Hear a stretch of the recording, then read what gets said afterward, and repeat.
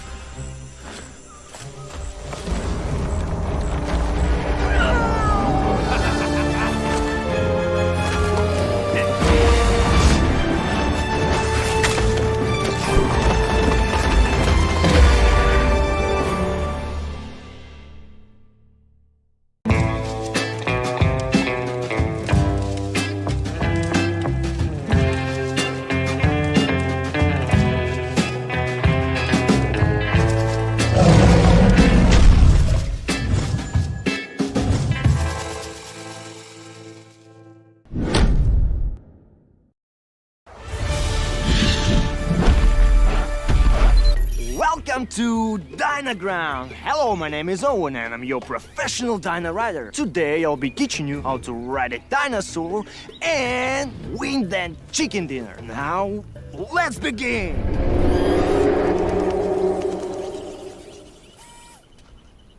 Relax, don't be scared. That's the sound of the mighty T-Rex.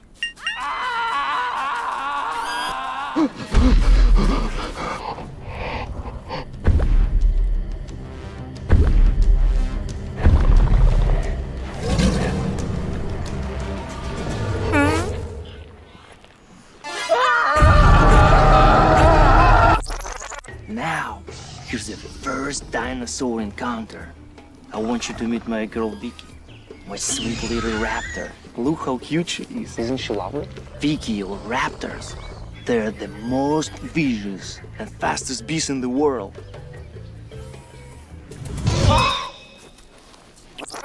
To ride a dinosaur, first you must build trust.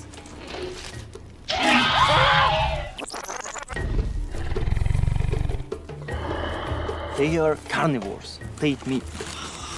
You have to feed them off. They will think that you are their friend, not food. Once they trust you, they will be a great companion.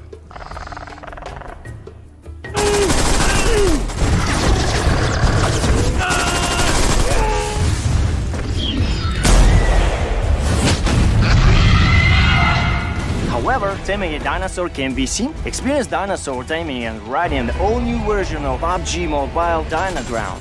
Explore Dino Settlement and Wild Reserve and embark on a prehistoric adventure in the Battle Royale game. Come and play now.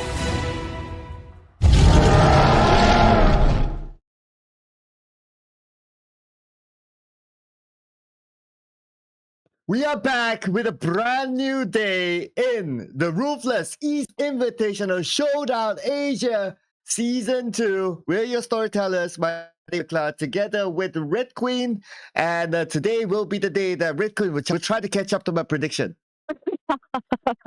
Hey, you just have a 1-point lead. I can pretty much, get my groove on and probably catch some right predictions for tonight. We're going to have 6 matches this evening, so I think I have a high chance of getting something right today. All right, let's see. Okay, if you get one, then we're even. But if you get another one, then I am in the running to do the TikTok dance. Come on, guys, please do something good for Red Queen Gaming. But you know what, guys? The action continues right here inside the Ruthless Invitational Showdown 2.0 Asia Grand Finals.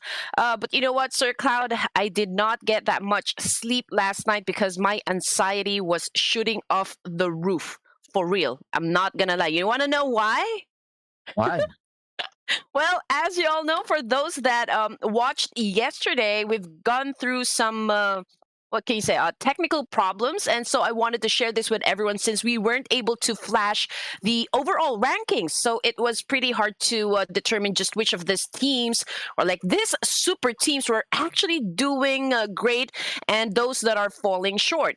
Now, you know what? This is what kept me awake because I wanted to know too. The game yesterday was so intense and that I was at the edge of my seat and now I'm casting today with no sleep at all because you know what? Tonight will be a night full of suspense, drama, action in the battlefield, and I don't want to miss it, Sir Cloud.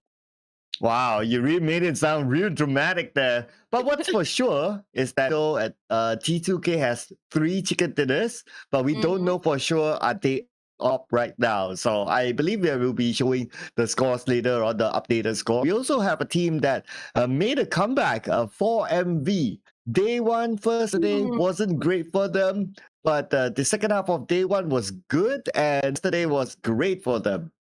And also, you know what, there were, a lot of upsets on the side of RRQ as well. Like the zone not always being favorable on their side, but in terms of just like how good they are at securing those kills, I mean, it's still pretty much an all-time high. I mean, the gap isn't that big, I assume. So we're just gonna have to wait until, of course, I'm sure they would have cooked up something special after learning for the past 2 days. And yeah. also for Genesis Esports, this is their second day, so they would have learned from yesterday. All right, you are, Sir Cloud. So we're actually curious to see just how these teams are going to be coming through this evening. But of course, before we jump into any games, please don't forget to hit that subscribe button. Of course, if you don't want to miss on all of the action that is happening inside this tournament. And of course, please don't forget to visit our Facebook gaming pages as well. It's at Red Queen Gaming 28 and of course, Sir Cloud MY. Yeah, don't forget, do show us some love as well. But do show our organizers some love.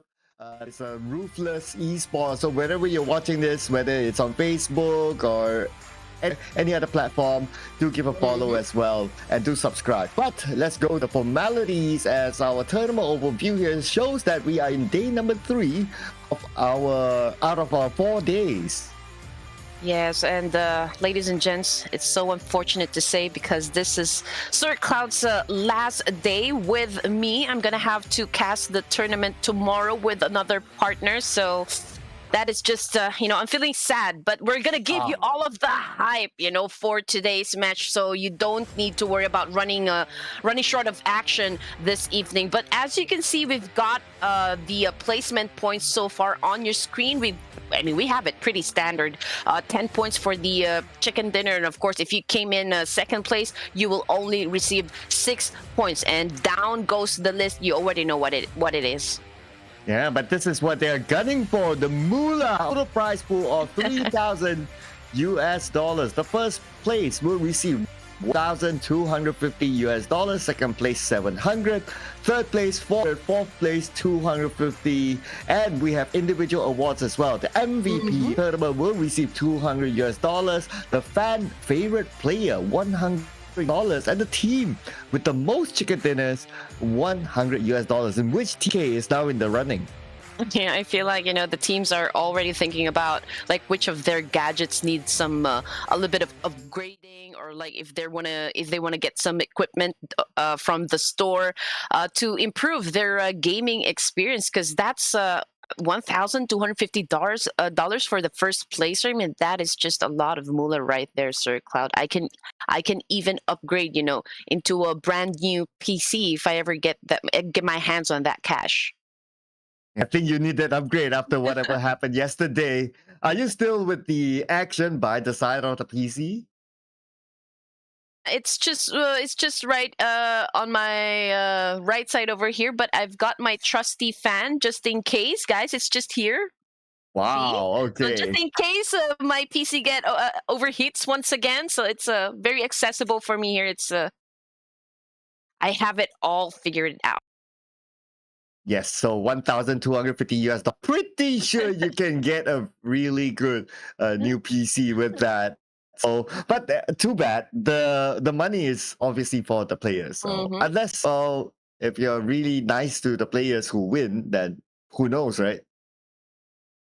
Who knows? But you know what? I love the fact that Ruthless Hype Esports is really keeping the suspense. I can see, a lot of fans down there in the comments section really begging, to show them the overall rankings from yesterday's matches. But of course, before that, ladies and gents, we're going to introduce to you the teams that are playing for this tournament. We got Group A, Stalwart Esports, Alter Ego, Eris, T2K Esports, the Xavier, Kagendra, Box Gaming, MORPH GPX, and of course, the ladies, BIGETRON Ace. Ooh, yes, and we have SG Starlight Gaming, we have Team Secret, 4 Miracle Vibes, XERXIA, VOIN, and we have 21 and Leo RRQ in Group B. Yes, sir. And of course, coming in, we've got Group C, Persija Evos, Team Infinity, we got NB Esports, CMF GSM, Boom Esports, BN United, Yudo Alliance, and of course, last but not least, we got Yangon Galacticos. Oh, sorry, for NB Esports, that would be Genesis. Here we go. So the squad roster: Stalwart Esports. We have Alter Ego, T2K Esports, and D Xavier. So far from all teams, I would say Stalwart Esports have used all their line so far, and D Xavier as well. T2K we have not seen Maharani yet. And for Alter Ego, we have not seen Huyong yet. So we got a few players still resting, but who knows, we might see them play today. You know what? I feel like I saw Maharani play, but of course, I'm not sure. But let's see if he's going to show up this evening, Sir Cloud. But anyway, we got Kagendra over here, Box Gaming, MORPH GPX, and BIGETRON Ace with, of course, their roster this evening. I just would want to give a spotlight again to Baby La of BIGETRON Ace, because she was the one that really stood out, you know, from the rest of BIGETRON Ace. She played so well. I've seen a lot of good moves coming from this specific player. Yeah, Baby La and Mute, I believe, are the two prominent for BIGETRON A. So far, they managed to get one chicken dinner, but that a little bit behind. But it's okay. We still got the kind of games to go. In fact, each team will still have a total of 8 games to wait. Is that 8 games? Yeah, 8 games to play in the span of 2 days. So next part roster here: SKYLIGHTZ Gaming, Team Secret, Formidable Vibes, as well as the Esports. So Formidable Vibes, the only Formidable Vibes, we actually seen all their players play, if I'm not mistaken. Yes, I agree with you, Sir Cloud. Anyway, we've got 2 days already concluded, so we're left with just 2 days more before the action stops for the Ruthless Invitational Showdown. But of course, day 3 starts tonight, ladies and gents.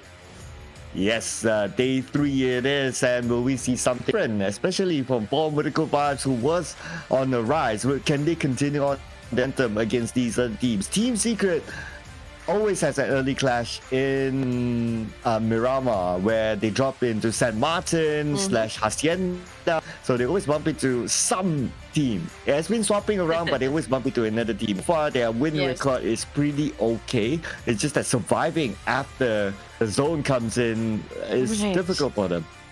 And you know what? We've played the games like 8 times already, and I'm curious to see if we're gonna be seeing any difference so far in terms of their strategy and their gameplay, and if, you know, other teams would be consistent with the kind of pace that they've already set up during day number 2. I mean, this is, I think, the day number 3. This is where you guys need to start trying to break your boundaries. But anyway, we've got VOIN Bulls, 21 NFT Esports, Leo Esports, and RRQ. Yes, so for RRQ, I don't think we have seen Mort and Nugget here as of yet. So 4 other players have played, I believe. And for a long list roster as well, and Neon, I don't think we have seen him yet. So with the amount of games still in hand, I mean, anyone, they can still rotate and up their players, because I believe that it's also part of using this tournament as part of experimenting their lineup on what works with what kind of composition. Yes, and of course we got for CJ Evos over here, Sir Cloud, one of the teams that actually did pretty well, you know, last night, I might have to say. Team Infinity showed up as well. They stepped up their gameplay. Genesis Esports, CMF GSM, or the Gremlin Esports. Ooh, okay. Also a long list of play there. Genesis Esports, who made their debut yesterday, not the best of debut, but give them the benefit of the doubt that it is their first day of playing as compared to the other teams. They have played an extra day, so they got a feel of what the other teams are like. Instead, Genesis Esports stepping into what we can call a baptism of fire. You know what? It would be amazing if Genesis Esports was able to adjust their game play to this tournament. I mean, we can only imagine if they rack up, you know, quite a number of elimination points, and they were able to actually catapult themselves at least to the upper half section of the rankings. But anyway, this is Boom Esports, BN United. Oh, BN United, one of the hard-hitting teams last night as well. Judo Alliance, and of course, Yangon Galacticos. Yeah, among all these, BN United as well as RUTHLESS, they managed to get their own chicken dinners yesterday, and the fact that they got just yesterday, it also brings us to the topic of, are these teams don't really talk about starting to really step up, and with that sort of performance yesterday, today we might continue to have surprises. Yes, I definitely agree with you. I mean, in fact, this is the second to the last day, so everyone really needs to show up, and everybody needs to improve on their strategies, and I think this is what everyone has been waiting for, Sir Cloud. So after 8 matches, ladies and gents, T2K remains at the top spot with 94 points in total and 3 chicken dinners.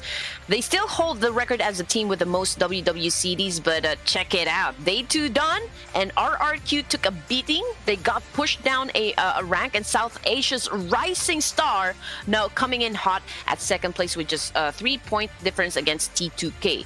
Today isn't the judgment day, Sir Cloud. I mean, but I know we are in for some epic night this evening because, well, DX Savior is also at the 4th rank with 69 points with just a 10-point lead up against BN United.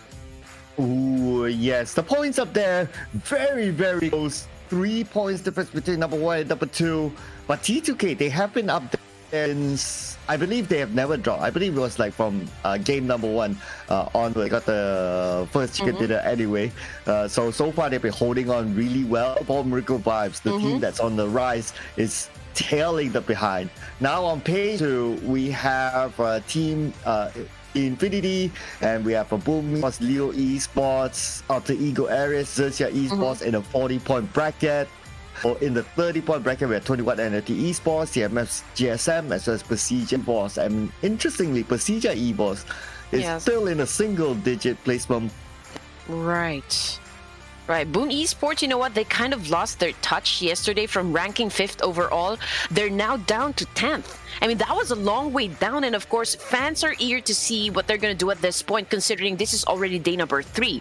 They need to put on the work and start breaking boundaries to get back to the same kind of gameplay they brought day 1 of this tournament. And you know what? BN United, VOIN Bulls, KAGENDRA, Box Gaming. You know what? Even the teams down to Team Secret, probably, which is, yes, right, at rank number 21. Yeah, the scores are so tight, Sir Cloud, that any of these teams can still do something extraordinary and actually catapult themselves at the upper half section of the overall rankings.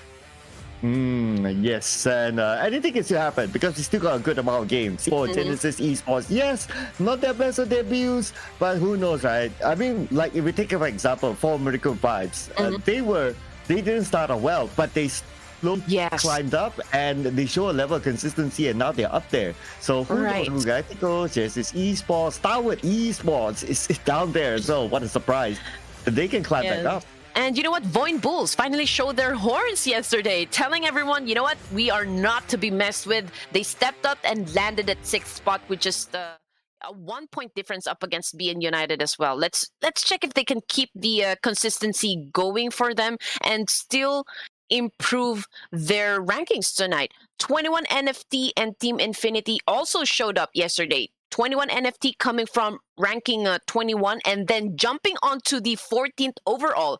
I mean, Sir Cloud, that was a huge leap. You know what? Hopefully they can, of course, keep up the pace. Playing at this level can be sometimes exhausting at some point. So let's see what's going to happen. Yeah, we're kind of surprised that yesterday with some teams getting chicken dinners that we probably didn't really expect. I would expect that today we will see more new teams actually getting chicken. So when it comes to the prediction, it's going to be hard now. Okay, so now it's time for us to really take some time to think about the prediction because I know it's going to come up soon. So let's. Okay, since we're gonna have, or like we're gonna kick things off first in ERANGEL match, and so I'm gonna be basing this team's performance on that match as well. And I feel like, you know what, these guys are on a mission to really do something spectacular this evening, Sir Cloud. So I'm gonna go ahead and pick T2K once again to dominate our first match this evening. Wow, I'm gonna pick them Not gonna lie, I would have picked them as well. Okay, but now ladies first, of course. To be fair, gonna pick something else. But before we go on to my prediction, just a bit of a recap for everyone. This is our map sequence, but for every map, we're gonna do round robin rotation. So Group A is going to go up against Group B for round number 1 in ERANGEL, and here are your teams within Group A and plus Group B. Group C will be taking a break until the next round. So if I pick one team out of all these, Ooh, man. okay, you got T2K, right? Okay, Yes. big hitter there, big hitter. I'm gonna take a big hitter as a start. Okay, we're gonna start with a big hitter. 4 Miracle Vibes then. Oh, two gigantic teams tonight, ladies and gents. Will definitely go head to head as Sir Cloud chooses 4 Miracle Vibes, and of course yours truly will be choosing T2K. I mean, with the kind of scores that we have today, Sir Cloud, I feel like some of the teams will definitely push their limits. I mean, whatever happens today will dictate the tempo for tomorrow's finals. I mean, it's like everyone is playing at an even field. Once again, judging by the scores, it doesn't really have that much gap, and one wrong move can be catastrophic for any teams tonight. Yeah, I mean, this is where the teams, like we said, have learned for the past few days. So, and you mentioned it well as well, that if any team were to make a mistake, then probably going to be really costly. And at the end of the day, I would say this, right? Like PUBG Mobile, a very punishing game if you do mistakes, because if you get eliminated in that round, there's nothing much you can do. You just need to wait for the next round. It's not like you can revive your skin and continue on playing and don't do the same mistake. That round is already done. So Yeah, every game is a gamble, so you need to be able to actually get into the next game with a clear head. And we'll just have to see whatever, what consistency they have built for themselves. I mean, the teams that will be playing for our first match, and if they can actually power through to today's matches. I mean, no doubt it's going to get more aggressive. Teams would race to positionings, and whatever comes next would dictate at what pace, should they be playing their games. But you know what, guys? We are already done with our predictions. I will be going with T2K, and Sir Cloud will be going for 4 Miracle Vibes. Now, what I'm interested in is your choice of team. So please do participate and comment your favorite team in the down below. So we'd know if you're gonna get the prediction right for yourselves. Who knows? Okay, if a team were to surprise. Okay, so now we have some time to call out for like surprise team. Like besides this one, right? I think the surprise one might be. I'm just feeling it. I'm just feeling it. So maybe Alter Ego. Alter Ego could be surprise. But another one more surprise that I really want to see is STALWART boss, because it's surprising enough to see them down there. Okay, if we're gonna be talking about dark horses, obviously T2K Esports, 4 Miracle Vibes, and RRQ, these are the top performing teams, right? But you know what? I'm gonna give a little spotlight to the Xavier, because it was a long journey for them. You know what? They started kind of a little bit, not I won't say it was a slow pace, but their team, their roster is very promising, and I think they can play at the same level with T2K, 4 Miracle Vibes, and RRQ as well. So maybe they can surprise us this evening and actually stack up a huge number of points so far and be at the top of all of this. I mean, who knows? Everyone has a fighting chance. Yeah, I mean, at the end of the day, there is also a level of luck to the game. Of course, you need to be able to overcome the luck. That is the luck of the circle. At the circle, you have a good chance of getting the chicken dinner. I'm good. Of course, if I want to play devil's advocate, right? Yesterday, in one of the Miramar rounds, Judo Alliance got the circle all day with a compound, but because they failed to defend their compound against the Infinity, who crashed them, then obviously the result is that they didn't get the chicken dinner. So you get the circle, but you still need to be skillful enough to work around it. And what I remember from last night, Sir Cloud, would be the performance of Judo Alliance and how they were able to actually win that chicken dinner. Despite having not the best advantage during that end zone, but still they were able to power through. They eliminated all of the teams that were remaining and actually caught that chicken dinner. So that's one of the best moments for me. And also the one thing that happened in Miramar with Loxy and Zoxy. Yeah, that one. Yeah, that is one of the solo play of the day, basketball entire tournament so far. Definitely. Man, that was a long standoff, but at the end of the day, won it like a champ. And they were at a deficit at some point. And the fact that they can still, at the end of the day, it is just world champion mentality. Right, and speaking of mentality, it's also intriguing to know the difference of mentality these teams are going to have coming into the game. I mean, those that are doing good and those that need to catch up. I mean, it's exciting to know if the teams that are currently down there at the bottom can actually find the best opportunity and play everything to their advantage.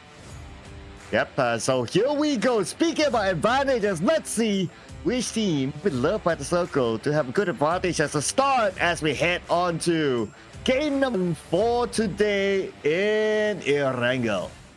Right, you are kicking things up for our first match this evening. Will be in ERANGEL, and it was pretty much the same flight path with yesterday.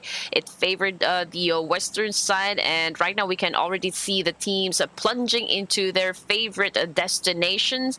I think this is not brutal at all. They can go to wherever they like. Teams that would definitely go for a car play can pretty much, you know, go to that right areas uncontested. But then again, with the same dropping points, we will probably see the same teams battle each other out, and hopefully, you know, for the first circle, that would dictate, you know, the tempo of the game for our first match this evening. Yes, the circle is definitely going to be really important. So far, the circle, interesting. So there's still a good percentage of military base. So with that, there is a possibility that the circle will go down to military base. We have that before, and that will force all those teams that are currently in Peninsula to go through the bridge. I think this would be like the first military base if ever that happens, Sir Cloud. But anyway, we've got MORPH GPX dropped around Jorgopol area. Same thing with the ladies coming from BIGETRON Ace. We've got 4 Miracle Vibes and STALWART Esports dropping into the southern area, which is the military base. XERXIA, I think they are at the coastline alongside, you know, some of the squads that dropped around the ferry pier. But it looks like STALWART Esports just went for a car play before they pillage the towns and get everything that they need before they start an engagement with the field feed. We've got VOIN coming all up to the floor. Not now, but it's going to be next elimination.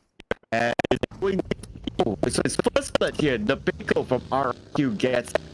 So that's a good start here for RQ, but we do know that RQ is a team that has a lot of power in them. So if you go up like a 1v1 with any of them, there is a good chance that they will win.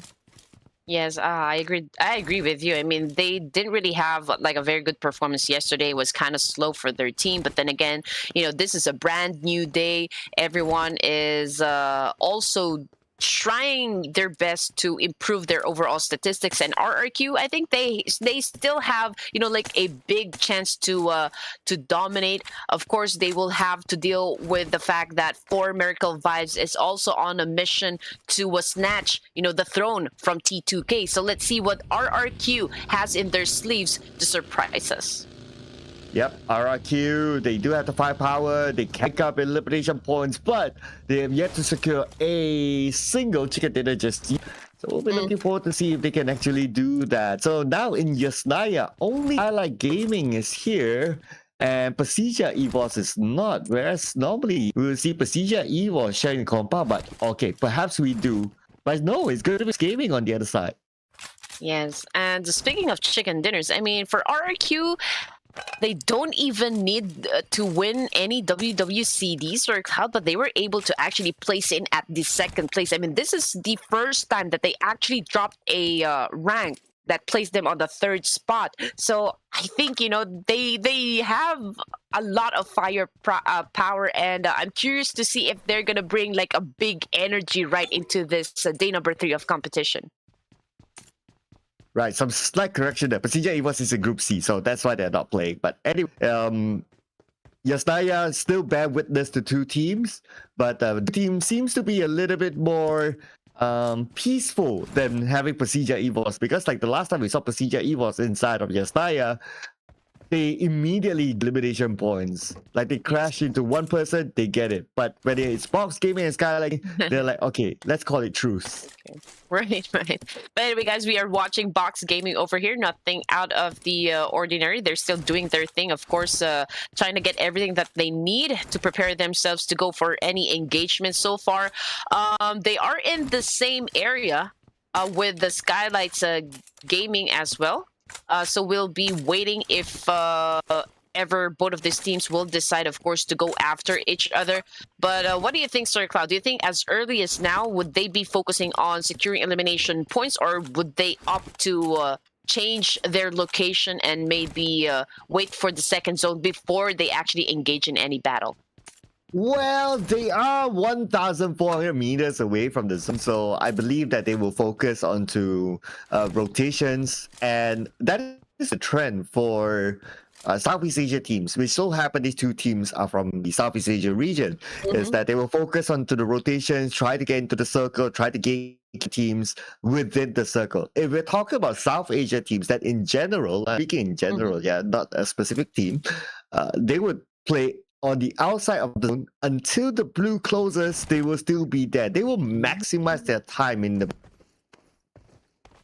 Oh, I see. Okay, so all right, so the battle happens at the end of the zone, so that is how they played for the South Asian team. So let's see what's going to happen.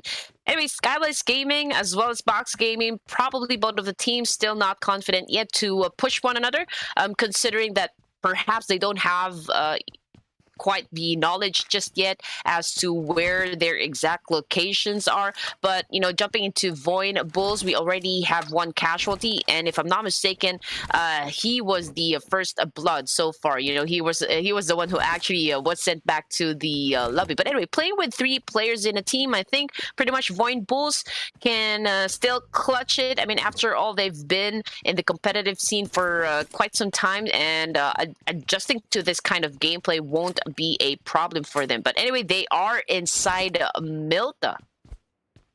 Yeah, so Milta also, I wouldn't say it's about 500 meters away, not as far as Yasnaya, but for Milta, it's going to be a forward rotation. They should be able to just move straight into the circle later on. It depends on the timing, right? So and also how much have they researched about other teams, whether they will move faster and will gatekeep in a certain area. If not, the safe route in the first phase of the circle is probably just to follow by the beaches and into the circle. Normally that kind of route in the first circle, okay. Yes. So on your screens, we got BIGETRON A. The ladies from BIGETRON A. So this is always their safe area right here. This is a long hospital area.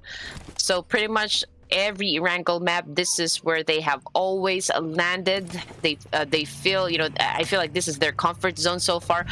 There was one team that actually dropped around a Jorgopol area. Just wasn't sure which team was that, but hopefully they don't get into a collision course with them. Of course, these girls would be focusing on getting to the safe zone first before they actually you know, go in and move in for a kill.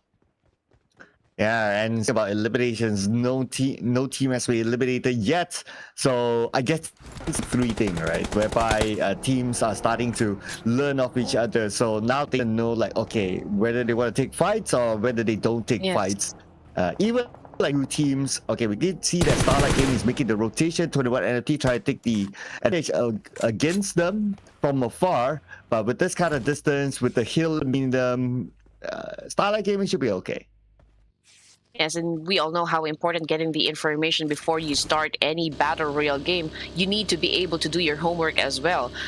Getting the information as to which of these players in a team would definitely be their best fragger, or like how they think, how they move, their rotation, everything. You need to consider all of the factors in order to come up with a very good strategy on how to move inside, or like how to flow with this high caliber players inside the game. Now, on the map overview, we got Leo Esports with the same dropping point as well, and they are very near with the players coming from T2K, RRQ. We also got 4 Miracle Vibes right here, and Alter Ego. It looks like, you know, MORPH GPX about to get into the safe zone, but most of the teams are actually onto the western side of the map. And the circle, no scammy circle this time. It goes onto the peninsula, not pulling down onto military base. So it's gonna be a okay circle for these teams. Only 2 teams inside military base. It was 4 Medical Vibes as well as SKE. But we move over to BIGETRON Ace, unfortunately caught by StarLight Gaming in the blue. Man, this is what I was talking about. I mean, they get everything that they need. They get their arsenals right, only to be taken out by a squad while you guys are moving in for another location inside the map. And just like that, ladies and gents, we already have 2 casualties on the side of BIGETRON Ace. They went past T2K as well. They've gotten some damage, but of course, they were able to get behind that building over there, so I guess they are safe. But we got Nima over here up against MORPH GPX. Nima with a score, but unfortunately he gets tagged as well, Sir Cloud. Oh, and more bodies will fall now as Borrow will pick up his teammate. Now he has to do it fast. Bad news for him is that for MORPH, they will be keeping eye on the last 2 members, StarLight Gaming, and MORPH GPX. Boo-Boo, who is going in, he wants to finish up the job. Yes, sir. And coming from the kill feed, I think one of the players coming from XERXIA Esports as well is currently knocked down. Now, MORPH GPX, they are already making a move. We've got Bobohu over here climbing up this mountain, of course, to get the higher ground advantage against these 2 players coming from SKYLIGHTZ Gaming. And now, you know what, SG trying to reset at this point, but it looks like No Fear will be letting go of that teammate because, well, there is just nowhere to go at this point. The first team to be eliminated is SkyLight Gaming with 2 elimination points, at least going out empty-handed. But Gosu almost his opponent and gets down and shoots regularly, but from behind. There's waiting. Beautiful counter, but speaking of counters, from the other side is Kwang to finish off XERXIA Esports. Yes, Box Gaming saying hello from the other side and goodbye as well as XERXIA Esports leaves the battlefield. Our first match this evening. We are now down to just 14 teams and 50 players remaining. And as you can see, T2K is still at the top of the charts, while KAGENDRA Flyboy isn't flying anymore because he is already on the ground. KAGENDRA, what are you gonna do? Oh, Boss Gaming eliminated by KAGENDRA. What a beautiful fight here by KAGENDRA. And they didn't anyone from the spike. Only one knock, but that's going to be okay. They can definitely reset. And look at the amount of utilities that they pick up from the boxes. Oh, well, of course, the spoil goes to the victors, the Sword Cloud. But you know what? Luckily for Flyboy, he can still spread his wings and fly into ERANGEL, of course, to get a chance to rack up some more kill points so they can improve their rankings. But jumping again back to MORPH GPX, we've got 1 player over here, Pepenk, if I read that right. Okay, he is already being revived, rescued by his teammates. Of course, for this team, they have already racked up a total of 4 elimination points so far in this game. 3rd phase of the circle, ladies and gentlemen, and now we are left with just 13 teams with a minute and 7 seconds on the clock before the zone closes in. Ooh, Boo-Boo making the long rotation on the outside of the circle to get in. But look at the amount of teams within the circle. It's starting to get a little bit claustrophobic here. But keep your eye on the right side of the circle. We got 3 teams. We got VOIN, ST, as well as another team going in the same direction. Yeah, so the big question is, would these three teams prioritize getting into the circle, or like perhaps racking some elimination points before they get inside the safe zone? Now look at STALWART Esports over here. Tops tried to do a massive spray down against a VOIN, but unfortunately, oh no, it's just too far away. And so they weren't able to actually put anyone down. Oh no! Scratch that! I am wrong! Jace goes down at the hands of Top. STALWART Esports moving in for the kill to seal the deal. Oh, okay. Just to point out as well, Senator is playing, and Senator is the coach for ST. So he'll be playing today. Icy is absent. Hopefully he's okay. But this is the first time actually that I'm seeing Senator play. So with the coach playing, how much of a difference he would bring on the table. Right. And looking at the situation, Sir Cloud, Leo Esports, you know what? They always drop around the same area. I don't think they've, engaged with any teams just yet inside the battlefield. They have remained calm. And so we'll probably see them engage when the 5th zone or probably 6th zone comes into play. But for Miracle Vibes, Doc, the best fragger so far in 4MV, has been taken down. It looks like BIGETRON Ace finds themselves at a battle once again inside of this building. Oh no, Mutant is getting a lot of damage, and there you go, 21 NFT taking the charge. BIGETRON Ace already out of the game. Another team eliminated. That's going to be the 12 teams now. And what for East all alone against KAGENDRA. Numbers is just too many for him to handle.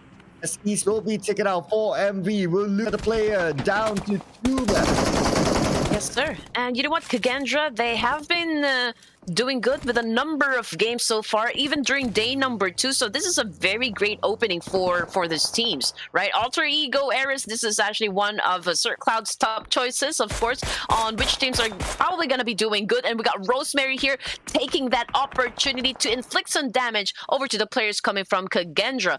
But then again, you know what? The distance is just so big. I don't think Rosemary is going to be pushing, but then again, he can relay that information back to his teammates and maybe come up with a plan on how to crash this building where KAGENDRA is currently staying. Okay, we'll be interested to see who's still on the outside of the circle now. We got visual on the team secret side. They are on the outside, and they seem to be interested to take the fight against Leo. They still time there, but another team's approaching for the northern side. So Team Secret needs to be aware that there is company on the outside of the circle, as well as they're circling around trying to get information about the teams around their area. But Team Xavier knocking down members of Alter Ego. Yes, you're right. And if we're going to be paying close attention to the overall ranking, Sir Cloud, it is still Vietnam and Indonesia. Those two countries are actually the ones dominating the overall rankings. But we can already hear a lot of gunshots happening in ERANGEL, and VOIN Bulls has just been sent back to lobby by the STALWART Esports. And I think, you know what, Doc, 4MV, 4 Miracle Vibes, has also been taken out of equation. Ooh, now Requin has the opportunity to this chicken to the still, at least for now. We haven't seen much of T2K just yet. Let's see until they get onto visual where exactly they are. But now putting focus. Oh, just as we mentioned, T2K is here, and they're in an area that's going to be unchallenged. No teams nearby. Yeah, they don't even have to worry if any of the teams will do a backstab. So far, they are focused on getting some more elimination points, and that was just Bobo Who coming from MORPH GPX. Now, if we're going to talk about MORPH GPX over here, Sir Cloud, they're not in the best position, but you know what, the consideration is they are still inside the zone, so they don't have to move. They don't need to think about what they're gonna do next. All they need to worry about is where the next zone is going to land. And now I think the PUBG gods heard us, because we can already see where the zone landed, and it looks like everyone from that side will then have to move. High ground for Alter Ego against D Xavier. A lot of advantage here. And plus D Xavier might be pressured by the blue. But now, STALWART Esports coming to action. They want to have a piece of the pie of whatever that's happening with these 2 other teams. You know what, for the side of STALWART Esports, they came into the game with just 3 players. We don't even understand if they are still, willing to make it big inside the Ruthless Invitational Showdown. I mean, I just cannot see really the commitment so far. But well, the day has not ended just yet, because Stalwart Esports right now is still going at it, doing a massive spray down against the players coming from Team Secret. So let's see if they're gonna survive this one. Oh, Secret here on the outside circle still. The zone moved away from them. STALWART Esports, the third party, the nade from Toms. Will this nade land? Members of Team Secret currently down. One that's still standing. The measure revives teammate. Top goes in. That Wow. will be gunned down. Secret defending their ground. Well, that was the kind of aggression that we wanted to see, you know, coming from the side of Stalwart Esports. But of course, the team that emerged victorious from that clash would be the players coming from Team Secret. Now, it's lucky, you know, for Team Secret, because they were able to survive that clash with a complete set of players. And they're definitely going to need that firepower as we go through the 5th phase of the circle, ladies and gents. Alter Ego still out against Xavier, but now they don't have the numbers. Only 2 players still active. And they decide to get away. Octas is still there. Octas will follow up as well. So it's going to be a disengagement between these 2 teams for now, but because they go down to the ground, now Xavier has the high ground against them. Yes, KAGENDRA versus Team Secret, and both of these teams are still going at it up until now. RRQ, however, is going up against the players of KAGENDRA, but on your screens, we got the players coming from XERXIA, and this is a team coming from Vietnam. We got Winnie over here inside his cool supercar. Let's see if he can actually charge and maybe collect some points as he goes round and round. Trying to check, trying to gather information, but you know what? It looks like they're gonna be a little bit passive first. They're gonna be we're gonna see some ceasefire coming from that teams, because the zone is already shrinking, Sir Cloud, and everyone needs to get into position.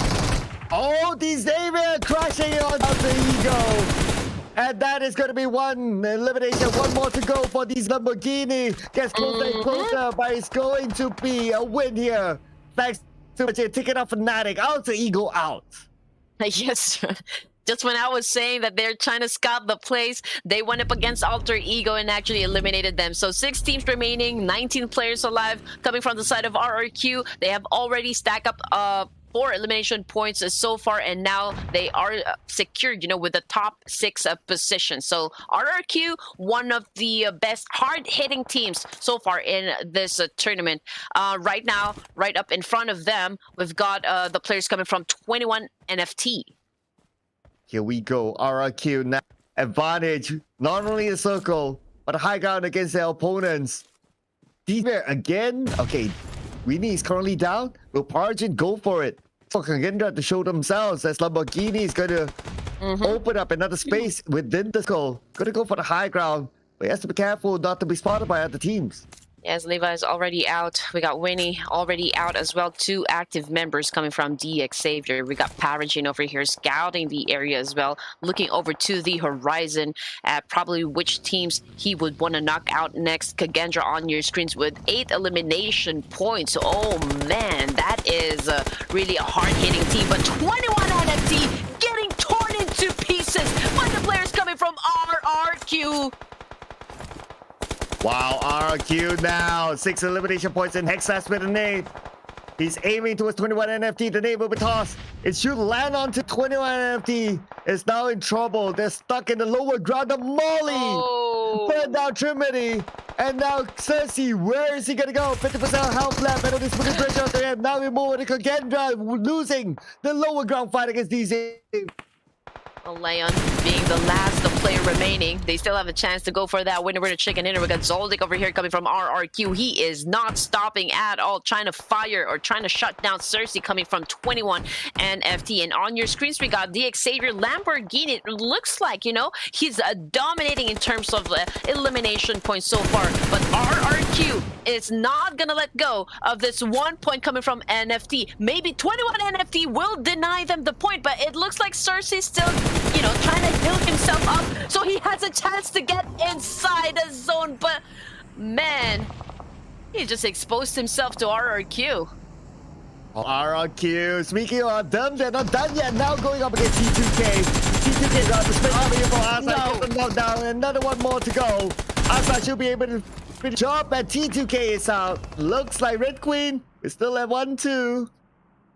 Oh man, just when I thought they're gonna win this whole thing. But anyway, down to 3 teams. We got RRQ, we got Leo Esports, and of course DXavier. DXavier with a 6 elimination points, 10 kills for RRQ. I mean, these boys are on fire. They are kill hungry. They are on a frenzy mode, and they are looking to get that first winner chicken dinner in ERANGEL. We got Lamborghini over here cooking up that nade. Let's see if we can actually inflict a damage on some of the players coming from Leo Esports. Now he is flanking. He is trying to make an angle work for him to trap Leo Esports and eventually take them out.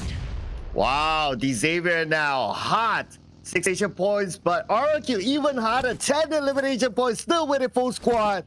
And looking at the circle, the next phase of the circle will close. Let's see who will get it. But then, it's only 3 teams left though, and they seem to be interested to finish up this fight. Yes. All right, here we go. One player already knocked down. Lamborghini stirring up the pot again, cooking that nade. He throws it in. Boom! But unfortunately, nobody was taken down. Same thing goes for RRQ Circle. I mean, they are circling in with Leo Esports. Goes down as well. It is total rampage right now. All members of are dropping out like flies from a full squad. Now only to 1 player left, and Lamborghini's move Slipknot is currently up. He managed to heal up himself, but Pubg is going to come in from the other side. Lamborghini still has the weapon in hand. Lamborghini will be down to Pubg, the only man that will run over Slipknot and will finish off Leo Esports. Now it's all DXavier. Okay, 8 elimination points goes to DXavier. 11 elimination points goes to RRQ. But you know what? Both of these teams, it's just a bonus for them to get that chicken dinner with the number of elimination points they were able to set up on the board. But we only have Hexas over here defending or playing RRQ. Let's see if it can actually be successful in eliminating this place coming from DXavier and get his winner chicken dinner for his team. This is a 1v1 situation. Hexas cooking up that nade. He is pointing at the wrong direction because this player has already flagged. He doesn't have the information, Sir Cloud. 1v1 now. Lamborghini and Hexa for the chicken dinner, representing DXavier as well as RRQ. Hexas is moving for Hexas. Down to 20% health. Hexas finding a good angle. Lamborghini has eyes on the Hexas behind the tree. All right, here we go. Doing the healing. Hexas now right behind this tree. He got thrown in by a Molotov, but of course, he will be taking that charge. He is so aggressive. He has only one thing in his mind, and that is to, of course, close the deal and get that chicken dinner. But, DXavier is going for that quick pickup. Now, is this going to be a 2v1 situation? And finally, RRQ or DXavier will get the winner of chicken dinner. DXavier seals the deal. Wow, Lamborghini, my man. He decided to pick up Pubg, and he managed to do so. When he did that, it became naturally a 2v1, and because of that, he could open out the flag. 1 left, 1 right.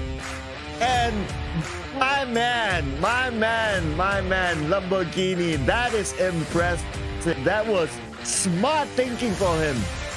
Oh man, I feel like Hexas waited too long, for that opportunity to go for the last remaining player coming from DXavier. But you know what? Still a very good game coming from both of the teams. I mean, RRQ doesn't even have to worry because they've racked up quite a number of points so far. So I feel like it is still okay. But DXavier coming up on top. What did I tell you, Sir Cloud? I mean, these boys are on fire this evening. Ooh, yeah, former Southeast Asia champions, David. I mean, these guys have a lot of quality in them. And just to a bit of a history lesson, right? So they are the only team, in fact, we've seen, right? Like in the professional league, a team that's like #1 from game 1 until the final game, they were still #1. DXavier is a team that has that record in their name. Oh, I think you mentioned this day #1 of this competition, Sir Cloud. You told me that DXavier from Vietnam is really a team, to watch out for inside the battlefield, a force to be reckoned with. And right now, they are stepping up to that name, showing everyone, shutting down their naysayers that, hey, we've got the chicken dinner. Well, here we go. Yeah, and just an added bonus, Lamborghini is a ladies' man. So, yeah. Oh. Fun fact. I mean, you know, he has good looks, so not gonna lie. Good Ladies' looks man, plus skill? he is. Oh. Yeah, good looks plus skill. I mean, perfect, right? And Yeah. he's great to parties. Wow. Probably when the heavens rained the blessing, he was there right outside, caught everything up. So, man, oh man. So, I would love to see. Maybe I'll go check out your social handles later on. Yeah, we took a picture at that one dinner night, but yeah. Anyway, so he's a fun guy. It was just that we had a limitation language barrier between the both of us, but when he's with his people with the same language, he's real fun. Right. And if we're going to look at the eliminations and the damage, of course, inside the game, it looks like RRQ has the highest output out of all of the teams from our match number 1 with the kills and the damage. Sorry, Cloud, just look at that. Wow, okay. 2,560 damage output, 11 eliminations. I think that's fair enough because this area had eliminations with about 1,900 damage output. But looks like we're giving the MVP this time to Nepeko. And I believe the MVP could be because of his damage output. Like, damage output versus eliminations, 3 eliminations, but look at all the work that he has put in to dish out 1,112 damage. Yes, and you know what? I would like to give a big quick shout out to that. I think that was a fan so far watching Ruthless Invitational Showdown. He told me that the proper pronunciation for this player is a Nerpeko, because I've been calling him Nerpek. So yeah, thank you so much for that one. Anyway, we're going to match summary. We've got DX Lamborghini, RRQ Nerpeko, Zoldyck. We got Senator from Stalwart Esports, and of course Nerpeko once again with the highest knock. Wow, Senator, the coach, coming in his first game in this tournament, and he got into the match summary chart. So, yeah, big up for him as the coach. Right, and of course we are expecting for some more action coming from this top player so far. I feel like, you know, day number 3, we are definitely gonna experience a lot of surprises this evening, a lot of explosive gameplays coming from all of the teams. So I'm curious to see which of these teams will definitely, you know, power through just so they can make a huge improvement when it comes to their overall rankings.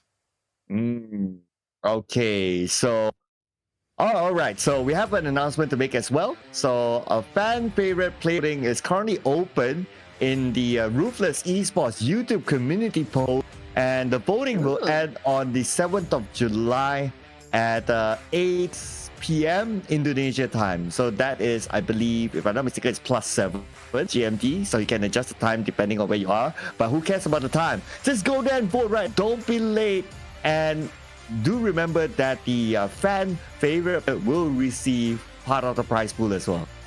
Oh yeah, if I'm not mistaken, that's $100 as well, right, Sir Cloud? Oh man, that's big. But anyway, yes, please, this is actually your opportunity to put that favorite player on a pedestal and just like shower him with lots of love as being the fan favorite winner. But anyway, match statistics, we've got 58 total elimination points, we've got 242 throwables used, and again, this is a high number of utilities used in the game. So you know what, I feel like the landscape is really changing when it comes to like the use of throwables and the way that they knock out the players, you know, inside the battlefield. But it looks like Sir Cloud, now the man, RRQ from Indonesia was the one who took the top spot just by their performance for this evening, 105 points. But of course, I wouldn't be so relaxed because that is just like a 4-point lead against T2K Esports. And we also got 4 Miracle Vibes. Yeah, before this, they didn't get the chicken dinner, but the moment they got it, they go straight up to number 1. So very interesting for RRQ. They held on to it. But now on page number 2, So we still have a couple of teams that have yet to play, obviously, because it's a round robin format. So Yes. if you see those 8s, you can sort of anticipate that they could still go in the next round, as they will have the opportunity to collect points. But for the teams who have played, like Outer Go, Staggered in the middle, number 12, 43 points. But the rest of the tiebreaker, we're having more placement points. That's why they are above.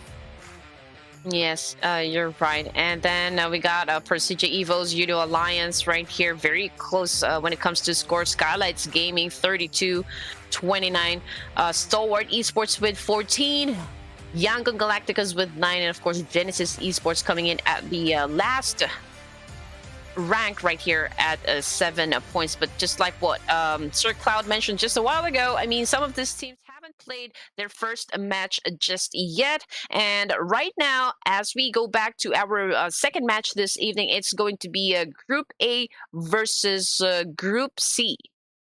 Group A, Group C inside of Miramar. It's going to be a different map. But before we jump into the different map, we'll take a little bit of a break, ladies and gentlemen. So we'll see you guys after this short one.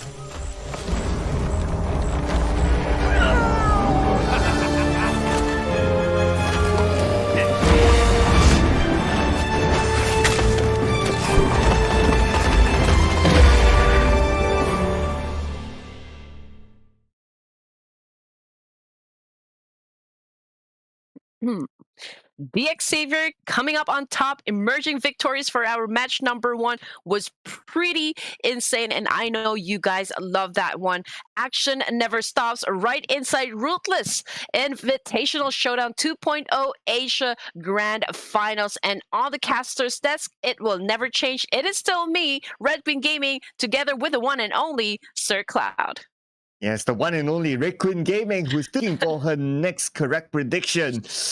Man. T2K, not lie, T2K, when they got the circle and they were kind of clear, right? It does look like, oh, they have a chance to get that. But when the circle moved away from them and they lost 2 members by then, well, then it looked a little bit difficult for T2K. But the next round will be another chance for Red Queen Gaming to come back. Yeah, it was unfortunate that two of the players coming from T2K got tagged behind that tree. But as you can see, ladies and gents, this is going to be the map sequence. This is your schedule for this evening. For the second match, we are going to have that in Miramar. And now Sir Cloud and I were talking about which of these teams will I be picking next for my team prediction. So again, this is going to be Group A versus Group C. So I'm actually going through the teams that I think would do best. And let's see.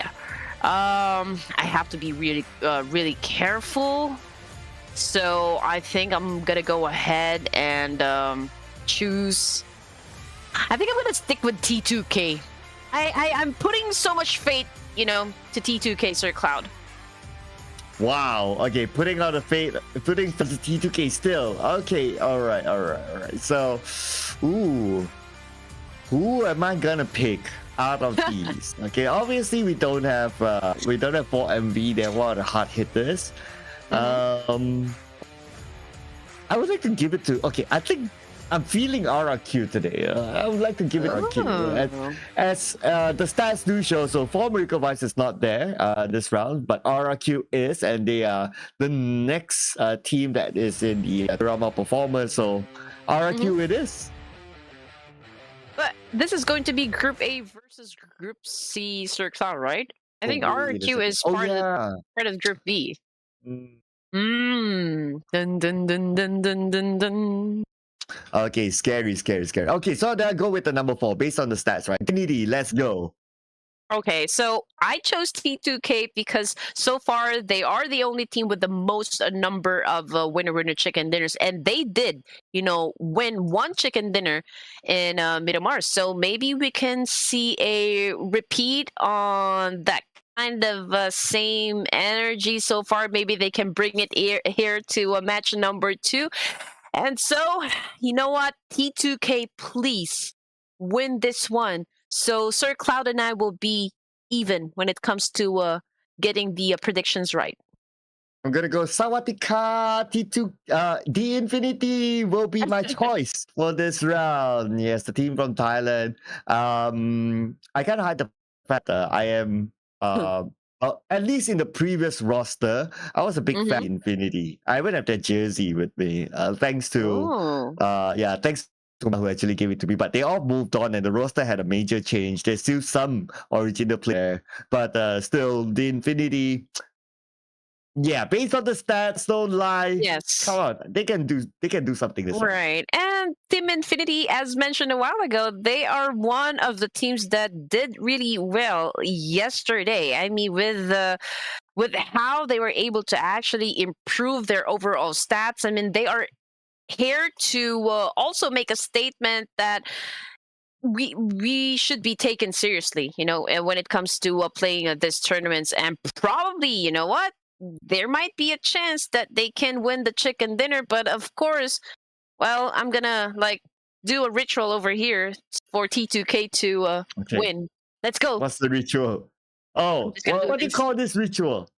I don't know. It's something that we do in the Philippines to maybe call for some luck. I don't know. I just saw this from a movie, and Filipinos just started doing this if they want something to happen. Do you sing or chant when you do it?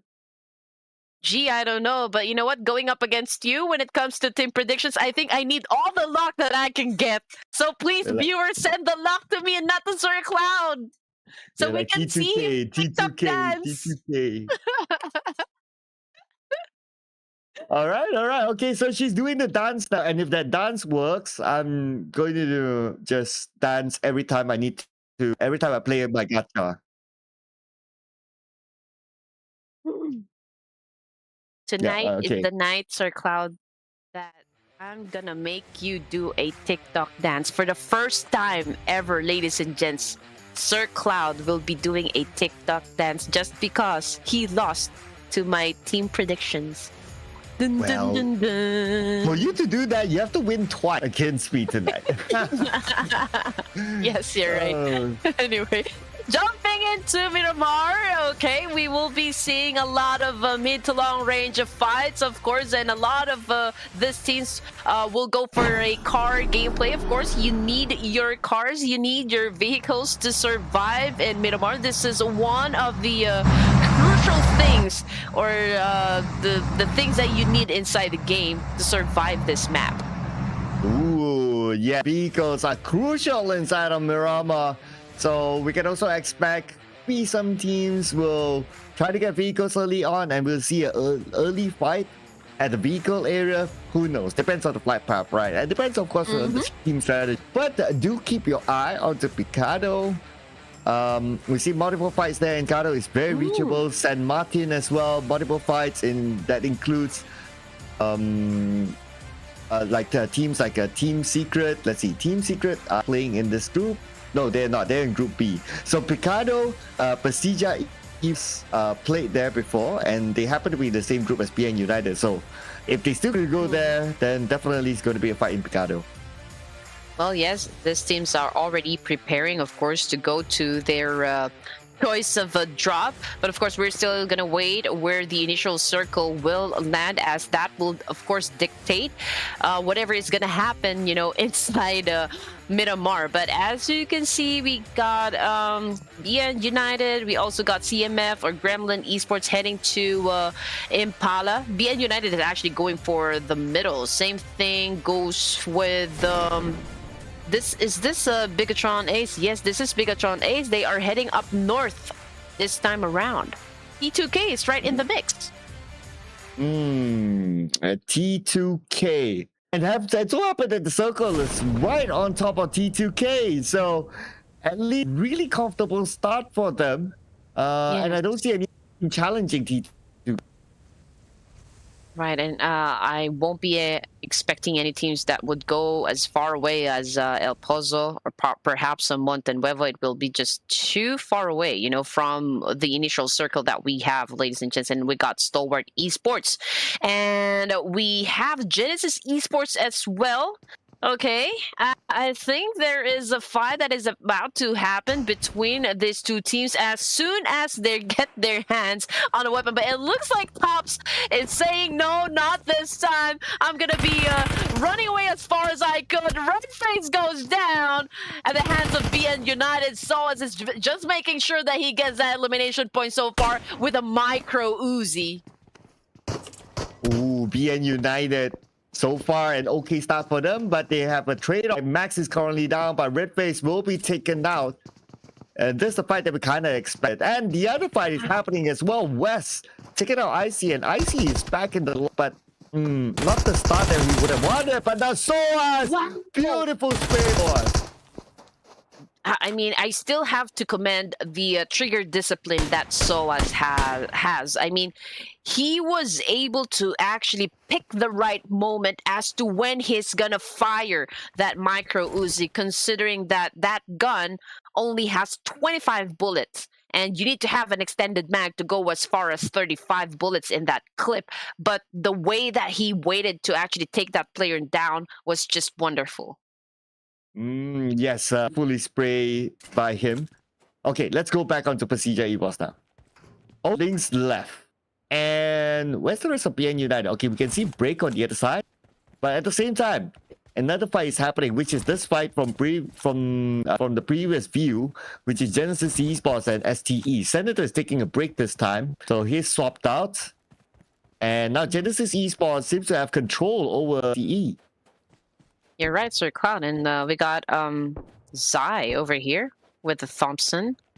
Of course, he is hunting down Tops from STALWART Esports. As you can see on your screen, Tops is really not moving any muscles. He's just right there in the corner.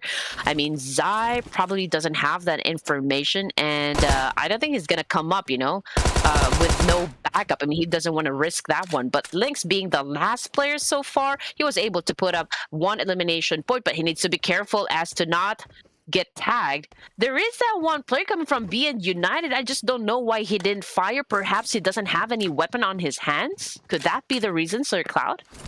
Ooh, not too sure. Okay, we don't have a good sight yet. But Lynx, very confident with his Thompson though. So now Lynx is getting closer and closer to the target. We're still not sure what sort of weapon is he holding. He's still holding his grenade. Now, he has a weapon, yes, I do see the silhouette. But he's focusing on his nade for now. Nade will not connect on the Lynx. You know what? A Thompson is actually a very good weapon to have.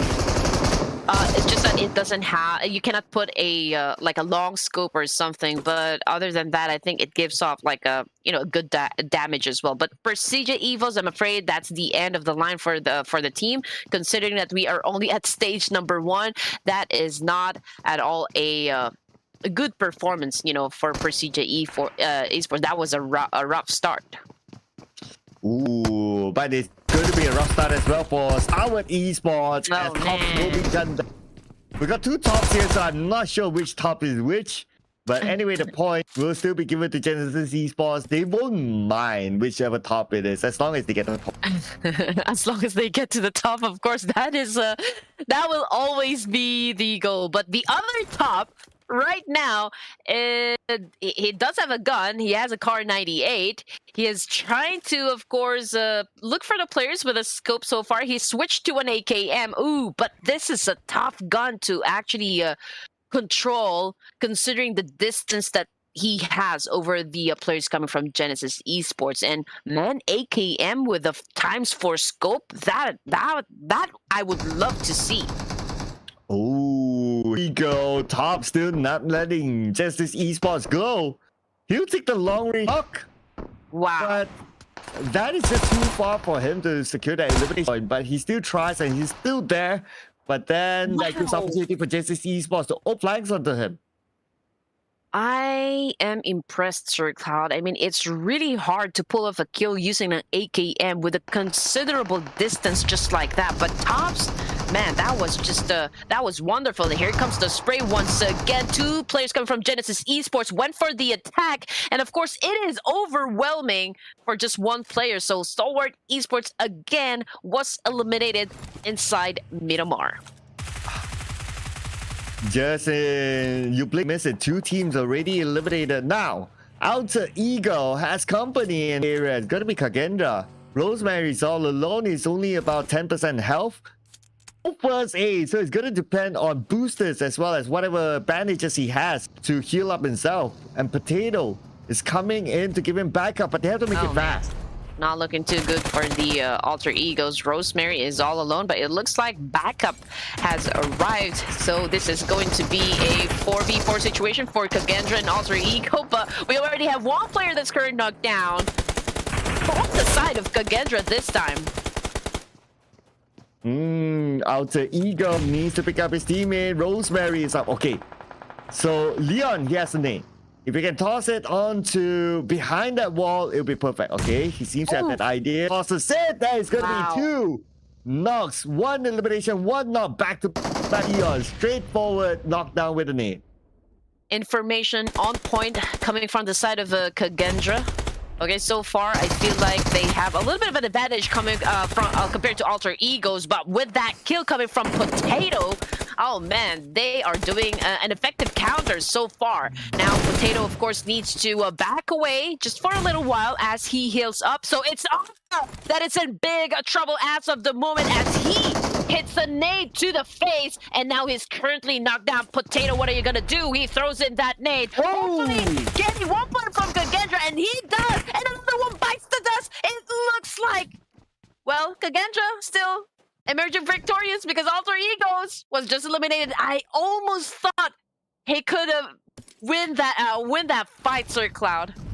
Yeah, he almost got it though, but he got caught out by the backstep. I mean, that's naturally what if you're outnumbered in the compound, right? So it was just unfortunate for him that he didn't have the numbers. For the Infinity, now Logan secures another elimination point. He takes out and the Infinity is spending some time in the blue. I guess they were blocked out by Box Gaming, but now it should be clear for them. Not everyone has a vehicle, perhaps. And so we got Shirty over here with Style as well.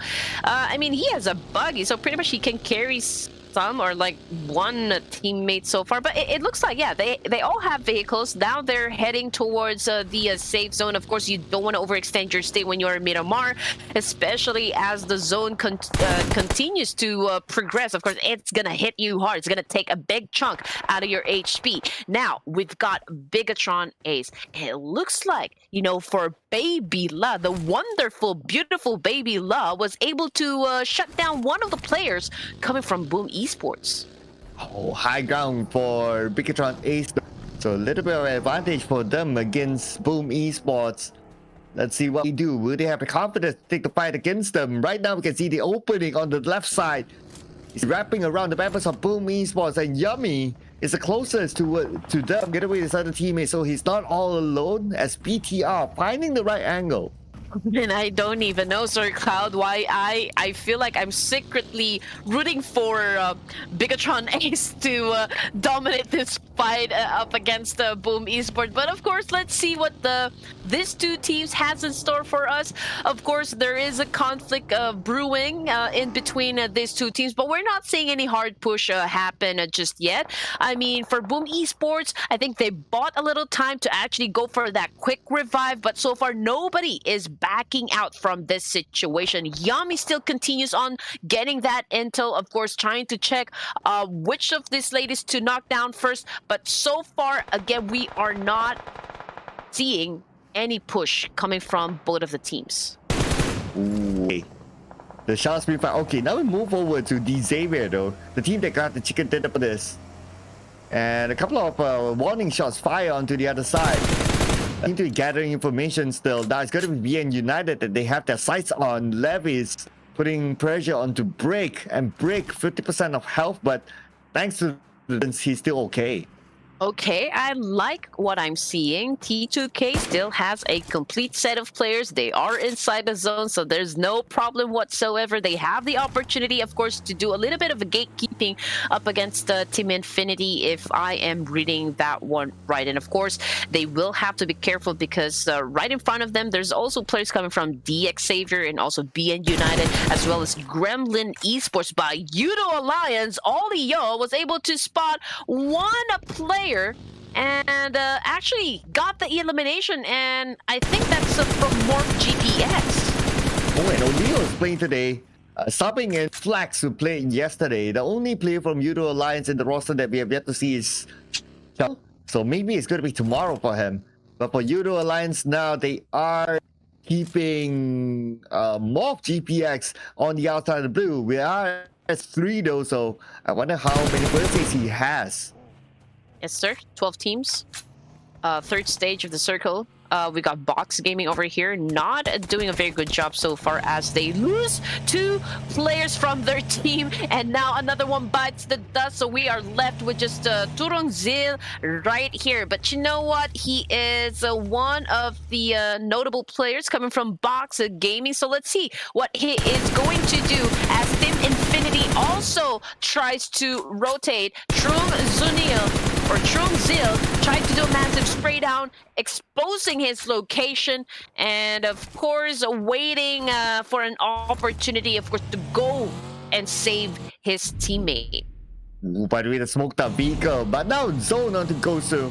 I don't think Joe will be going for it. He will focus on himself, but the bad news is that T2K has to onto him, and Turu is just waiting for him to get into his crosshair. Shots by Turu, sprayed down with a Scar L, red dot, but he can't get knocked down. Now Turu is repositioning himself, hoping to find a second chance to try to take down Zin. Yes, and it looks like, you know, on the side of Genesis Esports as well, Sir Cloud Master each is kind of picking up the pace. He was able to put up 3 elimination points, which is not bad at all. But the fight isn't over just yet, coming from the side of Bigetron A's, and of course the players coming from Boom Esports as well. But if I am getting the information right, oh yeah, I thought we only have like 3 players left coming from Boom Esports, but it looks like someone from behind will then do, you know, a surprise attack coming from, against Bigetron Ace. Oh, Bigetron Ace as well as Boom. They've been in for the longest time. We can't think about it, but now Boom knocks out JT. So they're opening for Boom to crash in, but Boom doesn't seem to be interested just yet. Maybe assessing the situation still, waiting for anyone else to show themselves. The smoke being popped up by BTR to try to get onto the other side, to the other building, but now we can see on the right side, boom, it's close on to the compound. As Boom Esports is trying to break their defense first before they actually move in and go for the kill, but so far this is buying time, you know, on the side of BIGETRON Ace, of course, to save their teammates. No hard push coming from Boom Esports, but they have to decide though whether or not they're going to take care of business up against BIGETRON Ace, because the zone is already closing in, Sir Cloud. Oh yeah, 28 more seconds before the zone closes. They need to make that move. Euro Alliance fighting against the Infinity somewhere else, as player 1 will be finished up by Aduk. Duru, on the other hand, still keeping eyes on to Trongzin. Not in go just yet. Yes. We have eyes on the Euro Alliance on the outside of the circle, traveling towards Infinity. At least I feel safe, you know, T2K has still, you know, all of the players still intact, so they pretty much have a chance on winning that chicken dinner. DX Savior, though, still, you know, putting up elimination points as well. They are up against MORPH GPX this time, and now Cleon is the only player remaining for this team, so I don't think the future is bright, you know, for the side of MORPH GPX inside Miramar, Sir Cloud. Here we go, the fight in the compound for GPX. Jump shot coming in from Cleon, but Cleon shot them and Pubg from the other side. Pubg backstab. Oh, that is just heartbreaking. All right. Team Infinity, unfortunately, Sir Cloud, has been eliminated. So again, all the more that I feel safe as we now go through this game with just 9 players and 29 players alive. But Yudo Alliance is up against T2K right at this moment, and 2 of the players already knocked down, and 1 has been sent back to the lobby, so we only have 1 player left. Are you kidding me? Oh no, oh no, no. Okay, Euro Alliance now. How is this gonna happen now for T2K? 1 more to go. Euro Alliance seems to be having time this time. Oh, Baolio vehicle not able to climb out entirely. Down example, can he pull off a clutch here? But it's looking hard for T2K. Come on, XMPL. You Oh my goodness, what a nade coming from Yudo Alliance. That was just brutal. Brutal, ladies and gents. But Yudo Alliance was able to wipe out T2K. And now, again, I don't think I'm going to get my prediction right. Oh my goodness. Sir Cloud is still leading with 1 point when it comes to our team predictions. But ladies and gents, we are down to 8 teams and 25 players remaining as we go through 4th phase of the circle with 20 seconds on the clock before a zone closes in. Ooh, talking about the zone, someone from BTR is caught out on the outside of the zone. So looks like Mute will give herself to the zone. It's not able to save her. And that's a confirmation there, as now the zone will close. So we got 3 more seconds. Who will be favored by the zone? No one's playing right in the middle of. Let's see if the zone does go there. And yes, it will enclose onto the middle. But then again, the teams on the northern side and on the right side will need to move. Yeah, BIGETRON Ace, I mean, obviously they didn't really have that much time to save their comrade. Of course, they would have to focus on longevity. They want a chance to get to the end zone so they can have, you know, like a fairly good chance as well to get that chicken dinner. But then again, you know, if I've seen it right, they also have Boom Esports perhaps within proximity as well. But DX Savior, Lamborghini, man, this guy's on a rock and roll. Lamborghini not stopping to get those elimination points. He already has 4 under his belt, the most number of kills so far in this team. Yeah, he's not stopping at 4. He wants to get more. Trongzin now. He wants to end this fight. Trongzin 1v1, but the jump shot onto Trongzin. Box Gaming will be eliminated at number 8. Okay. All right, fights are already coming into play. Okay, perhaps we'll see this teams really go all out as soon as we step into sixth phase perhaps, but we got Levi's over here making it rain nades up against which team was that? Was that Alter Ego? Or was that Boom Esports? Okay, it's Boom Esports below. So Okay. left higher ground. And let's see. What will Levis do? Because we got like teams in the same area. BTR coming from the left as well. Yes. And they're all on the outside of the circle. KAGENDRA overlooking What? all these teams. So it's going to be Lamborghini again with the Mini 14. All right, here we go. BIGETRON A still, you know, moving like they don't know what's happening up top. But you know what? It's always a disadvantage when you cannot see where you're gonna get tagged. But unfortunately, you know, for the side of BIGETRON A, it's gonna be a difficult road for them. Boom Esports has been eliminated as well, Sir Cloud. 5 teams remaining. Judo Alliance is still alive, is still racking up some points, and right now their targets are this one player coming from BN United. Oh, here we go. Oh. Taller teams. And we're at stage 5. Right now, Judo Alliance looking good with this high ground position onto the other side. Mad Cat being caught out, but we have another team coming in. Leo wants to secure the elimination point. Unfortunately, Leo will be counterfire upon. And he has to get safety. 7 elimination points now for Leo. Yeah, Judo Alliance doing well. 9 elimination points. Man, this is good. But anyway, Judo Alliance, I'm not sure if they're gonna go up and challenge the players coming from Gremlin Esports. But so far they are sticking to the edge of the circle, but they still maintain a very close position, you know, with the Gremlin Esports. Now we got Dictator over here. Tried to do a spray, but unfortunately he did not hit his targets, and now he's going up against the KAGENDRA as well, but it is still the same output. Ah, but speaking about output, Judo Alliance 9 elimination points in total now output. Circle goes into the middle. Everyone has pretty much the same amount of goal at this point, but the Xavier on the north side seems to be unchallenged. KAGENDRA come in, and they will meet up with another team as they move into the circle. Here we go. Yes, I mean, those teams with a complete set of players, of course, they will have the best advantage if we are talking about like a firepower. But Dictator over here getting some damage as well. He is exposing himself too much onto the side of Judo Alliance. And that's what makes, you know, Miramar pretty interesting, because it is such an open space. You need to be really aware of your surroundings and take advantage of those ridges and high ground position, just like what Judo Alliance is doing right at this moment, Sir Cloud.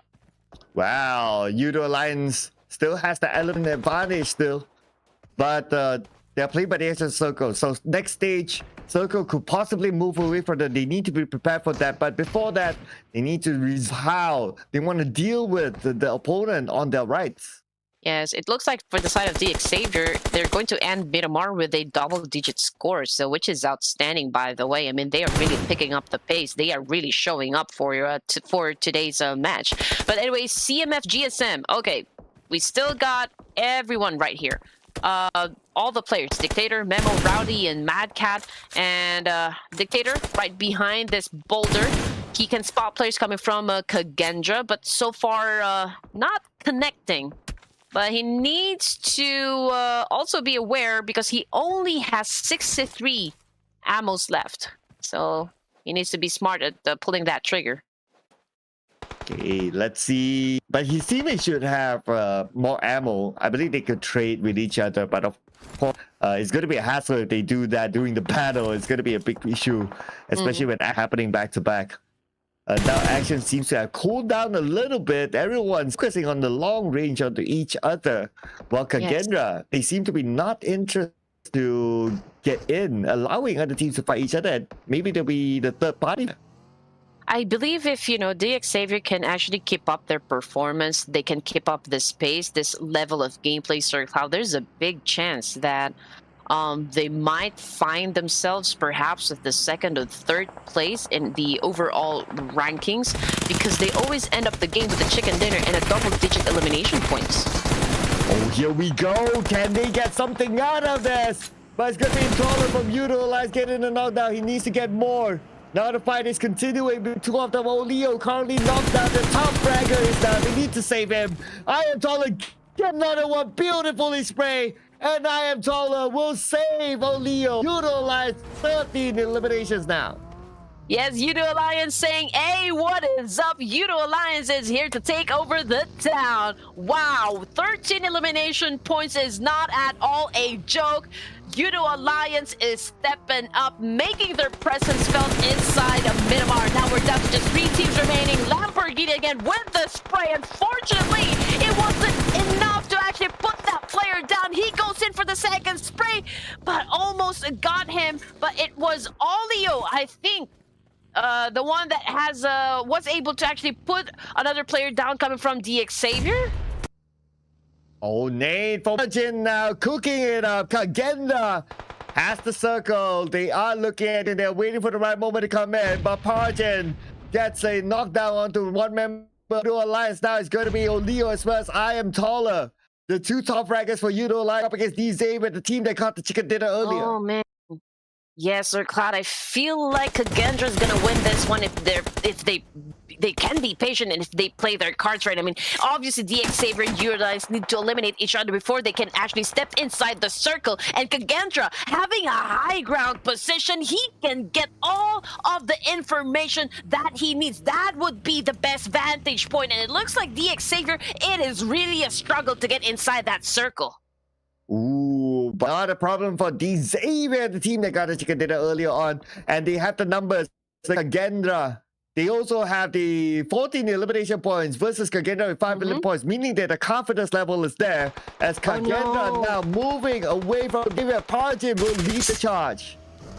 Oh no, I mean, with the kind of position that XERXIA has, KAGENDRA being in the middle, oh man, it immediately switched to XERXIA having the best advantage, of course, having the best chance to actually seal the chicken dinner. This one, Leon goes down. KAGENDRA is in big trouble as we now only see 2 active players coming from this team. So let's see what XERXIA is gonna do in this situation, as right now they are dominating the fight.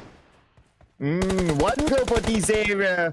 It's going to be a pretty straightforward win for them, it seems, unless Boy can pull off something insane. Waiting for the right moment, hoping for XERXIA to pick it up because he's in the shy. It's going to be an easy clear for XERXIA, tossing in the molly. Flyboy has nowhere to go.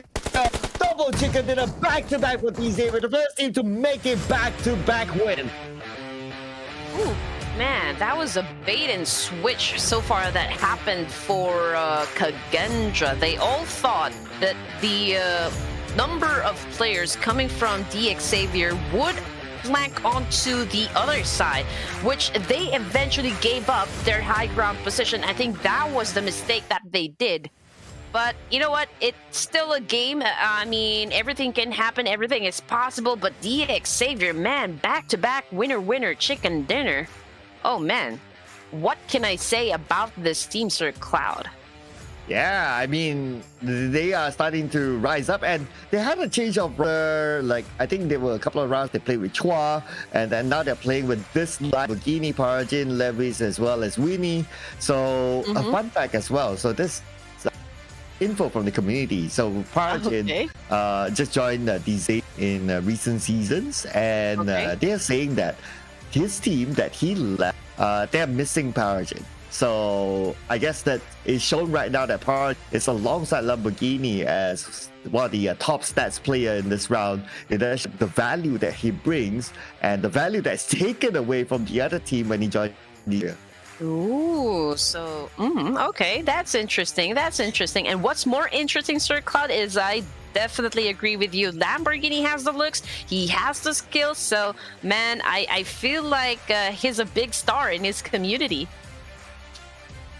Well, in case any of you are there looking, I mean, I don't know if it's still single, but you know, you have to keep options open, right? Yeah, right. Anyway, we've got our teams to watch, and well, it's obvious we got XERXIA now popping up, Yudo Alliance, KAGENDRA, and of course BN United. And just look at the damage and the kill points. XERXIA, they have it all.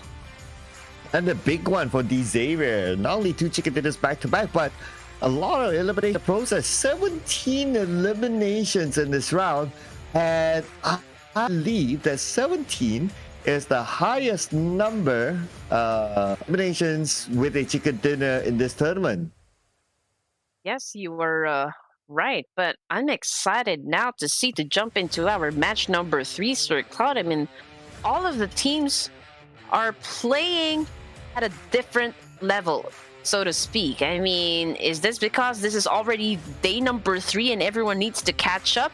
But the most I can say the most improved team would be DX Xavier. And right now on your screens, the one that we were talking about just a while ago, they've got our matched MVP, and that's none other than DX Xavier Lamborghini, setting up a total of 5 elimination points, 1,214 damage output, and 7 assists. Man, this guy is really making a name. Yeah, Lini broke the previous record of MVP, not really a record, but the previous game record with 1,100-ish. He got 1,200-ish, and he shows up on the two highest stats for the match summary, which is the highest damage is assists. But for this round, the highest elimination is given to Olio from Judo Alliance, and he was taking a break yesterday, but today, his first game, after that break, well, that propelled him onto the highest elimination stats. Is this probably why Judo Alliance has improved their game for today, Sir Cloud? It has affected their strategy so far now that Olio joined the team? Well, yeah, maybe it's the break that he needed. Right? So I believe he played in day 1, and then day 2 was a break day for him, and now he's playing again. Okay. So sometimes these players, they need that break to freshen up, and they'll come back stronger. Right.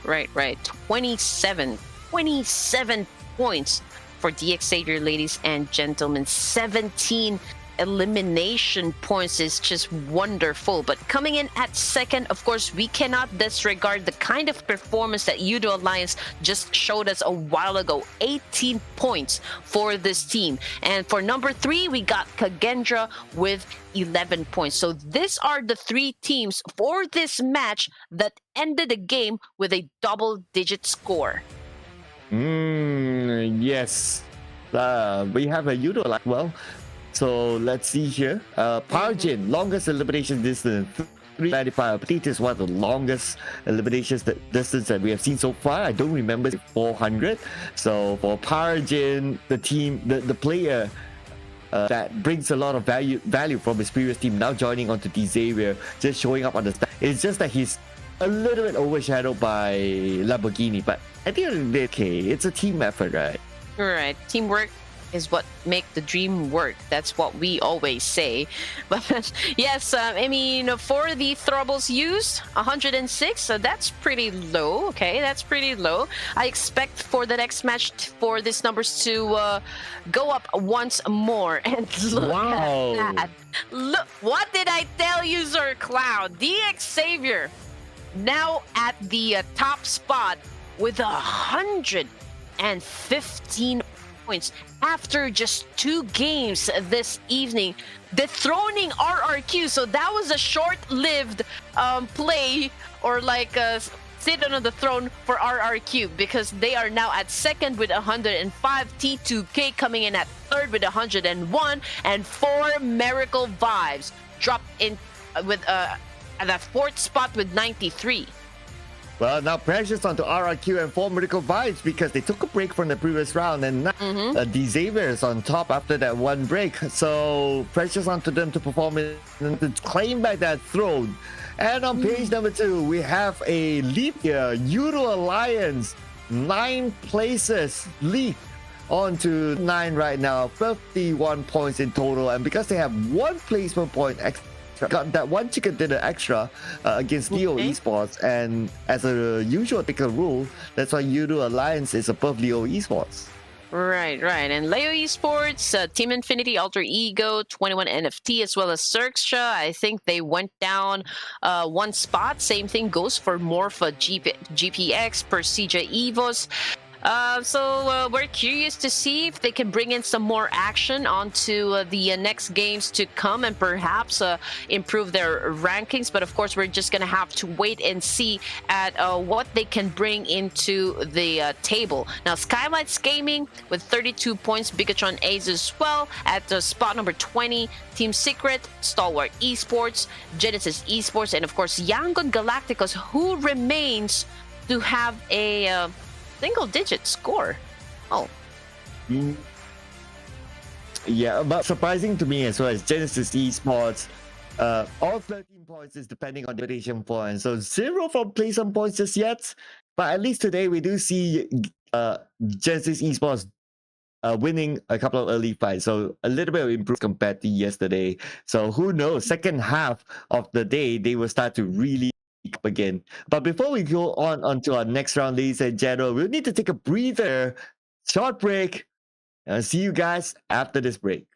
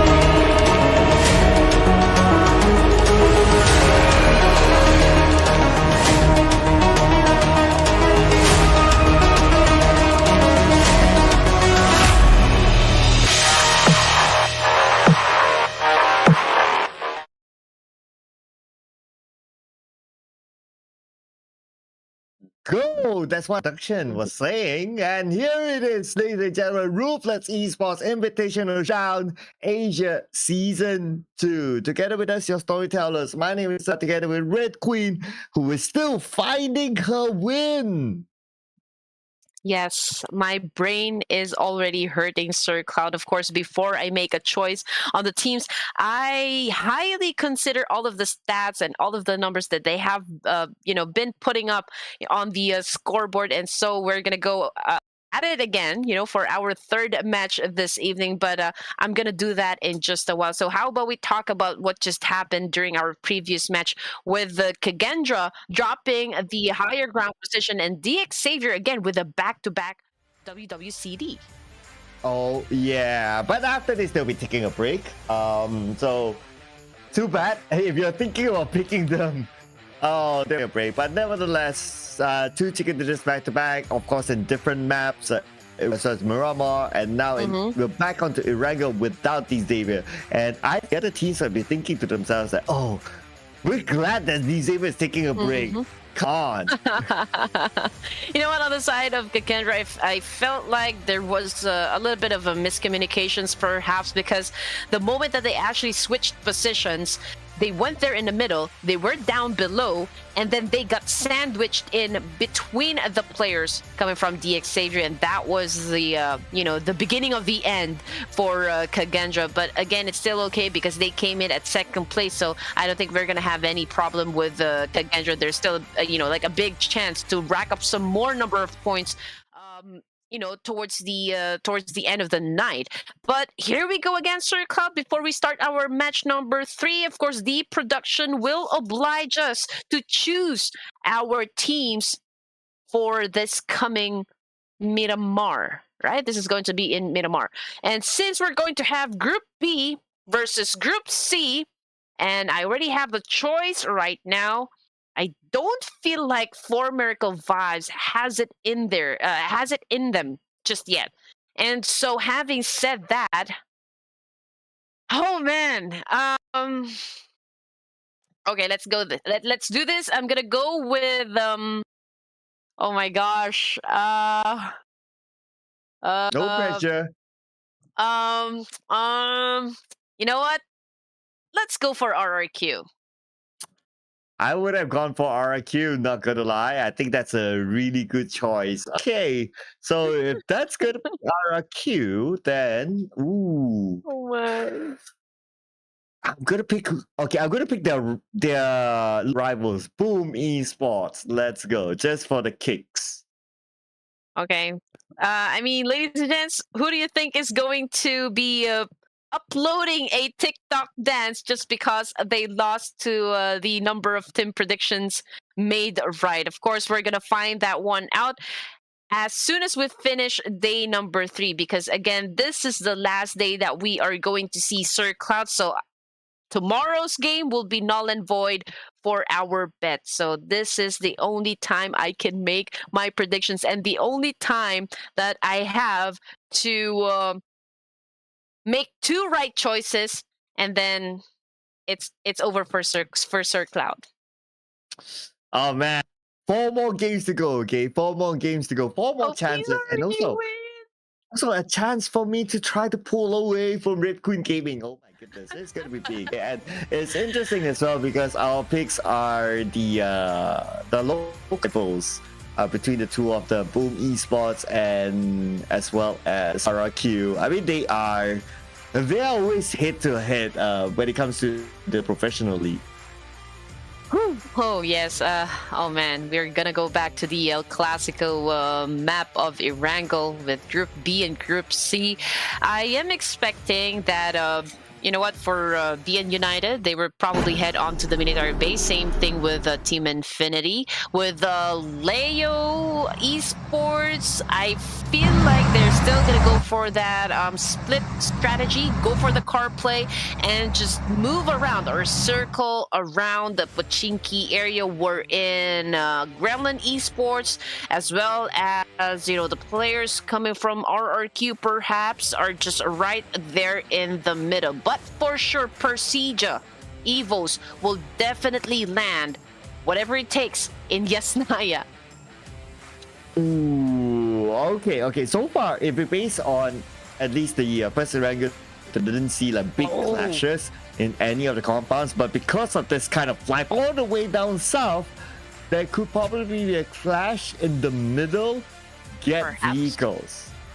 Yes, and there would be a tremendous amount of loot so far into the northern region. Of course, if you would want to maybe play the game a little bit passive during the first initial stages, perhaps get everything that you need first before you get into any conflicts or battles. But let's see what these teams are gonna do as they now make their way towards their favorite spots. We are gonna determine in just a few seconds at which of these areas will be the point of impact. Okay. Oh, speaking of point of impact, yes, we forgot about Flash inside military base. So for MV and the Infinity in another round inside military base, and the fight started, and at the end of the day, one team might go down. Oh yeah, you are right, Circle. But just look at here, we got Dog. Even without any weapons at hand, he just had his nade, and he actually threw that one, perhaps to keep the players at bay, to buy some time to go to this building and actually pick up the weapons that he needs. But the kill feed is lighting up. Genesis Esports, RRQ is going head to head as we speak, and both of the teams are losing members fast. Oh, okay. Oh, but for playing as a trio, all right. So a starting disadvantage for them, unfortunately. But they still need to take this fight though. But the Infinity, with 21 NFT, being knocked out by XERXIA and Pubg Esports as well, losing to G. I believe the fight is happening just right there in the middle. But of course, we're going to go back to what is happening so far right inside the military base with 4MV. But I guess we're going to transition into XERXIA Esports, of course, as they make their way towards Milta. This is also a good spot wherein you can find some pretty good loots. Okay, and XERXIA Esports, of course, will try to take advantage of that one. We got XERXIA, Earths. He gave up that Dasha and actually went for that buggy instead, but Yudo Alliance, oh my goodness. RRQ has been eliminated. Oh my god, are you kidding? Are you really kidding me? Is this a joke? Are you guys playing with me? Just tell me the truth, come on. I've been waiting for the reaction, you know. I'm like quiet just to see how Red Queen will react. So yeah. He never even saw the kill feed. Oh my goodness. Well, yeah, by the time the camera's over, it's like, oh, just to rub it in that says that, oh, you lost. But speaking of losing, 21 NFT might lose one player here, but not sure will come in and he will lose as well. Oh yeah, I mean, XERXIA Esports, I think pretty much they will advance to the next zones with a complete set of players, because Megamind is now being revived by Shopper over here. But of course, he needs to be extra careful inside the game to not get tagged once again, because he will bleed faster than ever. Ooh, okay. Speaking of bleeding, I am taller, eliminated as well. Wow, Yudo Alliance, they're not having an off game this time. It's action back to back for them. But 4 Miracle Vibes as well as the Infinity still locked in reach. But at least the good news this time is that these have half of the military base in the circle. They can spend some time here. Yeah, for Yudo Alliance, I think they have pulled themselves all together. So that's why they're really doing, perhaps they've had a big breakfast, lunch, and dinner circle, so they are feeling really good. They are feeling the energy to go up against the teams right here inside this tournament. So can I say the same for Leo Esports? Because they already have one casualty, and now we are left with just 3 players, and they are pretty much scattered around the map, and I can see Boom Esports also just within proximity. Liquid getting a kill under his belt, but of course he needs to be careful. He doesn't have any weapons or like good weapons just yet. He only has a micro Uzi and an M16. And Boom Esports, Yummy, I can see him gathering all the information inside that smoke. Oh, shots fired from far, and now Nova is still being shot and still being pressured by the members of Boom Esports. He needs his teammates to come pick him up. I don't see any vehicles around him, but we can see the movement from his teammate with a vehicle. Hold-up is going to arrive soon, but Nova needs to get a quick getaway. Yep, Liquid went inside his Tesla over here. Of course, this is one car that is, I feel like can sneak in and attack because it's so quiet, you know, when you guys drive this one around inside the map. But anyway, Yet to Tai from Leo Esports is now on prone, okay, snaking his way in. Probably would want to get this one player come from Boom Esports off guard and move in for the kill. Now, 4 Miracle Vibes now down to just 2 players up against Team Infinity. Of course, they no longer have the number advantage. And wow, that was a very good performance coming from Apex, because he was able to actually put down 2 players coming from Team Infinity. Oh, wow. Okay, one more to go. Can he do it? But looks like he will. Well, the other member Wow. of the Infinity, though, not too sure. But 4MV coming back to the fight in military base. Oh man, Apex with a haymaker. Of course, he tried to finish everyone that he knocked down coming from Team Infinity with a punch. Okay, Team Infinity now has been taken out of the equation. That was an absolute perfect performance coming from Apex. I mean, the way that he shut down 3 players all at the same time coming from Team Infinity is something of a best moment for Miracle Vibes, and we'll probably see them, you know, get to the latter stage of the game and perhaps win a chicken dinner themselves. Ah, okay. All right. Oh, at the same time, on to Yudo Alliance. Adilu eliminated. So now Yudo Alliance off with 2 players, Voki as well as Oleo. So it's hard. It's going to be hard for Yudo Alliance now, considering that there are only 2 players left, but 13 teams still available in the game. Yes, sir. Oh my goodness. 2 players left coming from the side of Yudo Alliance. We've got a Voki over here. Yes, Voki Yo. Was that Voki Yo, Sir Cloud? That's Voki. Voki. Okay, so Voki.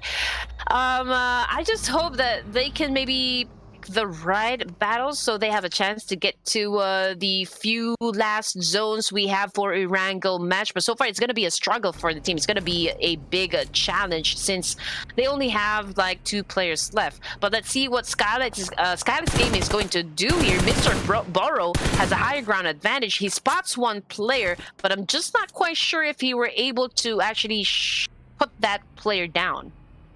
Well, it's a struggle for Boom as well because they only have a player left and there's going to be a 2. And he's like on the northern side of the circle. But now for Star Gaming, they're sieging down this compound. Okay, with the DBS in hand, AJ, can he pull it off? He's circling around. The nade from Liquid will not connect onto the AJ clean, but AJ is still 50% health left. The short range nade! Oh, man. AJ will lose the fight. He should have let go of that nade and pulled out his DBS. Then he could have a chance to put down that player. Now it's up to No Fear right here, but I don't think it's gonna last though. Leia Esports is now on the attacking side. Mr. Borrow trying to defend himself, but unfortunately, it was just too much firepower for Mr. Borrow right there. Now SKYLIGHTZ Gaming is already out of the game. Oh, SKYLIGHTZ Gaming eliminated without a single point this time. So this will put them at number 13 at least until other teams catch up onto them. But Misery finishes off EG from Genesis Esports, and now Procedure Evil, they are going on to the next target, which is West, and even West is taken out. Why do I feel like I have the caster curse tonight, Sir Cloud? Man, anyway.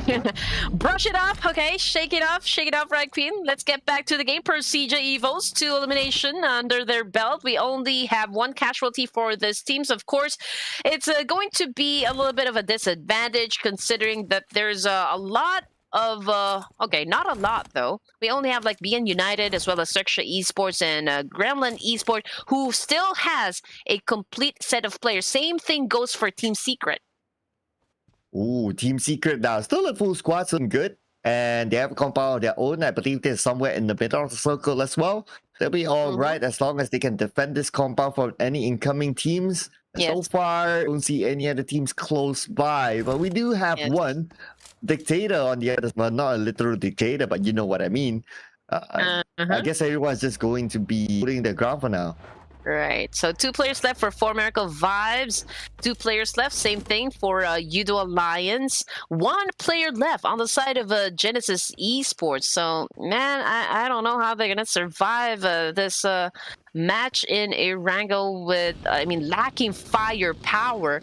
BN United, full squad. This is one hard hitting team, so I hope you guys don't come across the BN United as you choose the next location for your team. Same thing goes for XERXIA. I think, you know what, XERXIA wants to really make up for the lost point so far from the previous matches, and they are here to prove a point.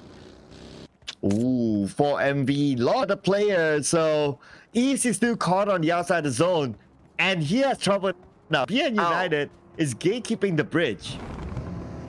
Yes, you're right. And it looks like majority of the teams will then head on to the northern side. So that would be the entry point. So it's really gonna get congested in just a few minutes, Sir Cloud. But we're gonna witness first a battle happen between Leo Esports and XERXIA. Now, Leo, I can see they're cooking up that nade. Leo, okay, so they are all inside this house right here. Shepherd Earth together in one position, going up against this Yetu Tai coming from Leo. So, oh my goodness, Yetu Tai now finds himself down on the ground. Oh, Chopper with the DBS charging in on the members of Leo. On the other build, he has infiltrated this building. Nova with the nade in hand. Nova prepping it up. Nova passing it in, but it's going to be Chopper coming in from the side with the DBS. He evaded the nade, but look, Nova naded himself down. Well, like what I said, I mean, XERXIA Esports is here to make a point. That was a good show, eliminating Leo Esports, but you know what? The fight is not over just yet because Liquid is still alive and kicking. But you know what, XERXIA Esports, man, what are you doing? Why are you so far? Come here, go back to the lobby. And to the lobby he goes. Leo Esports out, and now we have 11 teams left with 27 players. And for XERXIA Esports on the outside circles, should be for them to get in, but for 4 Miracle Vibes, East somehow survived the dreaded blue in military base, and he made himself to Fairy Pier. Yes, sir. Okay, but I think, you know what? There will be a squad that would be challenging 4 Miracle Vibes in just a while, and I feel like those are the players coming from VOIN of Bulls, but BN United is also headed towards Fairy Pier, if I am getting my read right. It's going to be VOIN to Fairy Pier, so I don't think we know that someone's there though. So really for East, he will keep quiet since he's the last man standing for his team. He'll be for placement points unless he sees a clear opportunity. Even if he sees a clear opportunity right here, Sir Cloud, I don't think he can be able to actually eliminate all of the players coming from VOIN. But what he can do is get some elimination points as much as he could. But you know what? Let's see. He was able to put the one player down. Okay, he jumps from the balcony, goes for the jump shot. Now let's see if it can actually seal the deal as he now continues to rack up some elimination points. But there you go, VOIN. He puts a stop on that one. Oh no, we've got 4 MVEs is still alive. Okay, here comes the charge. Pulls out his M416, do a massive spike down. Was able to inflict that damage, and VOIN Bulls got eliminated at the hands of one player coming from 4 Miracle Vibes. Now, how wonderful was that? Oh, that was amazing. A solo show there for East. But now the bad news for him is that he needs to cross the road into the circle on the north side. And that is going to be his toughest challenge so far. Yes, he has a build, but I think he has to make that slow rotation and then allow it to distract with each other.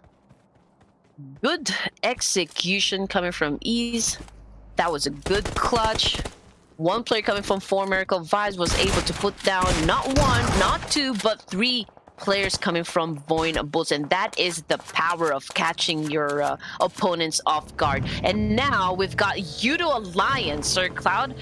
The next team to be eliminated out of ERANGEL. And now, ladies and gents, we're down to just 9 teams and 22 players remaining. We're at the 4th phase at the circle with 2.5 minutes before our zone closes in.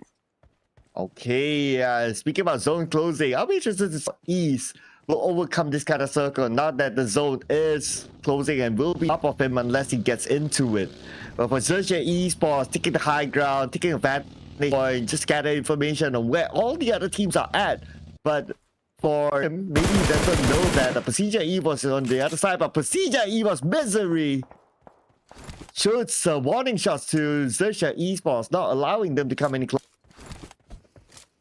4 Miracle Vibes already out of the game as well, but it's okay. I mean, East was able to put up 7 elimination points, or like maybe 3 elimination points under his belt, but as a team, they were able to do 7 points, you know. before they all went back to the lobby. And now 8 teams remaining. We still got BN United. We still got Boom Esports, XERXIA, 21 NFT, Gremlin, Persija Esports, Team Secret, and that last player remaining coming from Genesis Esports. And at the same time, East was eliminated by the zone, unfortunately. Oh. So, yeah, he didn't make it. He didn't make it. But anyway, valiant effort. I mean, that was the best he could do. But clutch inside Veripia, that will be remembered. Yes, sir. But anyway, we got Kopie over here. Okay, inside this warehouse, all alone, all to himself. Persija, very near where he is staying, but Shopper, he called the attention of Persija Evos, probably saying like, hey, if you want some action, come and get me. And now Persija Evos, of course, trying to get more information before they get into any fights, so they know that there's a squad right up behind them. So this is now the cue, maybe, to change a location. Okay.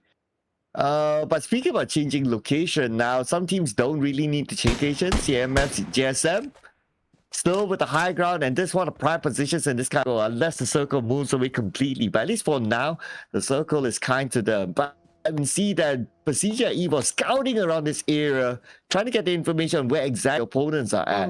But hold your breath, ladies and gentlemen, as the circle will close, and who will be favored by the circle? And here it is, Persija Esports in the middle of it. Oh man, I just hope they have enough cover there, Sir Cloud. I feel like it's pretty much open. But anyway, we've got a Team Secret coming in from the southern side, BN United, perhaps on the southeastern sides, but pretty much now that we've seen, you know, the map overview, a lot of the teams actually sticking to the edge of the circle. Nobody wants to really get into the middle other than the Persija Evo. So every team would then be pointing their guns up against the Persija. Now, cool! Oh my goodness, that was a good spot. Boom Esports now has been eliminated thanks to Persija Evos. Yeah, I mean, if Akul survives against the chicken dinner, it would be insane. And now Persija Esports has company in the area. Team Secret has arrived. Luxy will be down, as well as Luxy. The twins currently out. Team Secret just pushing in and winning in this area.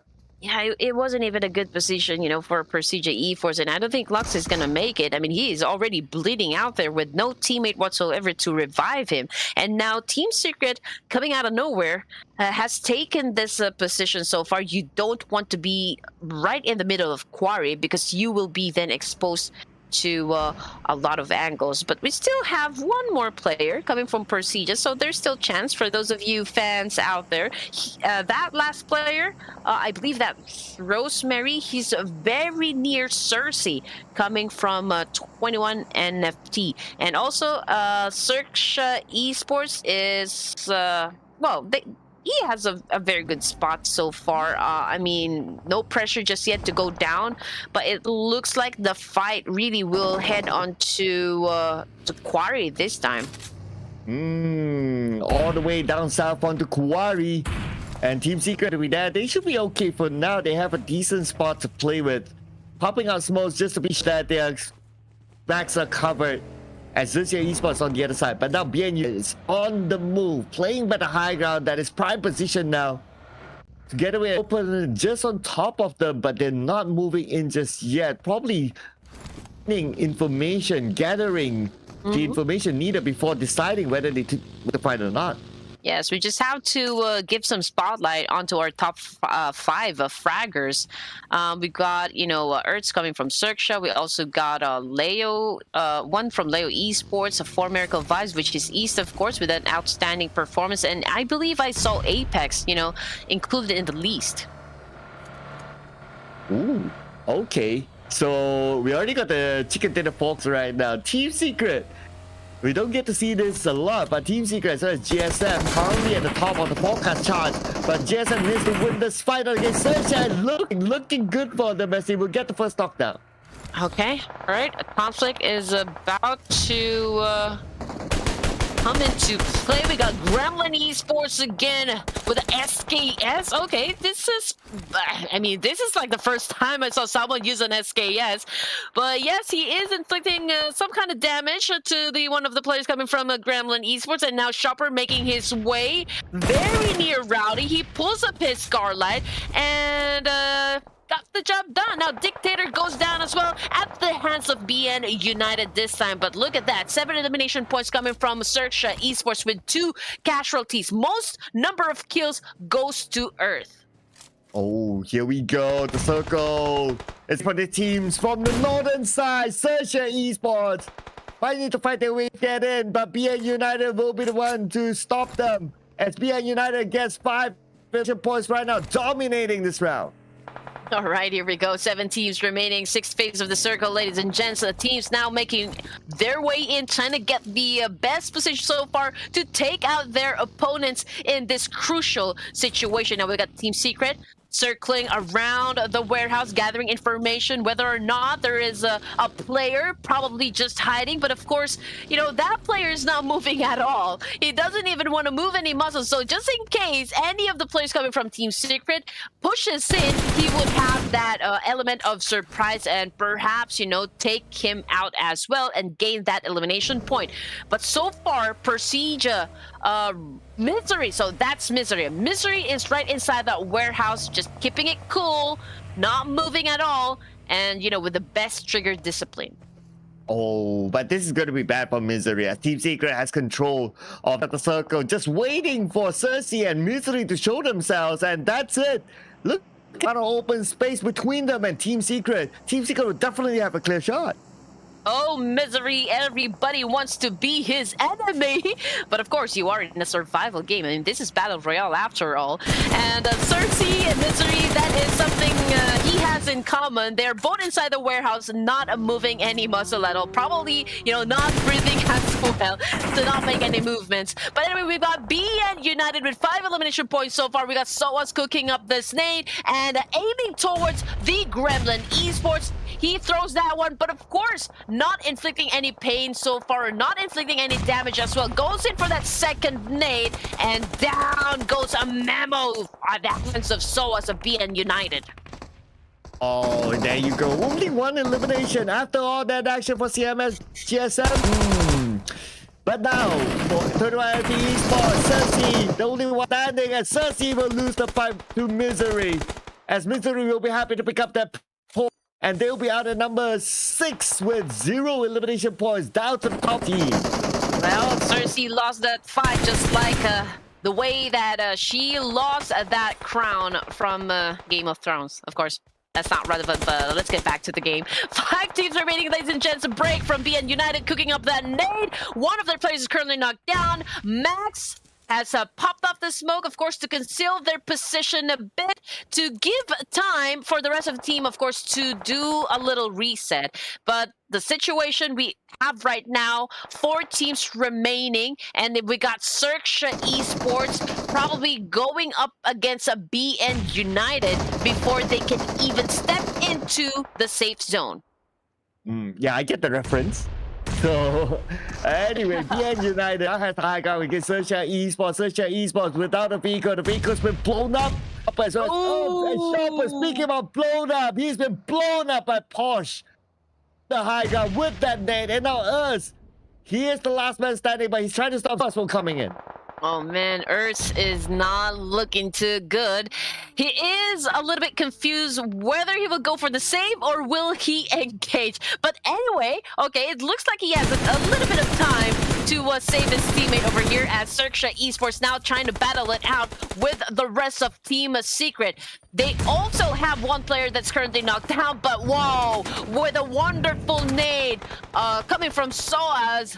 XERXIA Esports has now been eliminated, and we're now down to just 3 teams remaining and 9 players alive. But just look at the elimination points as well. 9 elimination points goes to a BN United. Wow, Team Secrets, the full squad has a good chance, but BN United will reset as well.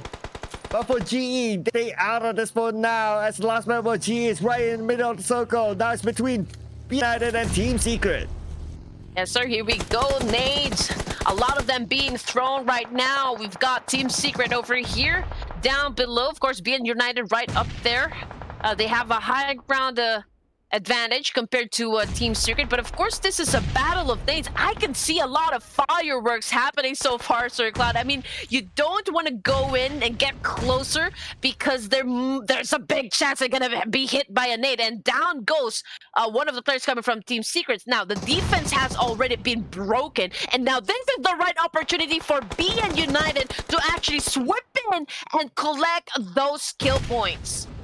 On to Team Secret now. Team Secret only one player that's active at this moment. Withdrawal been knocked down. Helton, the only man left for Team Secret. As BN United is charging on, they want to finish up the job. And BN United now unstoppable with 10 elimination points. Whereas for Team Secret, Helton left. Team Secret, Helton gets a knockdown to push. But now, BN United is coming on. Could Helton hold on to his ground? So far, so good. Can he pull off a clutch here? But it's just much more in the handle. Oh my goodness, these two teams already opened Pandora's box, and now Pandemonium has already started. Two teams remaining, BN United versus Genesis Esports. Oh, what a comeback. But you know what? For the side of Genesis Esports, Sir Cloud, we only have one player up against three more players of BN United. So, man, this is a great disadvantage. But you know what? 4 kills is not bad at all. And maybe, you know, coming in at second will then add up some more points to Genesis Esports. But 75, a whopping 75% goes to BN United of winning this encounter. And whatever happens, it's still going to be Genesis Esports' best finish so far. And there you go. Max gets a tap onto that last member of Genesis Esports. So what's going with the pan? He wants to pan. Come on, man. But anyway, things going to stop BN United from getting this chicken dinner. Oh, man, the disrespect. Killing your opponent with a pan, with a melee. Oh, my goodness. Yeah, but you know what? We are here to have fun.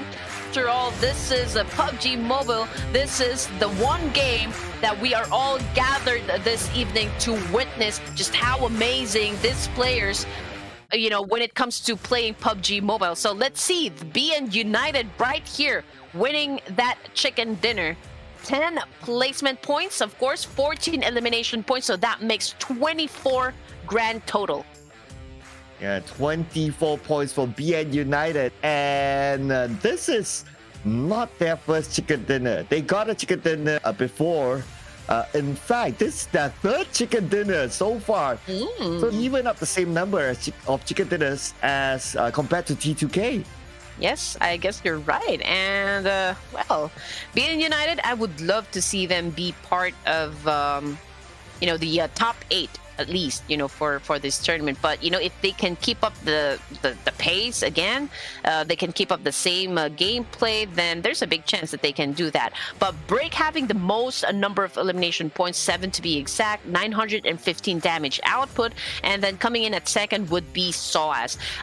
It was just so wonderful how SOAS actually eliminated those remaining players coming from XERXIA Esports. I mean, his nade was on point.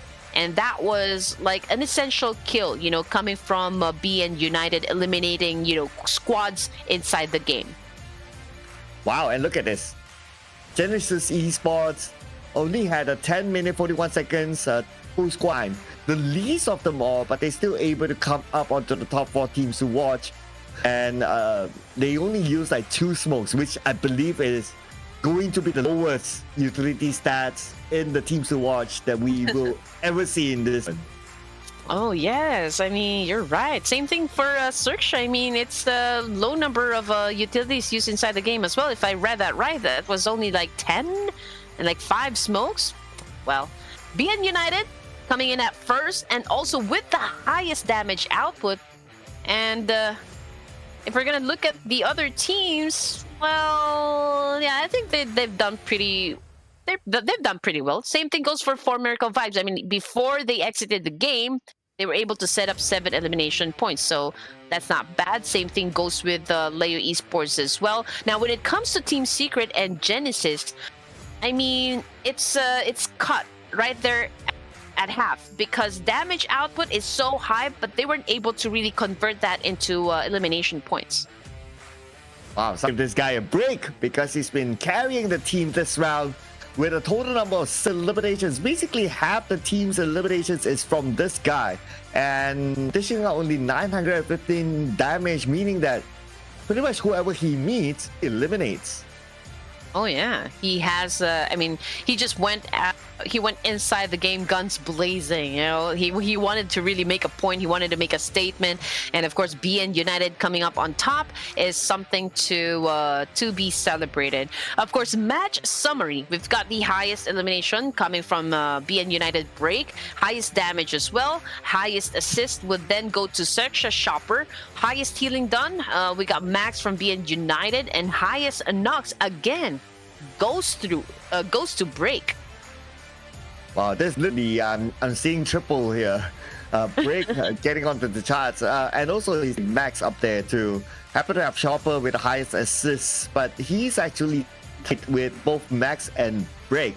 Oh no, he's not tied. Okay, he has one above them. So Max and Break is just behind anyway. So in other words, BN United, they were dominating that. But of course, that's also because 24 points, number one. Number two is points. They are more than double XERXIA. Yeah, so match number 15, we've got BN United getting the chicken dinner with 24 points, 11 points for XERXIA. Genesis placing in at third with 10 points. Of course, that was, I mean, I would always, you know, say kudos to Genesis Esports. Now, Team Secret coming in at 4 with 9 points, and this team from Nepal, Leo, with 7.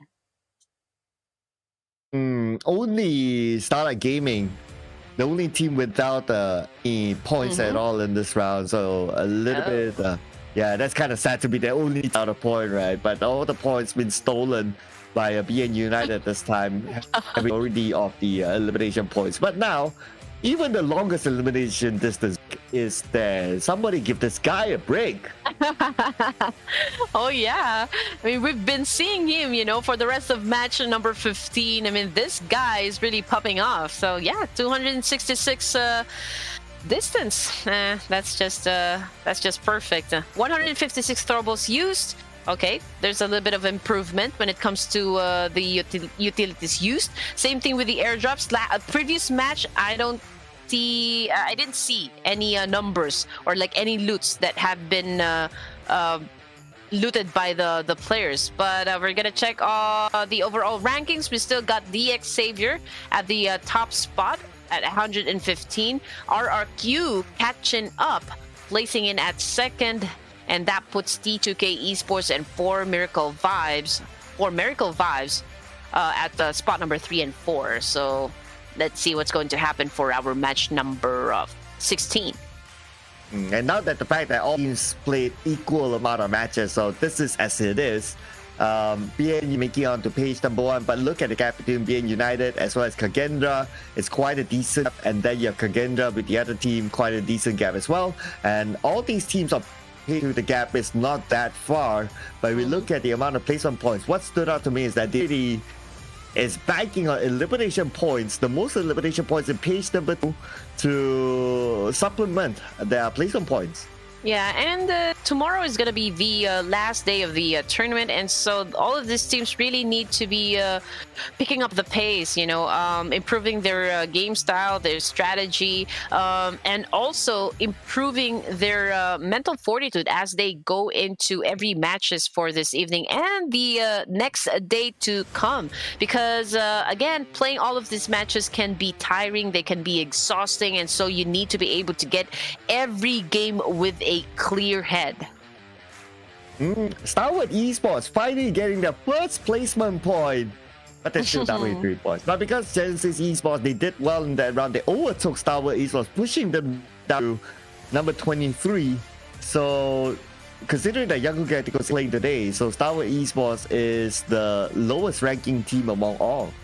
Yeah, we still don't know what happened to STALWART Esports. I mean, this is pretty unusual, especially for the fans. I can see a lot of them, you know, commenting that this is not the kind of gameplay that we are used to seeing coming from STALWART Esports. But this is already day number 3, Sir Cloud. I don't think they still have that time to actually improve, or like maybe if they do, just in case, I don't feel like they will even reach perhaps the top 8 part, maybe they can enter 9 to 16. Yeah, maybe because we got still good amount of games though. We still have rounds after this season, Jared. The second half of today. But before we head on to the second half, as usual, we'll be taking a break, get a breather, get a drink. We'll see you guys after this.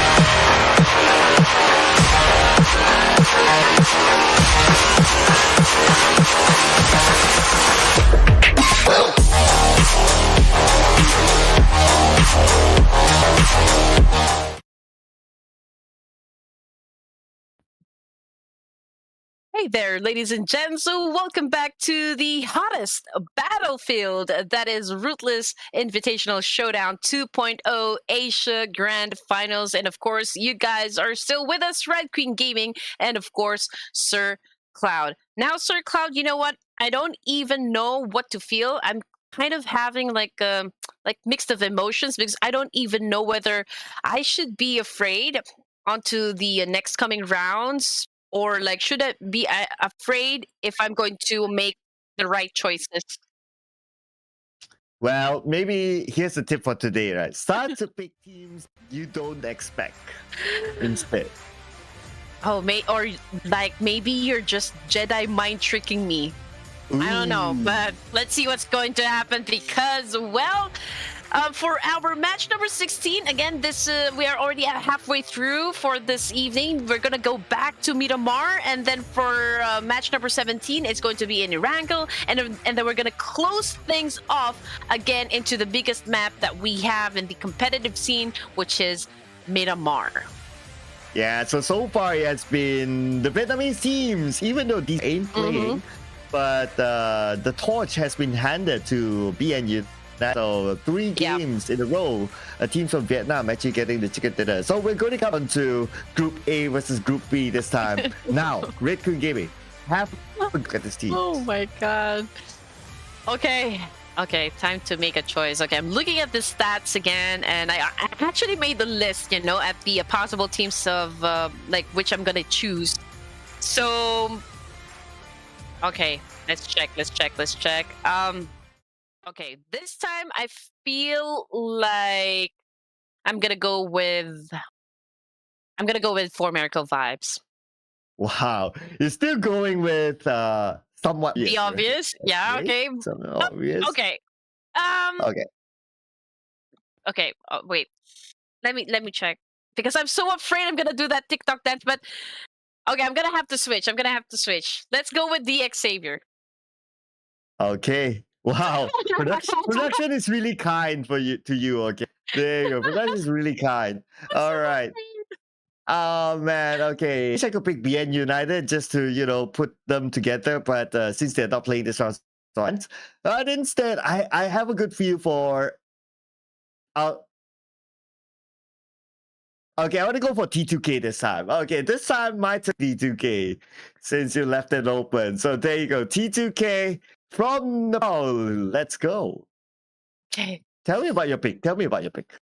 Okay, the Xavier, I feel like they've already built a momentum, for tonight, and I don't think they're gonna let go of that one. So I feel like they can continue on bringing in that power into this next match, which is of course going to be in Miramar. So the Xavier, I feel like you guys have the capability and of course the firepower to get the job done inside this match. Okay, so still going for at least 2 days obvious pick, right? These areas. So all right. I mean, T2K is pretty obvious, well, as of now. At least. But you know what? At least for me, I have the luxury of like, okay, what happens even if you win? It's a draw. So I have the luxury of whoever I feel like I want to pick. Or the PUBG gods will then listen to what I have been begging them to give me and actually provide me with 2 wins this evening, and then we can already see you dance instead. But you know what? I am already feeling a little bit nervous, but I'm still putting that much faith on the teams that I have chosen for this team. And good luck. All I'm saying is the best of luck. Right, the best of luck to the teams as well. As the flight path on the southern side, so teams who like to drop on the north will need to travel quite a bit. It includes Team Secret, who normally does drop into San Martin, and as well, I believe it's VOIN, if I'm not mistaken, too, inside of San Martin. So we're travel for them. So we may expect to see teams who like to drop on the north to change their drop spot to somewhere else. And I feel like I've been seeing a lot of similar flight paths so far for the entirety of day number 1 up to day number 3. I mean, especially for right now, I mean, they always start at the bottom of the map, so we always have a lot of space to go onto the northern side. But then again, you know what? You're right, Sir Cloud. I'm probably expecting to see the likes of RRQ head onto the middle. But you know what? 21 NFT Esports, they don't want to waste any time because I've heard a lot of gunshots happen. But so far, nobody has been knocked down. So we are taking in the positions of the other teams as well. We got 4 Miracle Vibes. They are very near Box Gaming, as well as MORPH GPX. And if 21 NFT then decides to get inside the circle, then they will have to face the players coming from 4 Miracle Vibes. Well, but first, looks like they need to win the fight against XERXIA, who's not letting them go. Spread of XERXIA, they have them covered from one end to the other, and XERXIA is getting closer to 21 NFT. And Megamind has a micro Uzi at the other end. So unless they can take out Megamind, then if they do that, then they can find an exit on the other side. It will be best if Megamind has other guns as to micro Uzi. I mean, he has a high ground advantage, but he won't be able to actually really, like effectively do a spray and put down any players coming from 21 NFT or XERXIA Esports. And so it's going to be pretty tough for him.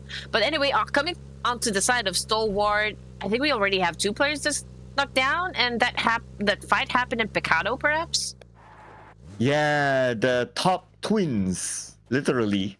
Both of them knocked down, and there doesn't seem to be an opportunity for this and IC to go pick them up. So I guess they're going to play as a duo for the rest of the...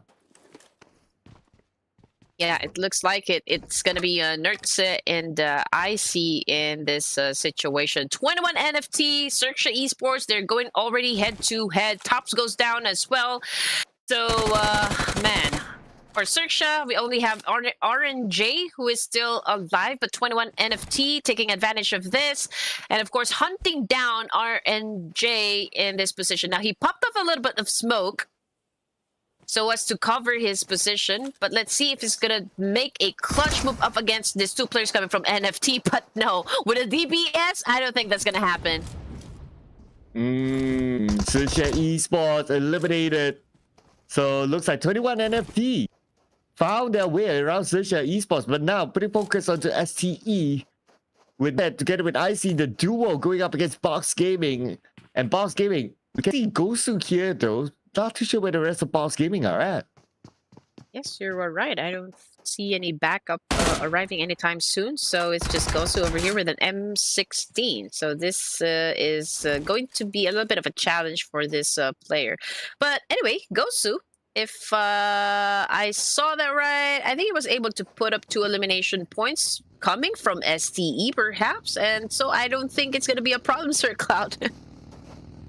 Oh, but get this, the rest of Boss Gaming have arrived. Backup is here. He will be busy, but he managed to get locked on the T-Dog. Wow! Still, secure elimination point at least. But now IC will be knocked down instead. Down to XERXIA, the only one name. Going up against the rest of Boss Gaming, and STE will be the next team to be taken out.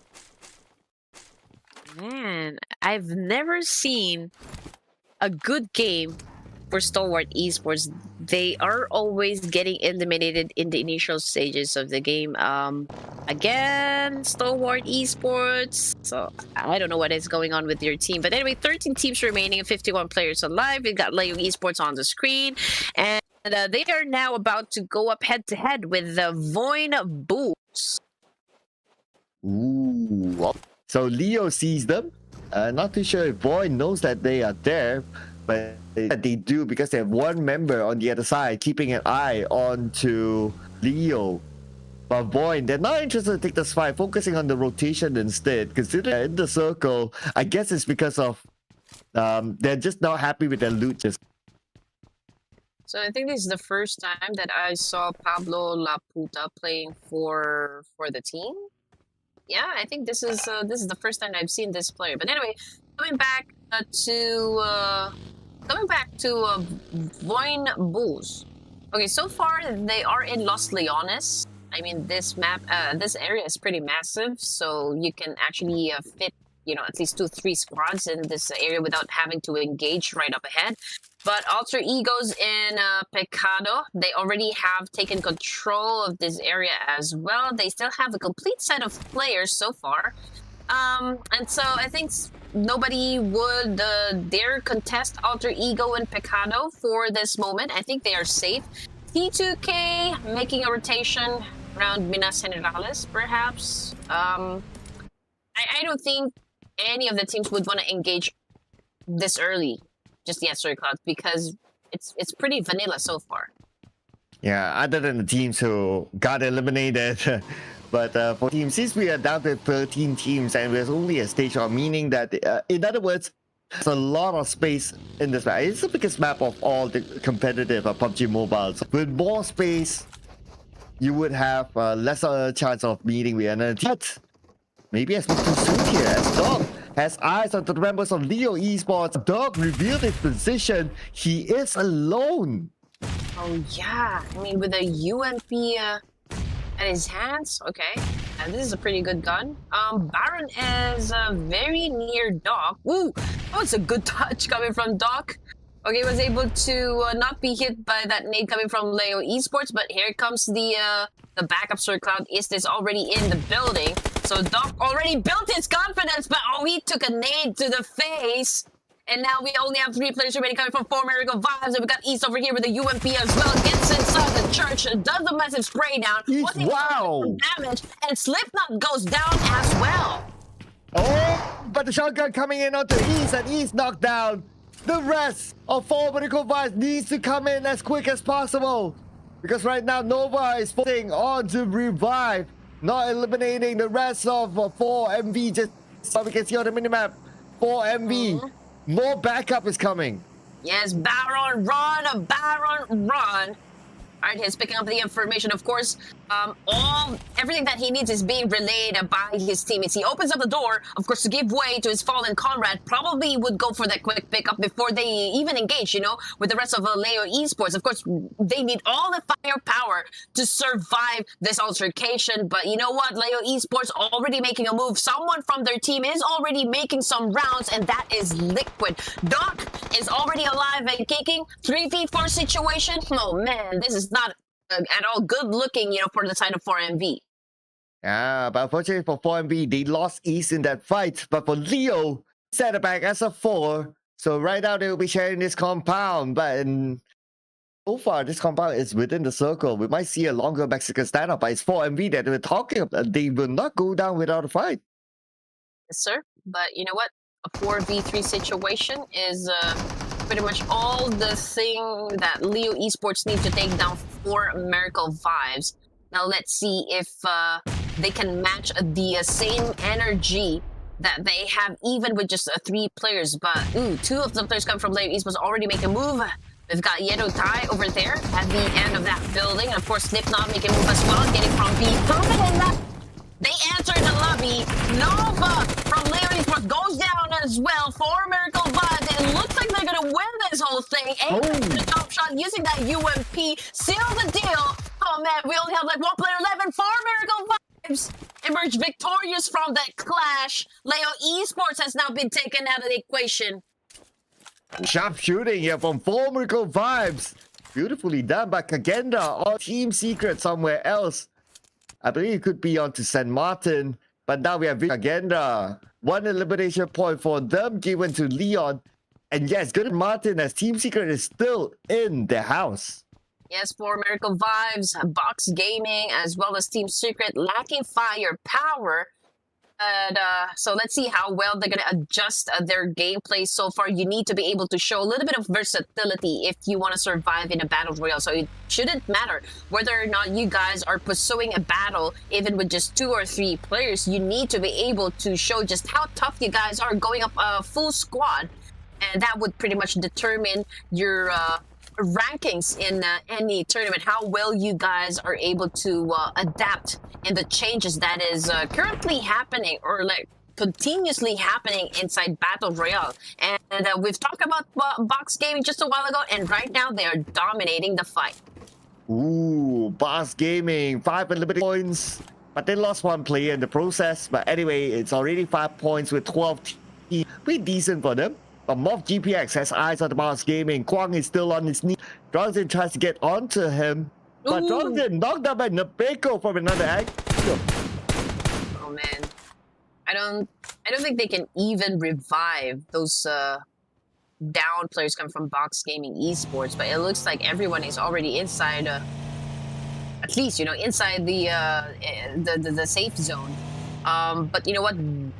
Bigetron Ace, Team Secret, KAGENDRA, DX Savior, the rest of the players coming from 4 Miracle Vibe as well as 21 NFT, they are still right outside that circle. So I feel like they would be sticking at the edge, not be engaging, but of course they will do a lot of cleanup onto their left and right side. And more cleanup is needed here. As trying to find the last member of Box Gaming. That one member that's currently knocked down looks like he's going to be left out to dry as the Beko secures that elimination point for sure. Box Gaming only 1 left, and he's closer to Alter Ego instead. Yes, sir. Here we go. Alter Ego Harris aiming their gun. Getting some information as well. You don't want to rush any judgments. We are now playing at the 4th match of this evening, and you don't want to lose any of your advantage so far. RRQ is still alive, Sir Cloud, but on the kill feed, I think there is 1 player that's currently knocked down coming from Team Secret. Ooh, yeah, Secret. Only left with 2 after that, but now T2K with a fight at T2K. Take out the last member of Boss Gaming, that is Gosu, but they still go out with 5 elimination points. Number 12, it's okay if you go out at number 12 with 5 elimination points. That's Okay. I think BIGETRON Ace is in trouble once again. One of the players is already knocked down, and I think that is Baby La. And now they will have to up their defense up right here in this situation, so as to prevent, you know, any of the squads crash at their compound. But I feel like they're safe for now. But if ever they would be going in a fight, then that would be up against RRQ. oh, here we go. RRQ, BTR getting knocked out to the pickle. But it's not only them though. There's another lurking around. JT needs to reset quickly. And now Asa on the other side doesn't have view, but he needs to save his teammate. The smoke will be popped out. That's a little bit of a clue for Asa where TR is at. But JT is there. JT is up back. 80% of JT will secure that elimination, taking out the pickle. Oh my goodness, 11 teams remaining. I feel like the Miramar is now on a fast-forward mode because this team's found each other right up ahead inside the map, which of course we all love. That's what we want to see, action, and that's action that we're gonna get. Okay, BIGETRON Ace, they already have 2 elimination points. Again, we've got 6 seconds before the zone closes, and DX Savior, oh my goodness, they are now making their way, and they are in close proximity with the players coming from Team Secret as well. You know what? As we move forward, if they go forward, they will have to deal with the players coming from RRQ, MORPH GPX, as well as 21 NFT. Oh, look at the circle now. Between us, the Xavier way on top, and T2K is in the circle. I just say, just put it out there. Just put it out. Right? Rosemary, okay, their best fragger, was completely taken out, down to 3 players on the side of Alter Ego Ares. And they are camping around the Picado area. There is one team that is very near, which is T2K, Sir Cloud. T2K, we got Rig on top of that mountain over there. Of course, he can get all the information that he wants. He has, you know, a great vantage point. Also, I can say the same with Turu Love and that one player coming from T2K as well. This building where Alter Ego was staying is, I cannot really say if this is a good spot since there's a lot of open corners. I mean, if you make one wrong move, and then T2K, of course, will then capitalize on that one and has a possibility to be taken out of the game as well. Yes. So based on their current position, MORPH GPX trying to stop the ladies from coming to the circle. Ladies, everyone onto one vehicle, so that's a little bit concerning. And we know there's going to be an easy target. Everyone clubbed up together as JT will be knocked down by Leon. So now that he has gotten the knock, he immediately repositions of not being too hasty with securing the elimination point. Oof. Okay, my visual is kind of blurry, but I can definitely see DX Savior. Okay, still with 115 points so far. We are already at the 4th phase of the circle, and they haven't, you know, added to their elimination points just yet. Not the same, you know, for MORPH GPX because, well, Pepeng has already gotten himself 1 kill under his belt. And now Bobo Ho right here getting all the information, and it looks like he already spotted the ladies come from BIGETRON Ace. But so far, this is, you know, like a trigger discipline that we're seeing from him. For Miracle Vibes, however, Apex is, of course, making it rain hellfire against those players, but unfortunately, Aaron gets tagged. Oh, there you go. Long range, beautiful tag there, Winnie. Now, together with his teammates, will still need to defend the ground because his others are getting closer and closer, but looks like they will manage to do it. So far, the Xavier doing good from the outside of the circle, coming into the compound. All right, here we go, here we go. The battle is about to start for Miracle Vibes, taking in position. And right now, they are up against our top chart winners, which is DX Savior. Can they make it for Miracle Vibes? Apex with a knockdown, and now DX Savior is pushing in, moving in for the kill. Apex goes down for Miracle Circle Vibes has been completely erased of Miramar. Oh, there you go. Next phase of circle is going to be huge. Look at the amount of teams by the edge of the circle. It's very likely the circle will move away from them. The circle will go to center. And this is where the teams at the side will need to fight. All right. Oh, man. Things are already getting heated up. T2K Esports spotted the place coming from KAGENDRA, and now KAGENDRA getting punished as well. Oh, my goodness. This is not looking too good on the side of KAGENDRA. They are pretty much exposed at this point in time. Now, RQ making a rotation, but right onto the other side of town, we got MORPH GPX as well. And now Asa knows this one, and he needs to change a location soon. So he now boarded his car and backing away from that situation, because it is not favorable to his side. But anyway, MORPH GPX, we got Rocky over here. Okay, this one guy is spotting out players coming from RQ. Cleon is doing the same thing, but he's popping off those smokes to conceal his position a bit. Oh, Cleon making the move as well, but seems like they're not interested to take the fight. They're going to prioritize. So getting into it first before any of the other opponents, hoping to lock them out. And MORPH GPX, the split for this team. 2 of their players inside the circle, whereas 2 on the outside. T2K still has the prime high ground position. They'll be in a good area, in a good position to overlook other teams, especially KAGENDRA right below them.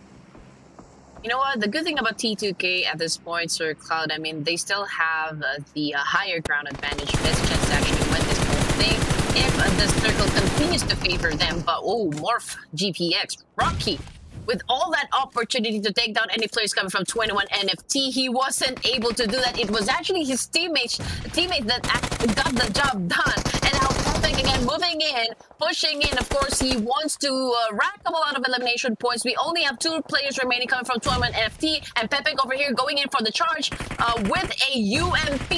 Here we go, here we go. Can they take them out? That is the big question, Sir Cloud.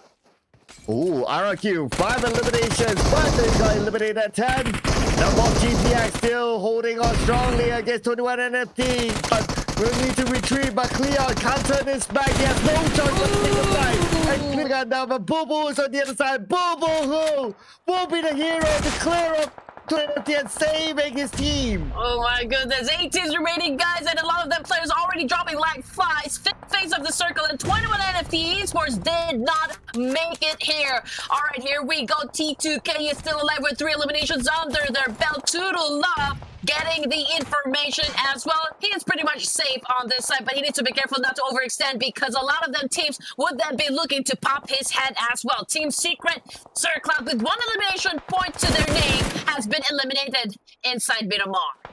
T2K continue on the action, and now on to BIGETRON Ace. Toodle Love sees where they are, and they're playing by the edge of the circle now. Both teams again. T2K liking to play their 2-2 split, but moving back onto Xavier going up against VOIN. Yes, here we go. Xavier, come on, show us what you got. Oh, they are making it rain nades up against VOIN Bulls. And right now, oh my goodness, Xavier's getting a little bit aggressive. We already have 1 player knocked down onto the side of VOIN Bulls, and now we only have 2 players playing for this team. Levi's is, of course, keeping a very close eye if Max, I read that name, was that Max is gonna go in and push it for the kill now. Down on a ghost eye. And it's not looking too good for VOIN, because it looks like they're gonna survive this one. But oh, the Xavier also has 2 players knocked down. Ooh, Parjin resetting himself. He has to do it quickly for the other members of VOIN. Comes in, and now Parjin chooses to pick up his teammate before going on. At the same time, VOIN is getting closer and closer. Could this nade do it all? He is all alone though. This nade needs to happen. That nade being tossed out onto the outside. To connect instead. But VOIN will still go down. Oh yeah, but finally he will. And it's gonna be Xavier still maintaining all of their members while winning the fight. All right, here we go. Here we go. Please make it right this time. Here we go. Yeah, 5 players remaining. T2K Esports has been eliminated despite the fact having the best vantage point so far. But again, the odds started not being in their favor the moment the zone closed in. And we got inside the sixth phase of the circle. True to Love just died in the play zone, ladies and gents. And now T2K is already out of the game. Now Bigetron Ace, we still got MORPH, GPX, and DX Savior still competing right here. Oh no! Okay, I saw little information right there that, you know, T2K was eliminated. Or was that like total domination? Oh, one member of T2K got eliminated, so That's True to Love, right? So T2K is still alive. Okay, they still have the higher ground around Picado area. So pretty much they can still clutch this one. So T2K, can you finish, or is it gonna be Xavier?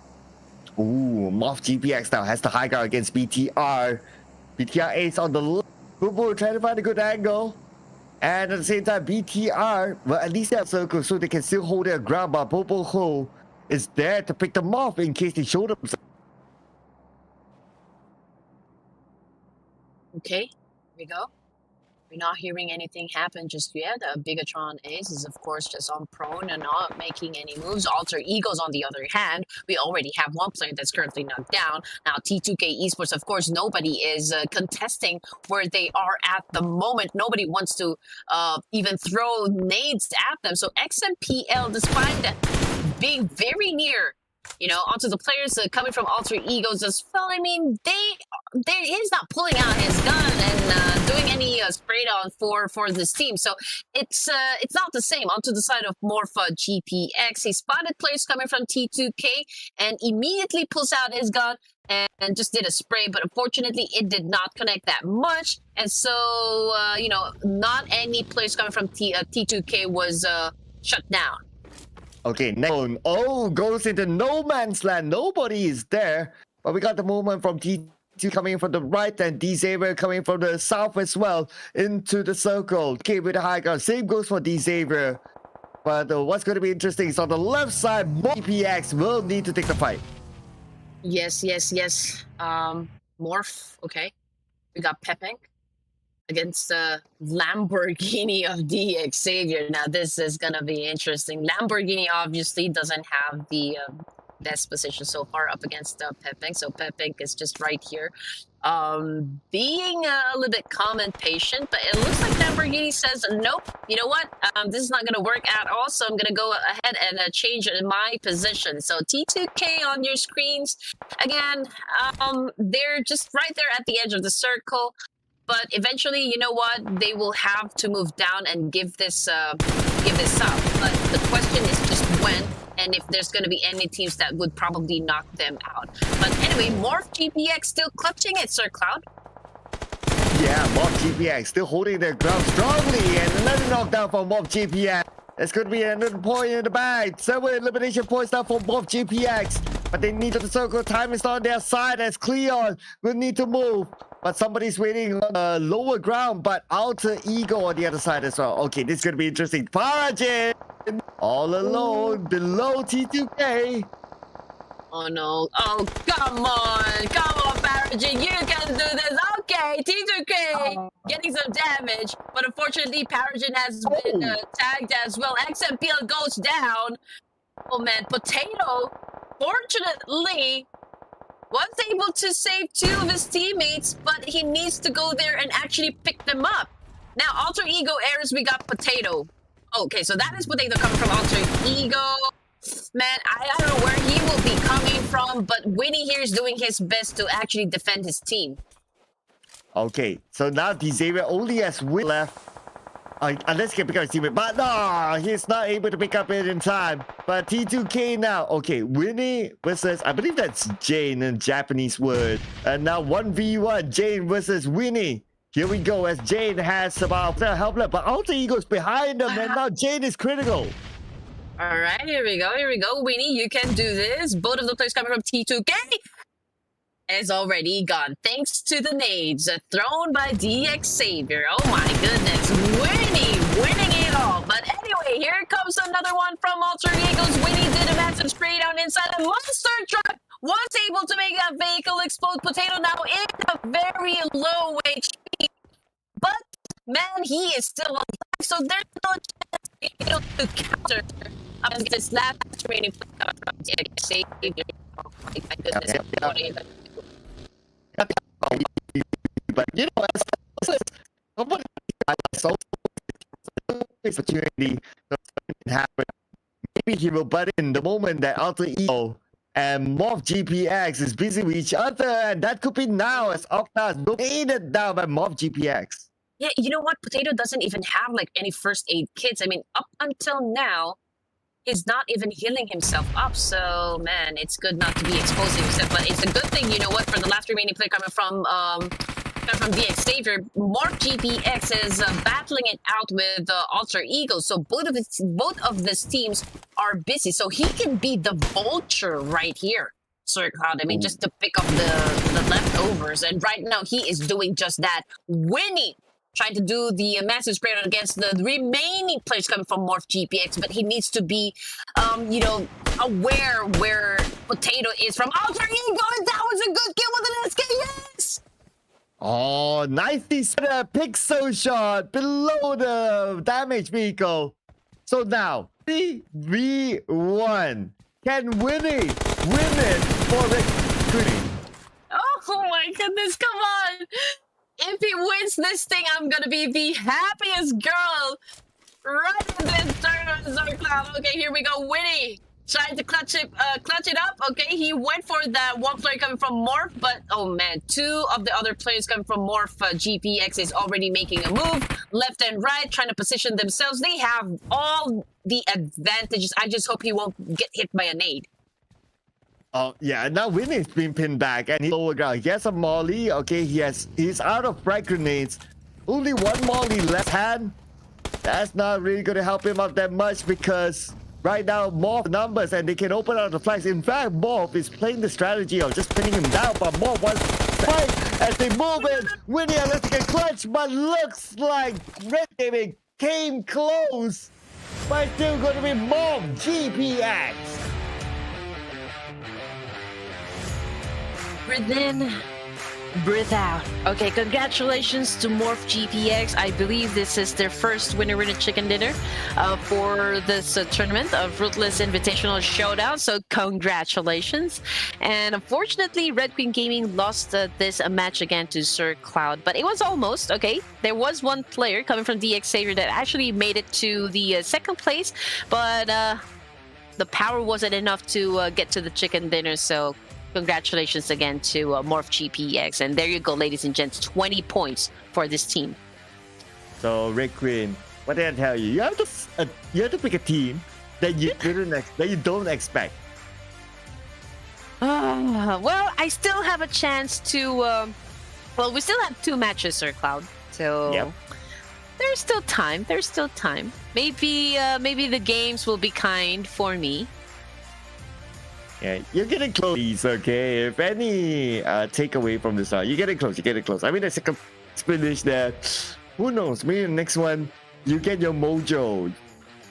Yeah, that's right. That's the perfect term. I need my mojo. But anyway, yes. Teams to watch.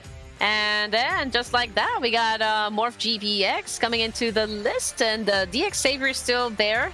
T2K is still there. And, of course, Alter Ego. Ooh, okay. The Ego. Only 3 frags been used. It's unusual to see 3 frags for Alter Ego. Normally, they're a team that likes to rain down nicks on their opponent.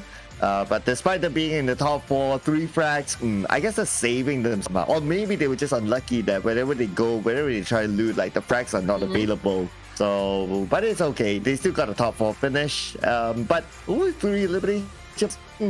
Can be more, but the highest elimination points here is probably one of the lowest that we have. Only 10 for MORPH GPX. Yes, and you know what? Still, MORPH GPX, not only did they win the chicken dinner, but judging by the numbers that they were able to put up, even with the damage output, it seems like they really did a perfect job right here inside MIRAMAR. So that shows a lot of game sense, game IQ, and pretty much they have adjusted, you know, so far into the game, considering that this is already day number 3.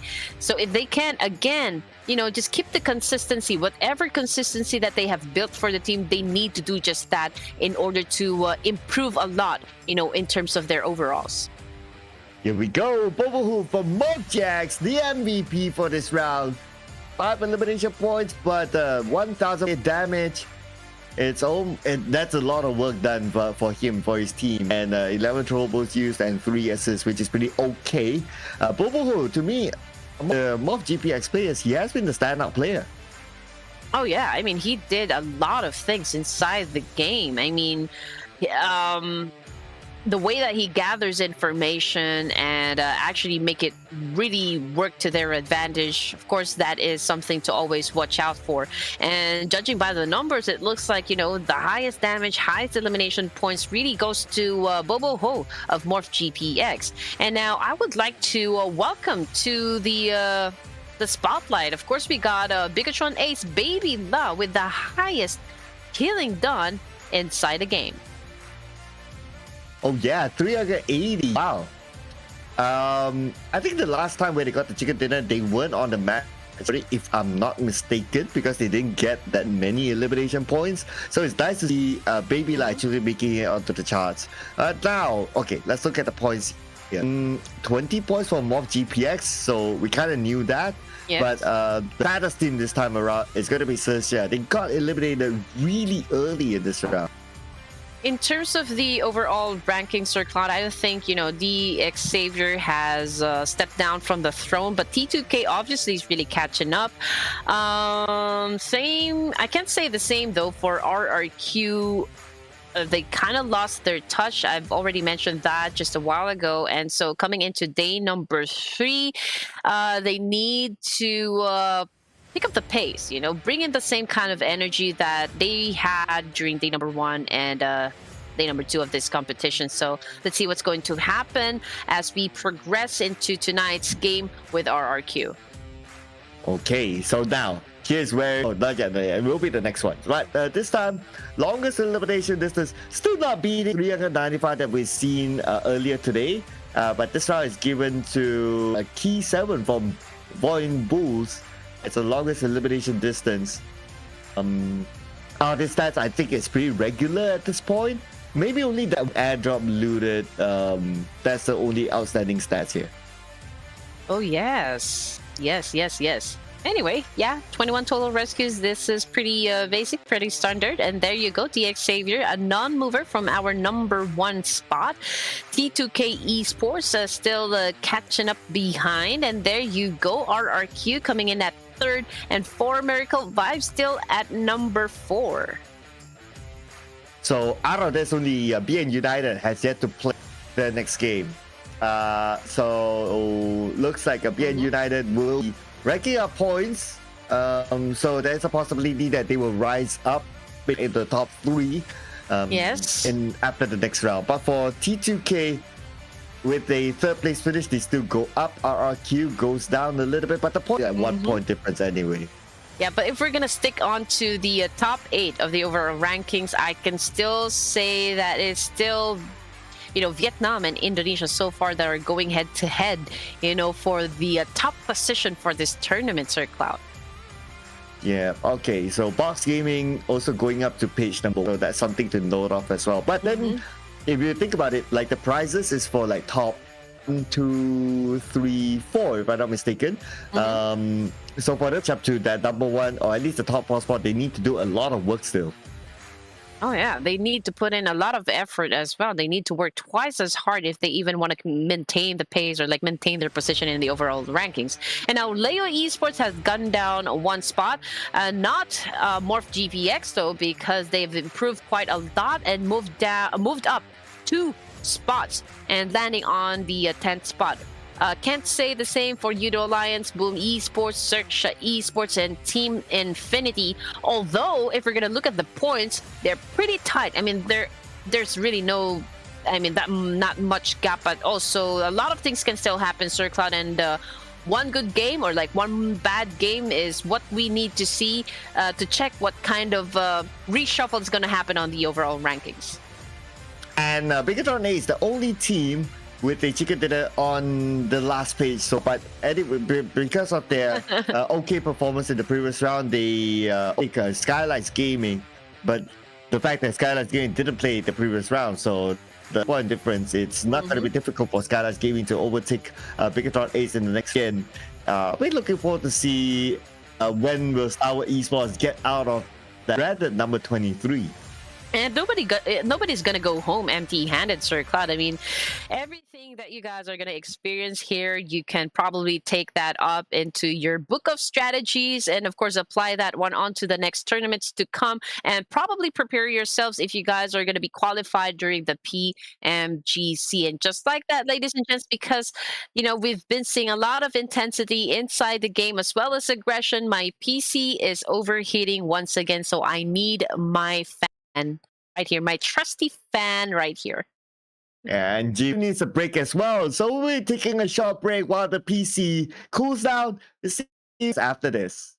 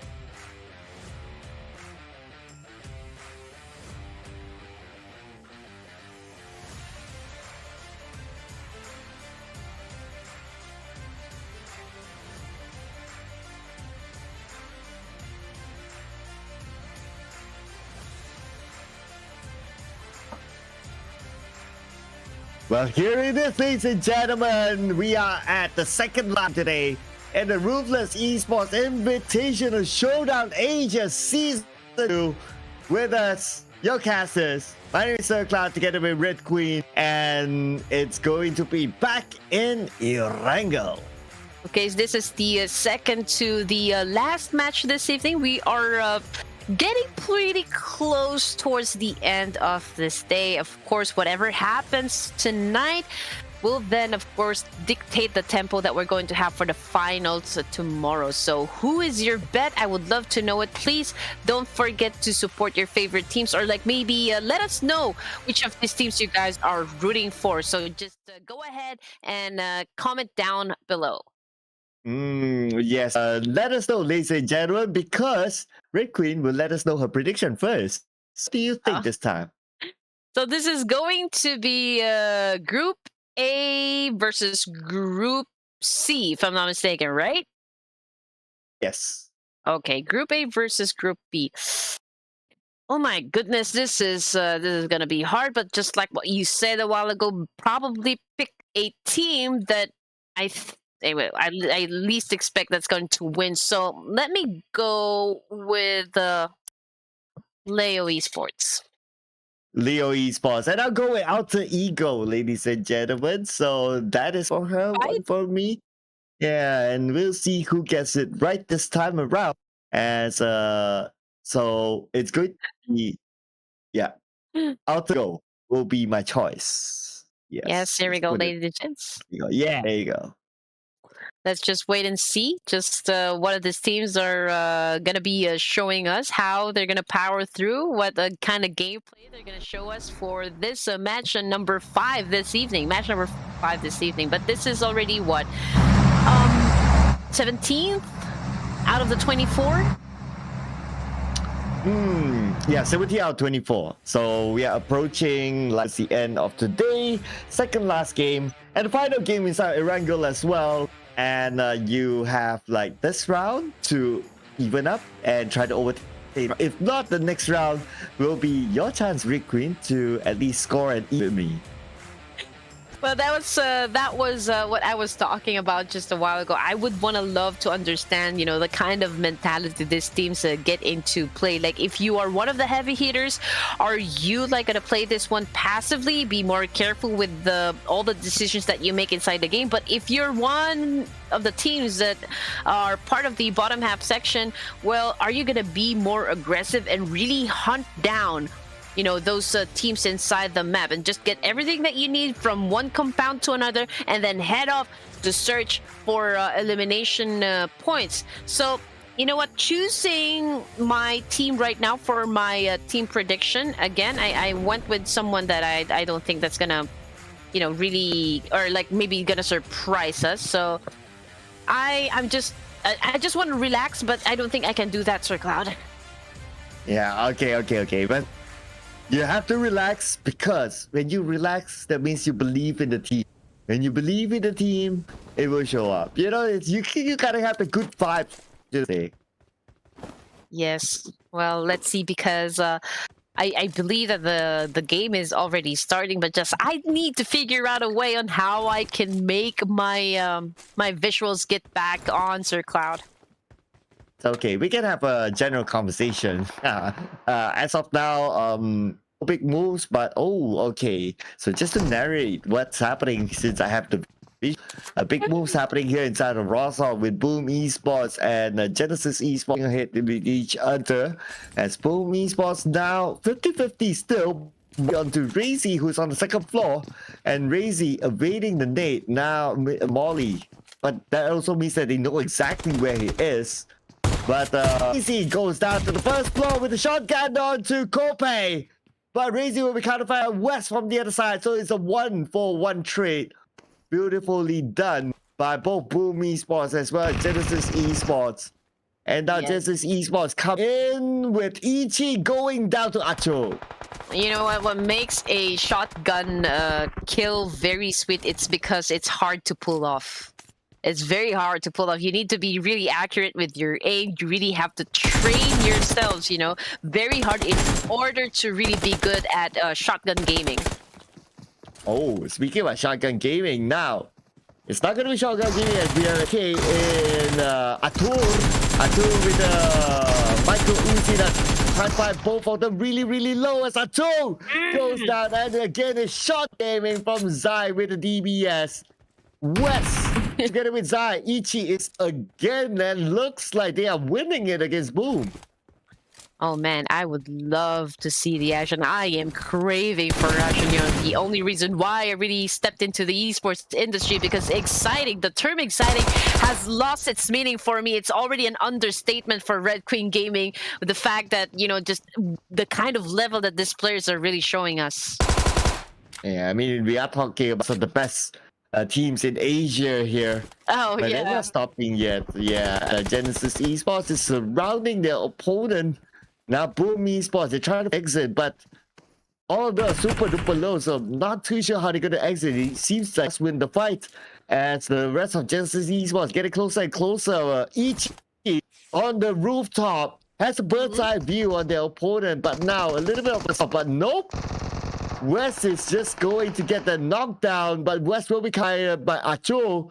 And Acho now, after all that action, last man, and he'll be taken out. So Boom Esports becomes the first team to be eliminated. Oh man, Boom Esports not having a good time at all. You don't want to start your game by getting eliminated early, so they still have a chance to make up for those lost points. Of course, we still got one more game to go for this evening and 6 more games tomorrow in the finals. Oh yeah, 6 more games, but each team will play a maximum of 4 rounds. So to us it's 6 games, but to the teams it's 4 rounds. So they gotta calculate like the amount of games that versus the potential points that they can get if they get into a certain placement to receive part of the prize pool. Oh yeah, I can only imagine what this teams are going to do with the prize, but of course they're going to be thinking about a lot of upgrading. Of course, you would want to always have that advantage against your opponents, and that means having the best equipment for your gaming experience. Yes, speaking of equipment, well, someone needs to get a new equipment. Oh, well, hopefully Riku will be able to sort that out like after this. Hopefully as soon as possible. I really do hope so, Sir Cloud, but you know what? The either the connection is not working out for me, or like the Discord is really bugging this time because I cannot really see a thing right now. All I'm doing is just listening to your sweet voice just to know what is going on inside the map. Well, for now, what's going on is Genesis Esports against Alter Ego. That is my pick. And Alter Ego winning the fight as they managed to get a knockdown onto one member. A little bit of a trade between them. She currently down. West sees exactly where Alter Ego is at, but he can't get a clear shot because he's on the other side of the building. West instead, he focuses on to save his teammate instead. But Rosemary is getting closer and closer. And Rosemary now with a nade hand. This nade should be able to rule them all. Tosses a nade into the shot. Yes, it will connect on the West. That's another knockdown. And Alter Ego showing their dominance in this area called Rosshop. I feel like I'm listening to a radio station really broadcasting what is going on live in that area, Sir Cloud. So probably you could say Sir Cloud broadcasting from ERANGEL. Are we in Miramar? No, we are in ERANGEL. Yeah, we are in ERANGEL. So Rosary now, okay, Alter Ego have the last member of GE surrounded. So Alter Ego looking good so far as they will complete this elimination by tossing it right onto the second floor. Nobody's there. Zai is actually on the ground floor. They are coming and they will be aiming at the lower ground as GE will be the next team will be eliminated by Alter Ego, but GE not empty-handed. Let's secure 4 elimination points.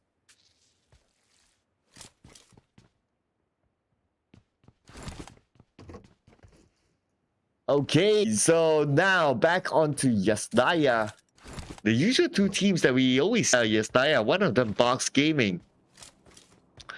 And Yasnaya, so Box Gaming seems to have this pattern of getting like on the right towards the end of Yasnaya. It's been a pattern for them. So I guess with this kind of pattern, have this sort of like a truce between the 2 teams. Procedure EVOS on the right instead. They kind of like have this invisible boundary between the 2 of them, so both teams really overstepping onto each other. And now the zone close, So we'll get an idea of where the zone will be at next. It's going to be on the right, and we're going to go towards school as the center point. What are my favorite areas to play in whenever I play my classic games? And Alter Ego happened there. So for me to pick Alter Ego and they happen to be in school area, wow. This is a sign, ladies and gentlemen, that I might win this, but hey, who knows? I'm not going to count my chickens till it hatch. And I'm back, Sir Cloud. I missed everyone. I missed you, and now I'm part of the broadcast once again. And it looks like, you know, on the screens we got MORPH, GPX, Bubble just was able to get all of the things inside that loot box. Oh, wow. But the moment you stepped in, looks like we have an accident with a BTAs. Oh, yeah, it looks like that's our cloud. Okay, but it is okay. You know, for Procedure Evos, I think they have control of this compound right here. This is a good cover for them, but of course, there will be squads eventually that will challenge up their firepower and try to take control of that compound instead. All right, here we go. So T2K just crossed from the northern side. Normally, they drop in the areas of Severny, so now they're on the main peninsula. And Nate from Turu, they were secured at elimination point, but I think elimination point was denied by Turu. But will he divide? Yes, he will. Yeah, second phase of the circle, ladies and gents, and we already have two teams that have already been sent back to the lobby. And right now, that was just an unfortunate incident considering with the Turu Love, but it's okay. He is fine. He can still pretty much take up any fights. And now we're jumping into BIGETRON A's as well. And just like what Sir Cloud mentioned a while ago, they already lost one player from their team. So, you know what? I mean, BIGETRON A's, they are, I believe they're really doing their best to survive every engagement that they find themselves in inside this map. But unfortunately, you know what? I don't really feel that they have totally adjusted just yet. But like what we've mentioned earlier, Sir Cloud, I mean, nobody, you know, from these teams will go empty-handed. Best to just get everything or like every knowledge that you can pick up inside the game and apply that the next time that you're going to execute another plan or execute another strategy in any tournament. Oh, BN United and D Xavier, two teams from Vietnam going ahead and with D Xavier losing two players to BN United. But the counter coming in, and now with the name will be tossed on to the side of BN United. Will it land? But the rest of BN United can't give it back up. All right, here we go. Two players left for the side of DX Xavier. Not a good way to start the game. And we only have 7 seconds left before the zone closes once again. But you know what? DX Xavier needs to finish up, needs to settle the score between B and United. And oh no, Porch is racking up some kill points himself as well. But Saw is in big trouble. He is right behind that tree, of course, bleeding out. But it looks like it's the end of the line for that player as well. But KAGENDRA, oh, they are still 4-man strong. Oh, KAGENDRA, 4-man strong against BN United from the lower ground up to the high ground. And it looks like they were winning, but now we move over to BTR and T2K with Procedure and Evo joining. They have been torn into pieces by Procedure Evos. I mean, they were just right there in between. They got pinned down, and that was just so unfortunate for them because we also got players coming from BIGETRON Ace within the same area. So that really didn't work out for the rest of T2K. But you know what? A fight is about to break out as well between BIGETRON Ace and Procedure Esports. Now we got Red Ace. He just went straight where the ladies are staying right at the moment, but Mute with a DBS. Oh man, she tried her best, but still, he was she was saved by her teammate, and now Procedure Eve was just like that. Sir Cloud have been eliminated by the ladies, by the only female roster in town. Procedure won that fight with Redface performing really well. I believe he got himself 6 eliminations so far. And now back on the T2K versus Boss Gaming. Rick is still on the side. Needs to get across, but he should be okay because he has his other teammates already there. So he just needs to follow through. Yes, 10 teams remaining. Third phase of the circle, ladies and gents. Rig is the only player left for the side of T2K Esports. Now, what is he going to do in this situation? I mean, he is, of course, going to struggle up a bit considering the lack of firepower coming from his teams. But you know what? Rig has always been part of the most valuable player in, in this matches inside Ruthless Invitational. And so I think he can pretty much come up with his own plan on how he can still dominate this thing, even though he is alone in this match. Now we can see Box Gaming, Churung Zin firing a couple of shots up against Team Infinity. He is on top of the roof. Of course, this is going to work out for him, but he needs to be careful as well because, well, he is a little bit exposed, coming from all of the squads just around the area. Okay, Box Gaming seems to be in an okay position. They are in the circle as well. They play the gatekeeping role against T2K. T2K, the other side, Rick is still there, making his rotation still. I think he will be in some time in the blue. As the Infinity, they have a compound that's currently their fortress. So with all these teams in the circle, it will be okay for them. It'll be hard to break the defense right now coming from Team Infinity. I mean, there's a lot of ways that they can actually defend this one. Those houses are pretty much okay to climb up. It also easy to go down and give up that position just in case, a squad decides to crash this compound right here. But we got KAGENDRA coming in from the southern side, and they would want to take, of course, control of that prime location right here. But so far, everyone else may take a refuge around Rozok, which MORPH GPX is probably going to do at this situation. Rozok by the edge of the circle, I can say. The last we saw the circle was around the areas of school, and Outer East there. So if the circle still favors them, school will be a good fortress. Now in Rozok, we got two teams in this area. So this helped by MORPH GPI has been infiltrated by T2K. Yeah, Battle of Rozok.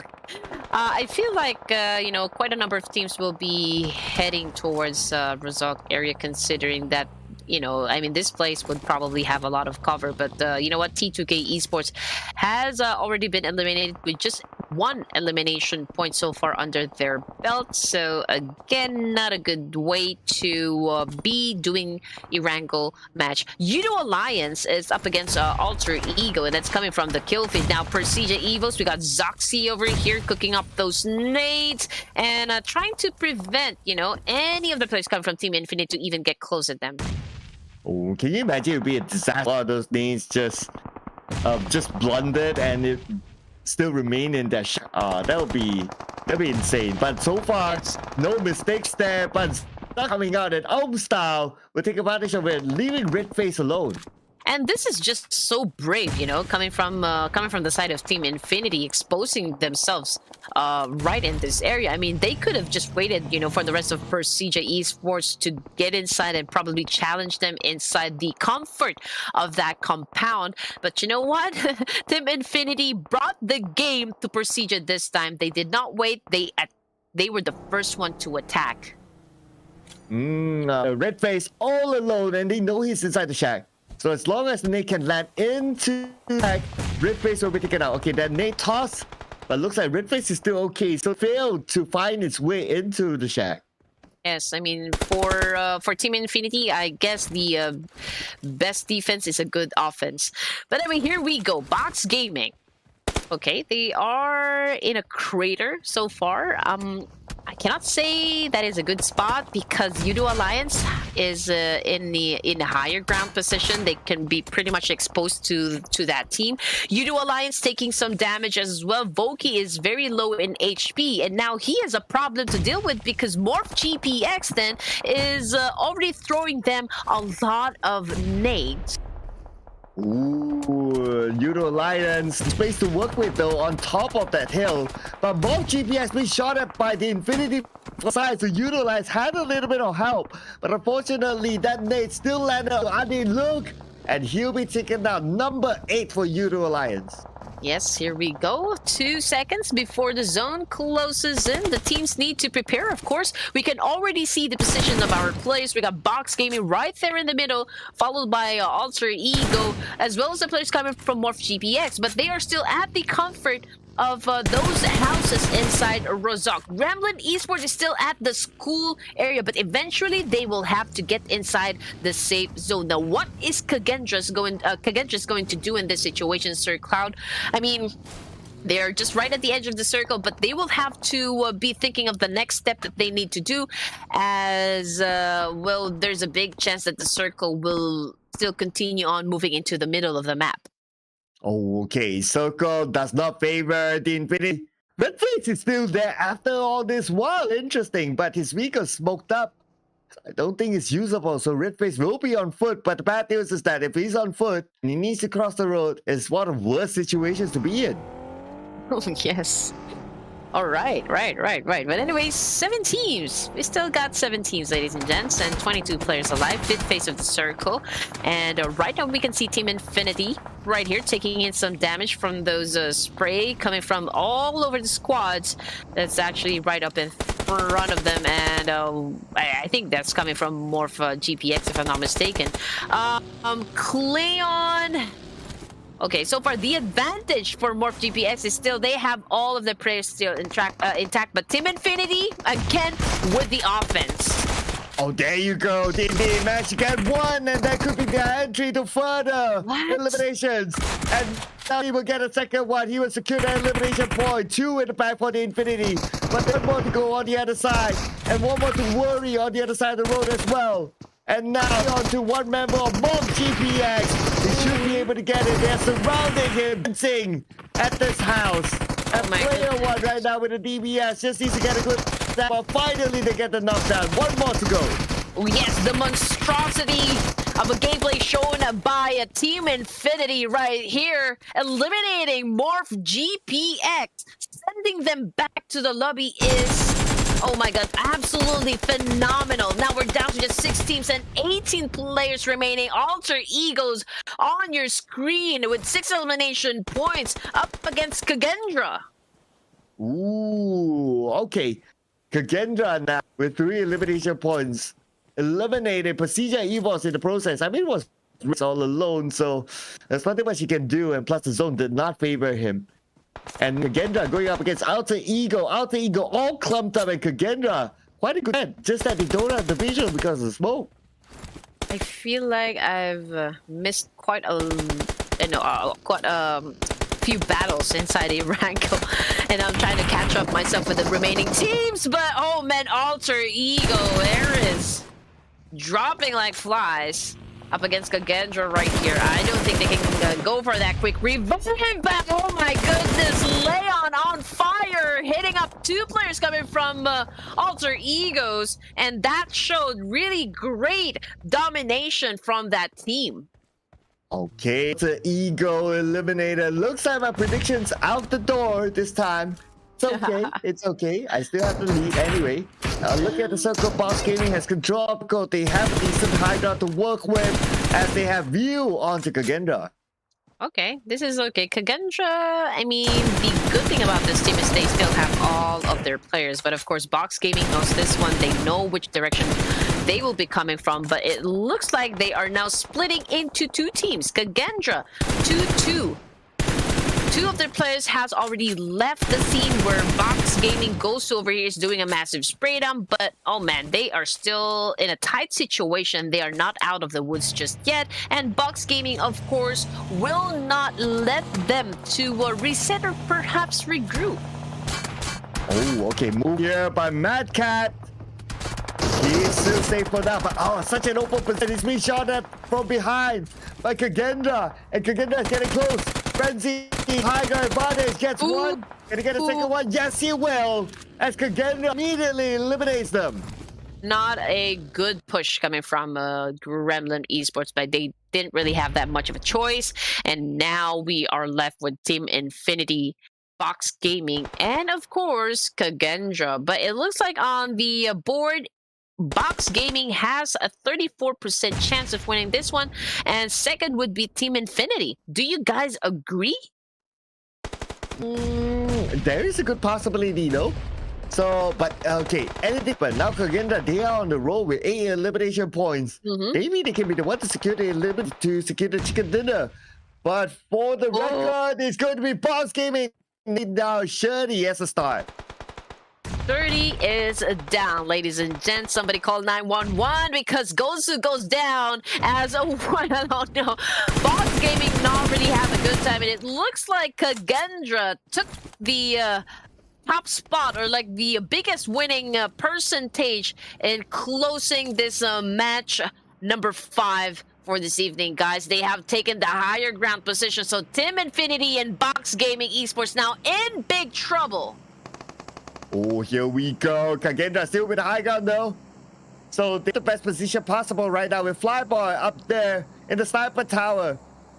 He will get the vantage point. He can provide information to the rest of KAGENDRA. The nade onto the box on the Tida. Tida will evade the nade, but still receives damage, 50% health left.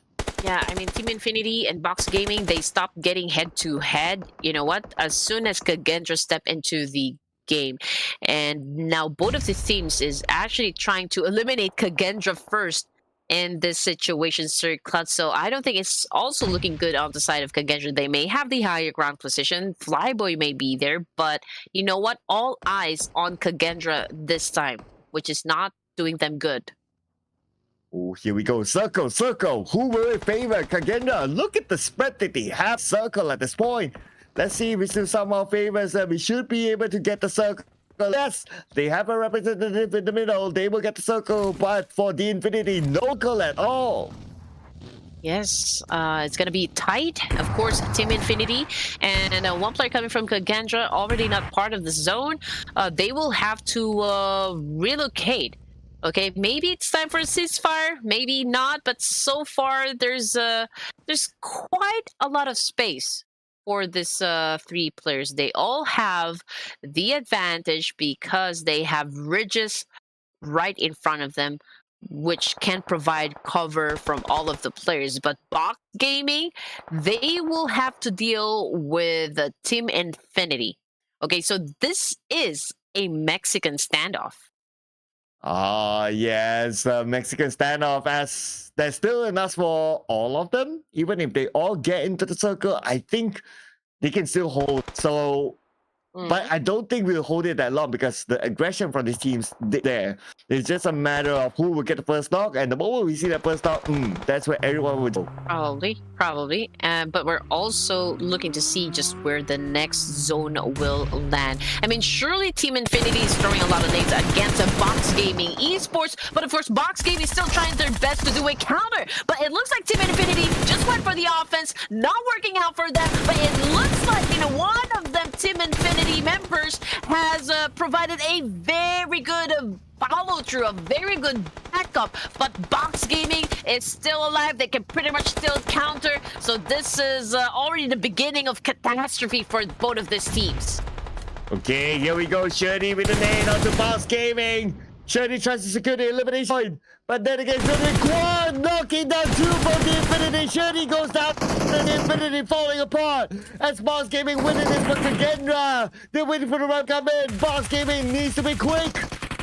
Yes, KAGENDRA now finding the right opportunity to join into the mix. Of course, they wouldn't want to take advantage of these 2 teams trying to go at each other. Now, this is the perfect time for them to pick up those remaining points, to sweep in and just get everything on their side. And now we've got a 0 on the floor as well. And now some players coming from Team Infinity is doing the tackle with the 2 of the players coming from KAGENDRA. And oh my goodness!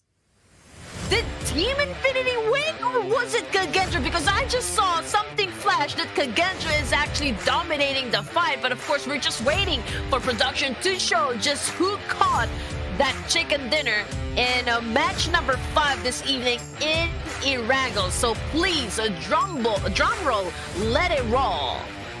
I believe it was KAGENDRA, but anyway, let's wait for the confirmation. But you know what? It is the teams that, again, you don't expect to get the chicken dinner. Yes, you're right, Sir Cloud. There you go. KAGENDRA, obviously, I mean, the moment Box Gaming and Team Infinity went at each other, that was the opportunity, or like that was the moment that KAGENDRA was waiting for them to join into the mix and just get lucky with the shots. I mean, they don't even need to worry if the points are pointed or like the guns are pointed at them. They just have to just get in there and get those elimination points, and that's exactly what they did. Oh yeah, I mean KAGENDRA this time winning fight after fight after fight after fight. So with that, of course, if you can win all fights whoever you meet, then you definitely will end up with the chicken dinner. Like I believe that all their members survived the final fight even. Yeah, and I love the fact how KAGENDRA took the higher ground position from Team Infinity. I mean, Team Infinity, they were a little bit aggressive on knocking out players coming from Box Gaming, and so they gave up that position and actually went for the offense. Unfortunately, though, I mean, KAGENDRA was really paying close attention. They did the move, and so they've gotten all of the advantage that they need to actually win the fight. Oh yeah, so now KAGENDRA, let's look at the stats. 31 smokes being used, but Team 20 nades, 34 smokes, the highest in this. But they had a tough time as well, not gonna lie. I mean, they came from an era where they had a fight still. Wow. And for them to finish up second, it's not too bad, but KAGENDRA, 13 eliminations, leaving everyone behind. Look at the damage output from KAGENDRA, Infinity, Alter Ego. We also got Box Gaming. I mean, man, these are pretty high damage output so far coming from all of the teams, but pretty low on the elimination points. I'm just wondering, Sir Cloud, how many times they were able to knock down the same players, knock down players coming from a long distance. Oh man, I mean, it's wonderful, but of course we want to see elimination points rather than damage output. Flyboy held the sniper tower towards the end to give advantage to his teams, provide the information back onto KAGENDRA, and that allowed him to stay still to secure that chicken dinner. 5 Yes. minutes from him, 799 damage. It's pretty much equal to whoever he shoots gets. Yes, it always boils down to just how good your team is at extracting those information and how you can use that information to work to your advantage. And you're right, Sir Cloud, the moment Flyboy stepped into that tower, I mean, pretty much he'd seen everyone just waiting for them to get knocked down. I mean, their locations was pretty much exposed, and KAGENDRA know where to aim their nades, aim their guns, and that worked out perfectly for the team. Oh, and this is also the RUTHLESS show. It was the last man for Prestigia Esports. As we saw him, he got 6 elimination points. He was carrying the team pretty much, and it's nice to see that he actually gets recognized by getting into the match summary 3 times, in fact. And now for KAGENDRA, 13 eliminations, 23 total points. But we got 2 teams here, Boom Esports and BTR. A lot of points this round. Yeah, and I love the fact as well that, you know, most of the teams are actually finishing matches with a double-digit score. We can only imagine the kind of tenacity that they really put out in the game.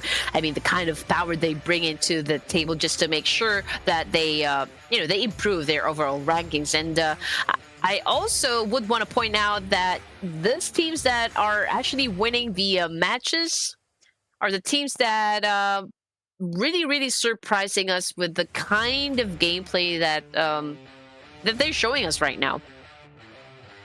Yeah, I mean, KAGENDRA definitely this time 13 eliminations. The next team probably got like 5, 6, so they are more than double the next team's eliminations. At this time, the elimination, this is not the furthest that we have seen. 395 is at least what that we've seen today. But 365 for this round is going to be Octa from Alter Ego. Something for them to take home this round. Right, I agree with you totally. Now, 365 longest elimination distance coming from Alter Ego's Octa. Okay, this is the first time in a long time that I've seen Octa back into the board, but it's okay. But the scores remain We still got the Xavier on top of the charts with 2 chicken dinners, of course, after 12 matches, 129 points so far. It's a little bit high. Okay, the gap is workable for the Xavier to continue playing at this pace, but T2K Esports, of course, on a mission to catch up with the Xavier this time. Now, what I would want to see, Sir Cloud, is a strong comeback from not just 4 Miracle Vibes, but RRQ as well. Well, I'll be able to see that because for Miracle Wise, they took a break in the previous round. So let's start playing the next round just to wrap up the day. And let's see if they can actually do it. B to C. And on page number 2, Alter Ego, the only team that has completed their day with 60 points at double 11. And because of that, well, Leo Esports, Lions, Boom, and the others, they can't overtake Alter Ego. A lot of teams are really showing up this time. And yes, after 12 matches, Alter Ego with 60 points. Very close with Team Infinity as well as VOIN Bulls. But Team Infinity did so well. So I think they deserve that rank up. Now coming into third page, we've got Gremlin Esports upping another rank right there with 50 points. Can't say the same for 21 Esports, but Bigetron Ace after 12 matches. You know what? They are not. I don't want to say that they're doing bad because this is a different playing field. Yes, they are dominating the all-female events, the tournaments. I've looked at their profile, and so far they have been finishing tournaments at the first and second and third spots. So that for me is really outstanding. But this is like a different set of teams, and I feel like probably they would want to go for more experience, but not at all impossible for them to dominate the next tournaments that would come their way. Well, nevertheless, we still have 1 more to go, and I hope your PC can still last for that one last round. So we'll take a short break, ladies and gentlemen. Let your PC cool down a bit. We'll see you guys after this.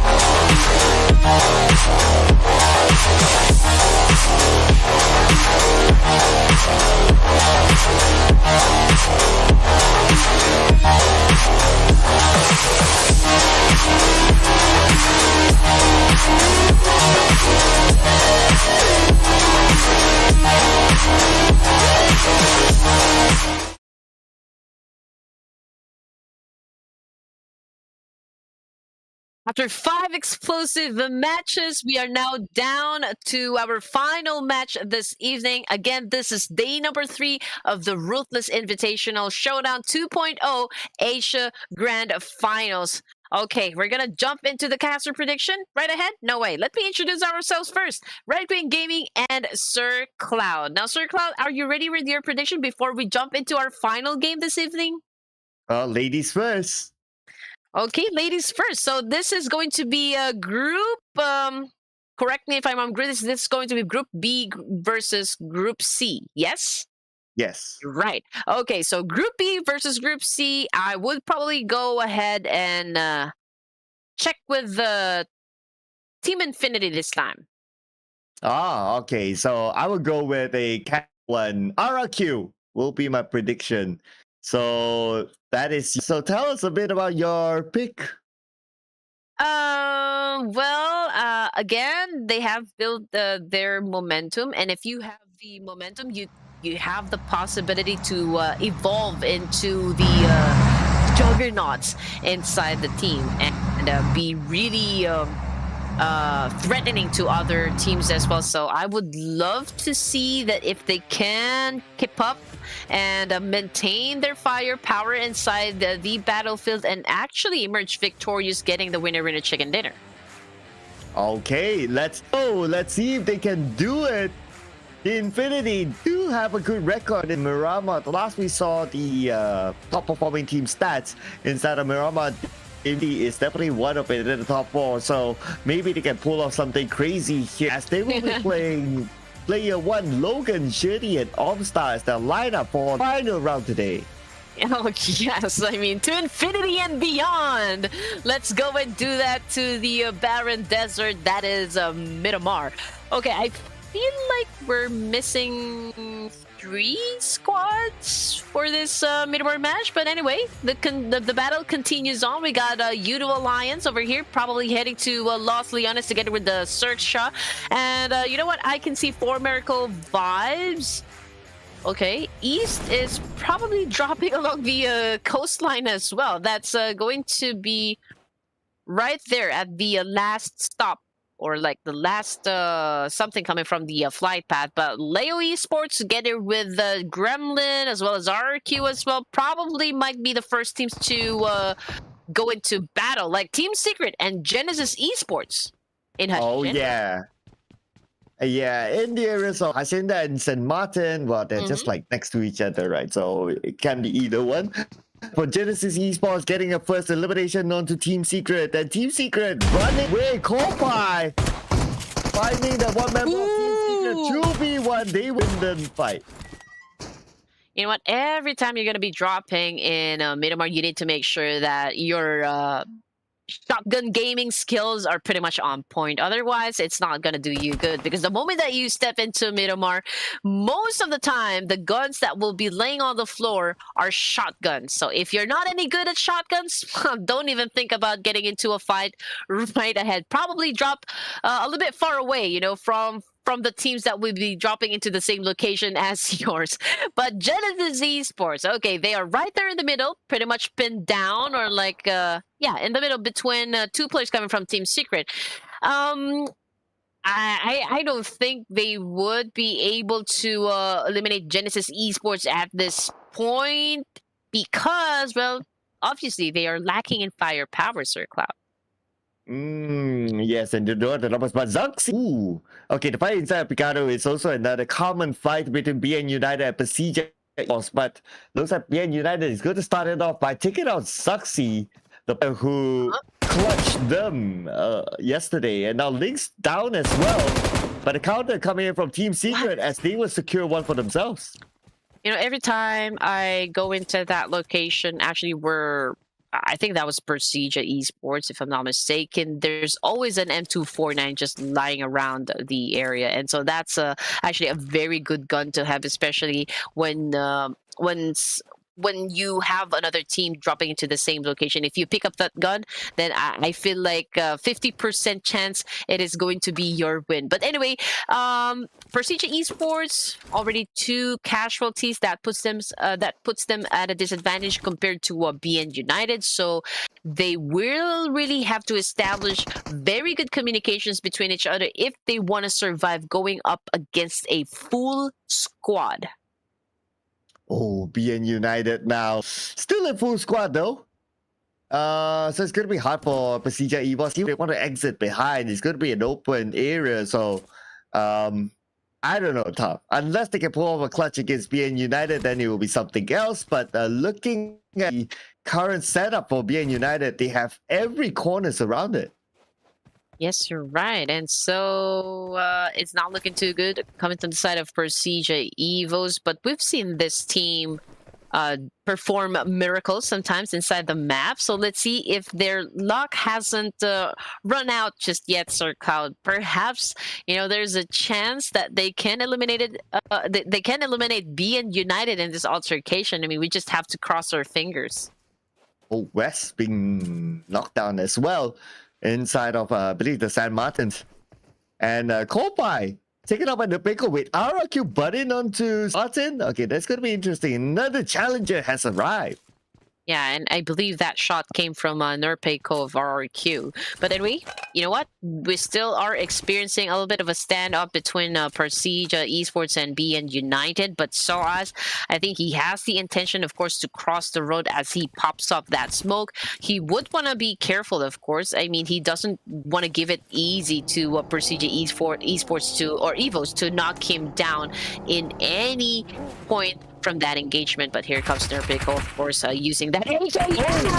Oh man, that wasn't a good push, but you know what? It's okay because the RRQ backup squad is just right here now. Asa is trying to tell his teammate, just go inside the room. I'll be coming for you. Just we want to make sure that none of these teams will push hard as we try to make time to heal you guys. Hey, here we go. Asa tries to take down and confirm the eliminate Zai, and yes, he will. One more to go. ET's at the lower ground, but on the top floor, another player from GE as well. Now RRQ reset, but they'll be playing as a trio. Asa trying to find the last player, or the last two players of E, but it's going to be on the other side. Hexas tries to find out where they are, but they're all moving around, confusing RRQ. It's like playing Ring Around the Rosie right here, Sir Cloud, but just inside the building. But so far, 3 of the players coming from RRQ probably has the biggest advantage up against Prestige Evos, and there you go. We called it. Prestige Evos now already been eliminated. Now, we've just seen, you know what, coming from the side of RRQ that Asa is actually a great grenader. Oh, okay. Let's see. Okay. Oh, now we're back onto San Martin fight. Raul, the only last man standing for Team Secret. So he managed to get away from the San Martin fight. But he needs to be careful in case the Infinity starts by. But the Infinity is going to do so. But Boom Esports coming into San Martin as well. Now San Martin is the party area. Okay, okay. They want to join into the mix. But of course, you don't want to pick too long because they already know your location. So I don't think it would be wise for you to show your head once again. But, you know, it's a different story coming from Akul of Boom Esports still. He did a little bit of a tap fire, but of course, nothing is connecting. But oh man, Team Infinity. Oh, he took in a lot of that damage, but it's a good thing he's inside a vehicle. So he was able to do a quick escape. Ooh, okay. Managed to evade that nade. That was a lucky one. Because if we got naded, then it's hard for his teammates to come and save it. They're quite far apart. But now Zral, position compromised. Infinity sees him. And now they're going for the chase. Oh yeah, I think so too. And they were able to actually put down a Team Secret from that engagement. Okay, 1 kill under their belt, but we still have a long way to go. A lot of things can still happen. Match 18 here in Miramar. The zone, as we can all see, Leo Esports will then be coming inside from the northern side, as well as Boom. BN United will then have to face either Boom or 21 NFT, depending on like what kind of rotation is going to be we're going to be expecting from the team. But VOIN Esports, oh man, they are about to face 4 Miracle Vibes, perhaps Udo Alliance, as well as Team Infinity. RRQ on the outside of the zone, but who's in? No, it's going to be Udo Alliance, and they're still sticking with the same lineup today. We're playing in the absence of Flex. So right now, the Infinity spawns out Alliance on the other side, but it's going to be long-range sprays, so it's more like warning shot Udo Alliance. Yeah, we're probably going to be seeing a lot of the damage output shoot up once again, you know, for Miramar, because, well, as you mentioned, Sir Cloud, there's going to be a lot of long range of fights. Of course, we will rarely see some rush gameplays. Of course, I mean, you don't want to get too close with any of the squads. It would be wise for you to climb up those mountain ranges and, of course, get a little bit of, you know, vantage points to know which directions your teams will be coming from. But, oh, there is a fight happening between Leo Esports and Boom Esports as well, because Yummy is already knocked down. Wow, just look at the minimap. Esports surrounding Boom Esports, but Razy counters, gets one on the nope. Razy will need to win another fight. The nade beautifully tossed, but Razy still needs to get knocked down on opponent. Liquid now with a high guy advantage onto his opponent, but Liquid now winning the fight. So they're trading it back and forth. Akun now 50% of health on the other side, all alone, needs to pick up Razy. Oh man, one player left onto the side of that team, of the opposition. But you know what? There's still time for Slipknot to go for that quick revive. He's throwing a lot of nades, and I think it's the same thing for Akul of Boom Esports. Now he needs to be on point. He needs to get the job done. And wow, what a wonderful nade coming from Slipknot, because Akul is already out of the game. Now Liquid is still not stopping, of course, trying to take down Akul. This is the last player, I guess, coming from the side of Boom. Yeah, and he's on the outside the zone as well, so if he spent too much time there, the blue will get onto him really soon. But where is he going to go right now? He doesn't have a vehicle, and Liquid, okay, he has a vehicle, he's trying to get away. Liquid will try to spray him down, but thanks to the rough terrain, he still survives. Oh yes, 8 seconds before the zone closes in, ladies and gentlemen. Well, there's the options is already running out for most of the teams right here, but we can see a lot of groups forming in.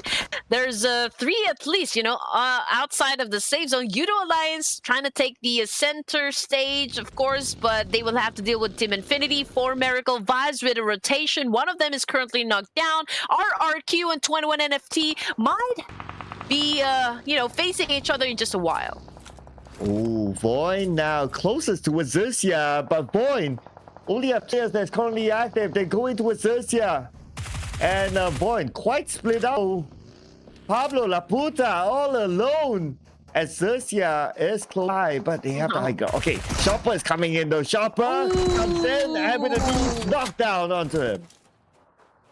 I think that is it. I think VOIN Bulls has been eliminated.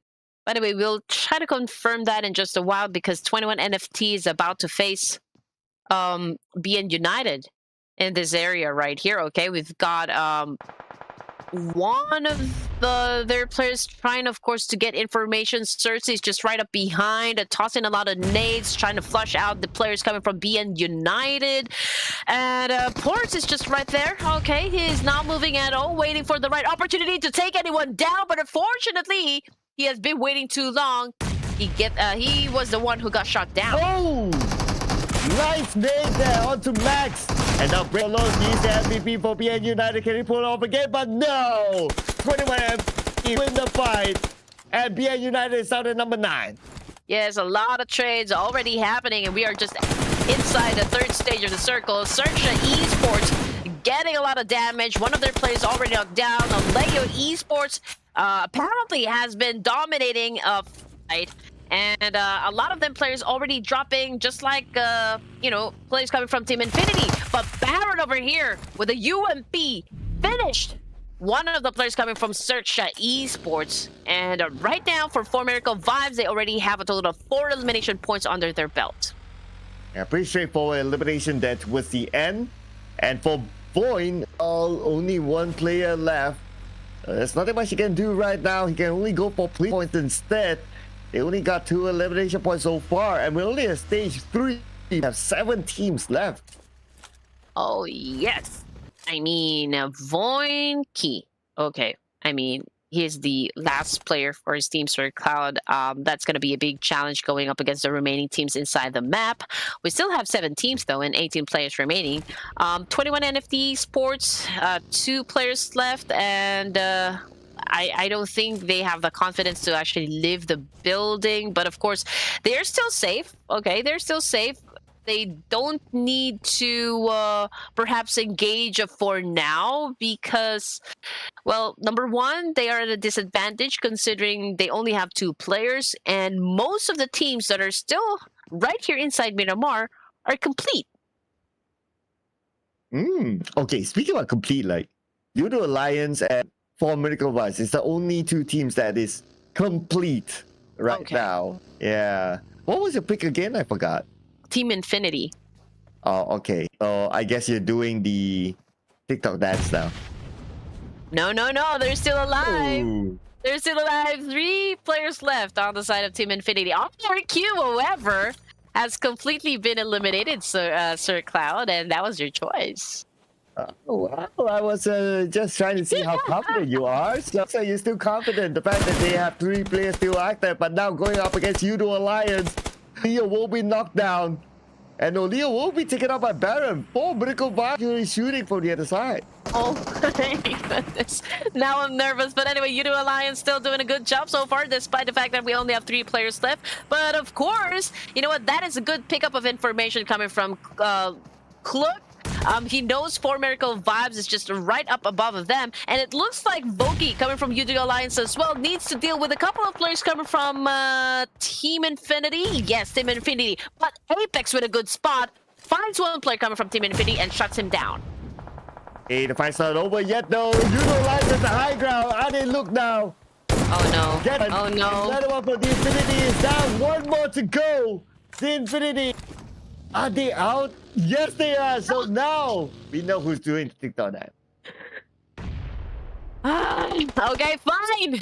Enemy 4 Miracle Vibes going up to Yudo Alliance. We already have East right here coming from 4MV, already knocked down. 3v3. This makes an even fight. We've got one of the players flanking onto the left side. They are unstoppable at this point. Yudo Alliance really racking up quite a number of huge points, but with that nade, oh man, that put a stop right there onto their momentum, and 4 Miracle Vibes is still dominating this altercation so far. Okay. Oh man, trying to do a tango.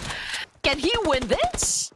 Oh, he won that. Now it's up to him taller to see whether he can win against Apex with a higher ground. But back on his way, Voki is coming in to be the duo together with him against Apex. In Apex has a DBS, so you gotta be careful that Apex is still clutching it out with the right weapon. Taller still going down to Apex. Apex, 1 more to go, and 4 motorized Apex. What does it take to stop him? Well, he's living up to his name, Apex being the top predator. So far for 4 Miracle Vibes was able to win that altercation, which is perfect, you know, because they still have a chance to get inside our stage 5 for our last match this evening. And it looks like Leo Esports will then be challenging 21 NFT. We've got Slipknot with a fire. But you know what? He completely missed to take that one down. But Slipknot again with an attack, pulls out his M416, and now this time he is successful in putting that player down coming from 21 NFT. And right now he is going for that quick revive because he already made sure that 21 NFT was sent back to the lobby. Okay, Ape coming in, but Leo should have enough time to reset. At Apex, he doesn't have the information, but he probably knows that after hearing the footsteps, there's 2 players inside this building waiting on the outside, using the pad to move slowly so he doesn't reveal his location. So right now, he's trying to get a good visual. Where's on the other side? Leo Esports inside, resetting themselves, and it's going to be duo 2v1. Is it still working, Sir Cloud, that you're in a crouched position and you're holding a melee? Is your footsteps not going to be heard, or like it's not going to be traceable on the map? Because I saw what Apex was doing just right there. Yeah, it still works, so that's why he's still doing it.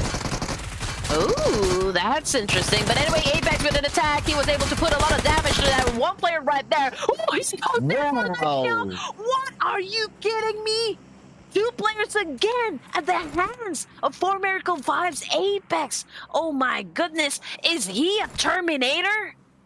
Well, give this guy the chicken dinner just from the performance because he deserves it. Now, 1v1. Okay, if he fails to get the chicken dinner, I'll be sad for him after all that. Okay, all right. 1v1 situation, ladies. This is mano-y-mano right here on your screens. Apex again with that tactical thing that he's doing so far. He doesn't want his footsteps heard. He doesn't want his footsteps on the map. And right now, VOIN Bulls, it looks like, you know what? He is hunting Apex down. But then again, we have to remember that Apex is the biggest predator. The monstrous predator that we have inside the game. Let's see who will win this fight, Sir Cloud. Apex now, lower ground. But now, review his position. Okay, here we go. 1v1. This fight will end very, very easily as they play tango with each other. Will it be Apex or will it be VOIN? And now shots fired up, but nothing's connecting yet. All right, here we go. Up with an 8. He pulls out his UMP. Goes through the pipe. Apex, oh my goodness, closing the deal all alone. With no teammates whatsoever and still fulfilling the chicken dinner dream for our last match in Miramar. 4 Miracle Vibes coming up on top. Yeah, at this point, he can rename the team be Apex Miracle Vibes because he's the only player they need to win. My goodness, definitely. Okay, we can just straight into the next graphic. MVP surely is going to be Apex, you know, for sure. Wow. Don't worry about it. That is a highlight right there. I mean, can you imagine the amount of, or like the number of players he had to put down in order to get the winner chicken dinner, and not to mention all by himself. And now, ladies and gents, if you were able to do everything right, we will see this player get unlocked in just a second.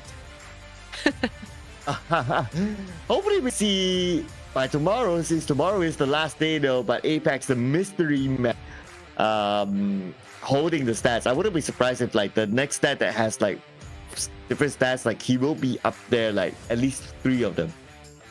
Oh yeah, definitely. Oh man, 4 Miracle Vibes. I'm still not over what Apex did in our previous match. The way that he ended Miramar is phenomenal. But anyway, teams to watch for Miracle Vibes. Of course, that's already a given. And we also got Leo Esports coming from Nepal, and 2 teams coming from Indonesia, which is VOIN and 21 NFT. And VOIN, only 1 frag grenade use time, so it's more of like, okay, just go all out guns blazing to get the elimination point. They had 3. But for Apex he got like what? At least 60? And that's majority of 4 Miracle Vibes eliminations. Yeah, and it's only fitting that we see the highest damage output goes to 4 Miracle Vibes as well.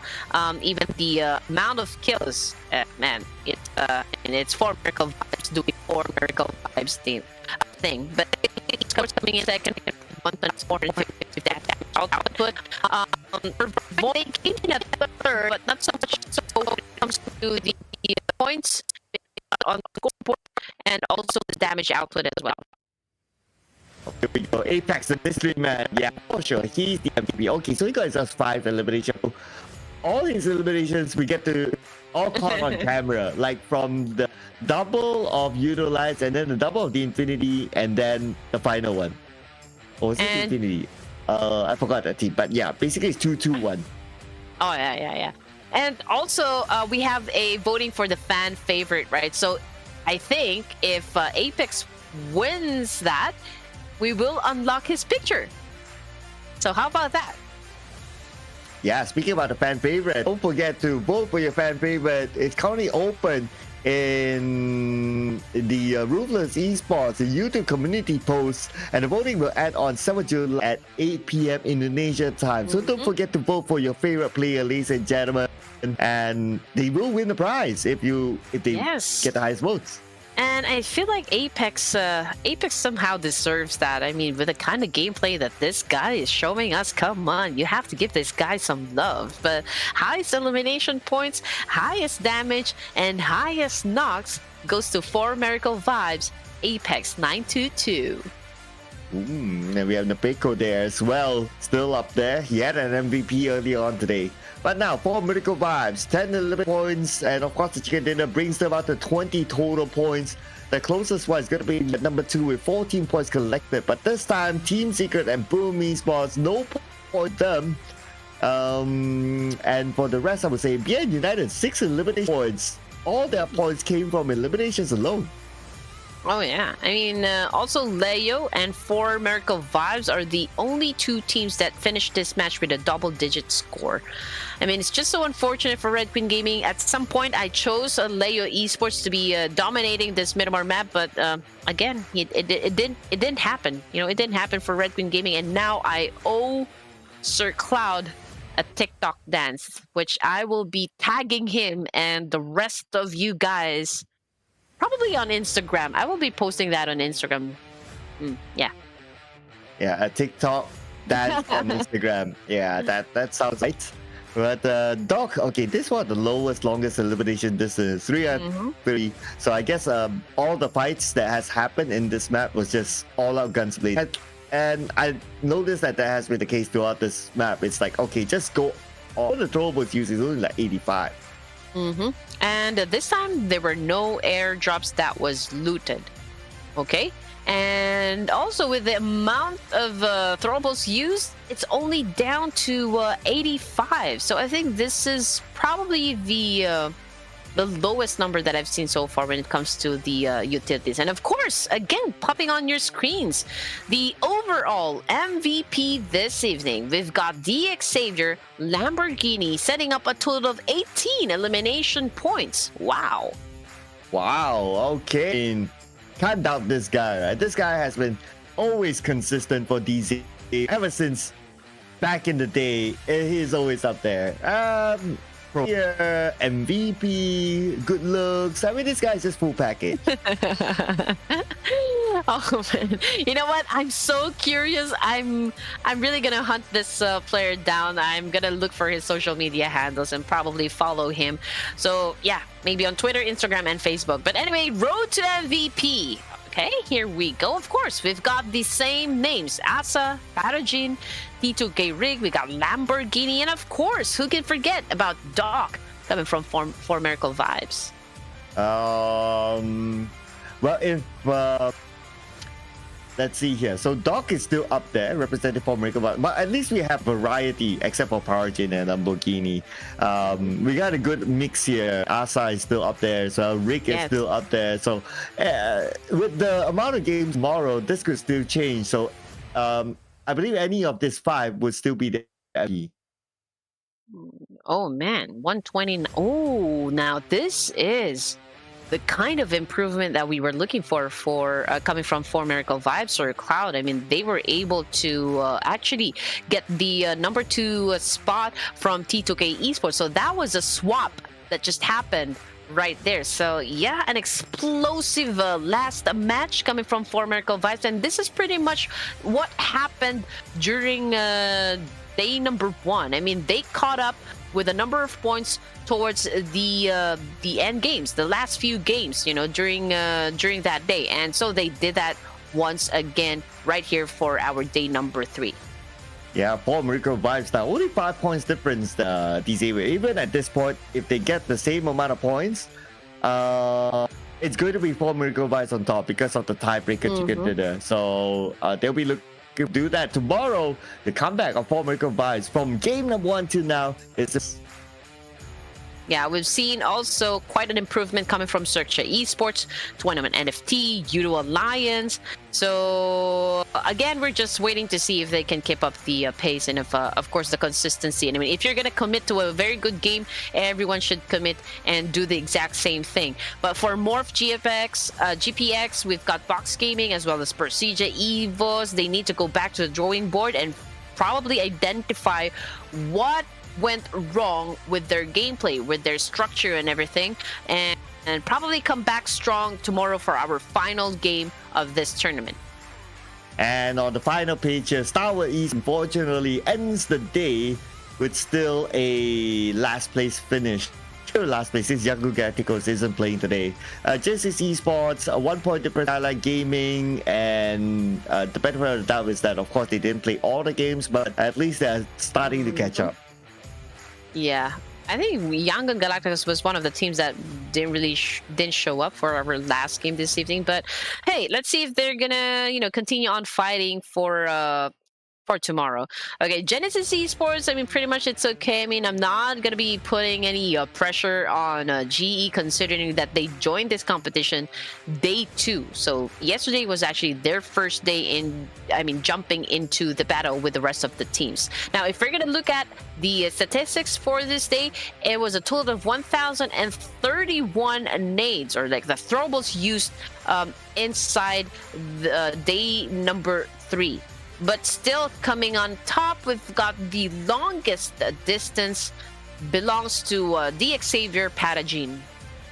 Yeah, I think they will stay there for a while. I mean, even if we compare to like tomorrow's games, Power Gym will still stay there for a while as what as the longest elimination distance, 195. It's quite hard to beat that.